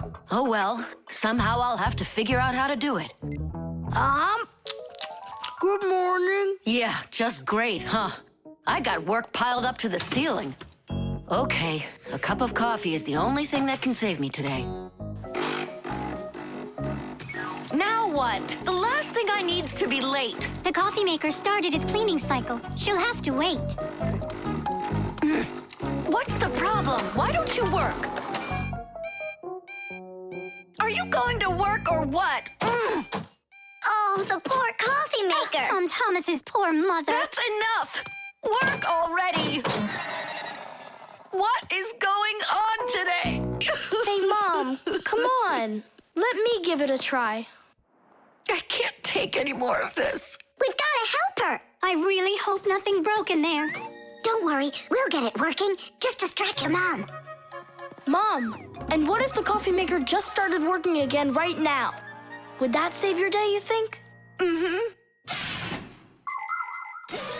Early coffee makers would do nothing more than heat up the water and force it through the ground coffee.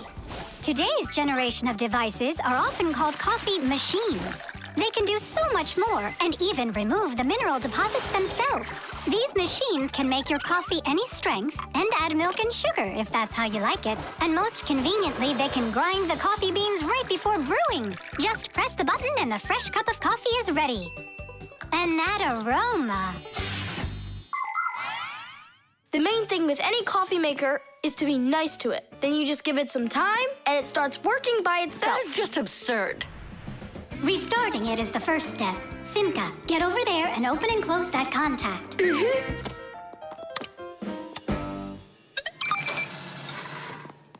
You see? That's what I was talking about. A coffee maker isn't alive. It's a machine, that's all. Then how come you hit it like you did? But if you're really nice to it and you pet it, then she'll purr. Hear that? It liked that a lot. Coffee maker, blink to us when you're ready to start working. Turn on the display. See that? It answered us.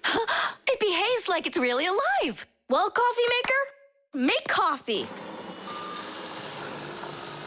It's impossible. Tish! Time for a little surprise. Just don't give up our secret. You fixed it somehow. What's your secret? It's simple. If you handle appliances with care, then they'll take care of you.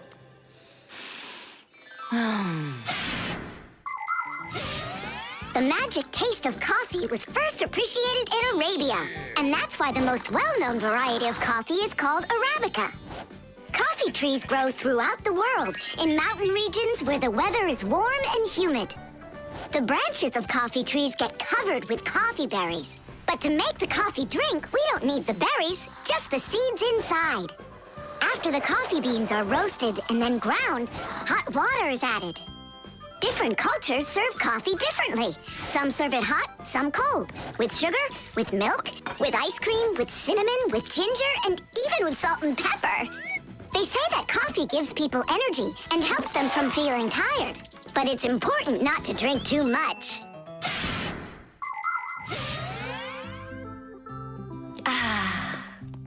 Tom Thomas, you're a powerful wizard.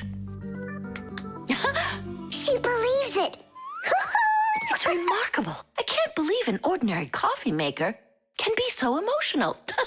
Poor thing. Forgive me, huh? And that's not all. If you take care of your coffee maker and you're nice to it, it can even sing a song.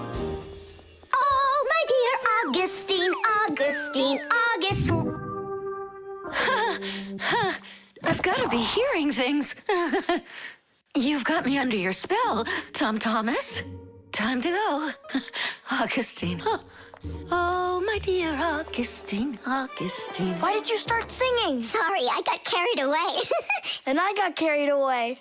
Sing me that song again, will you?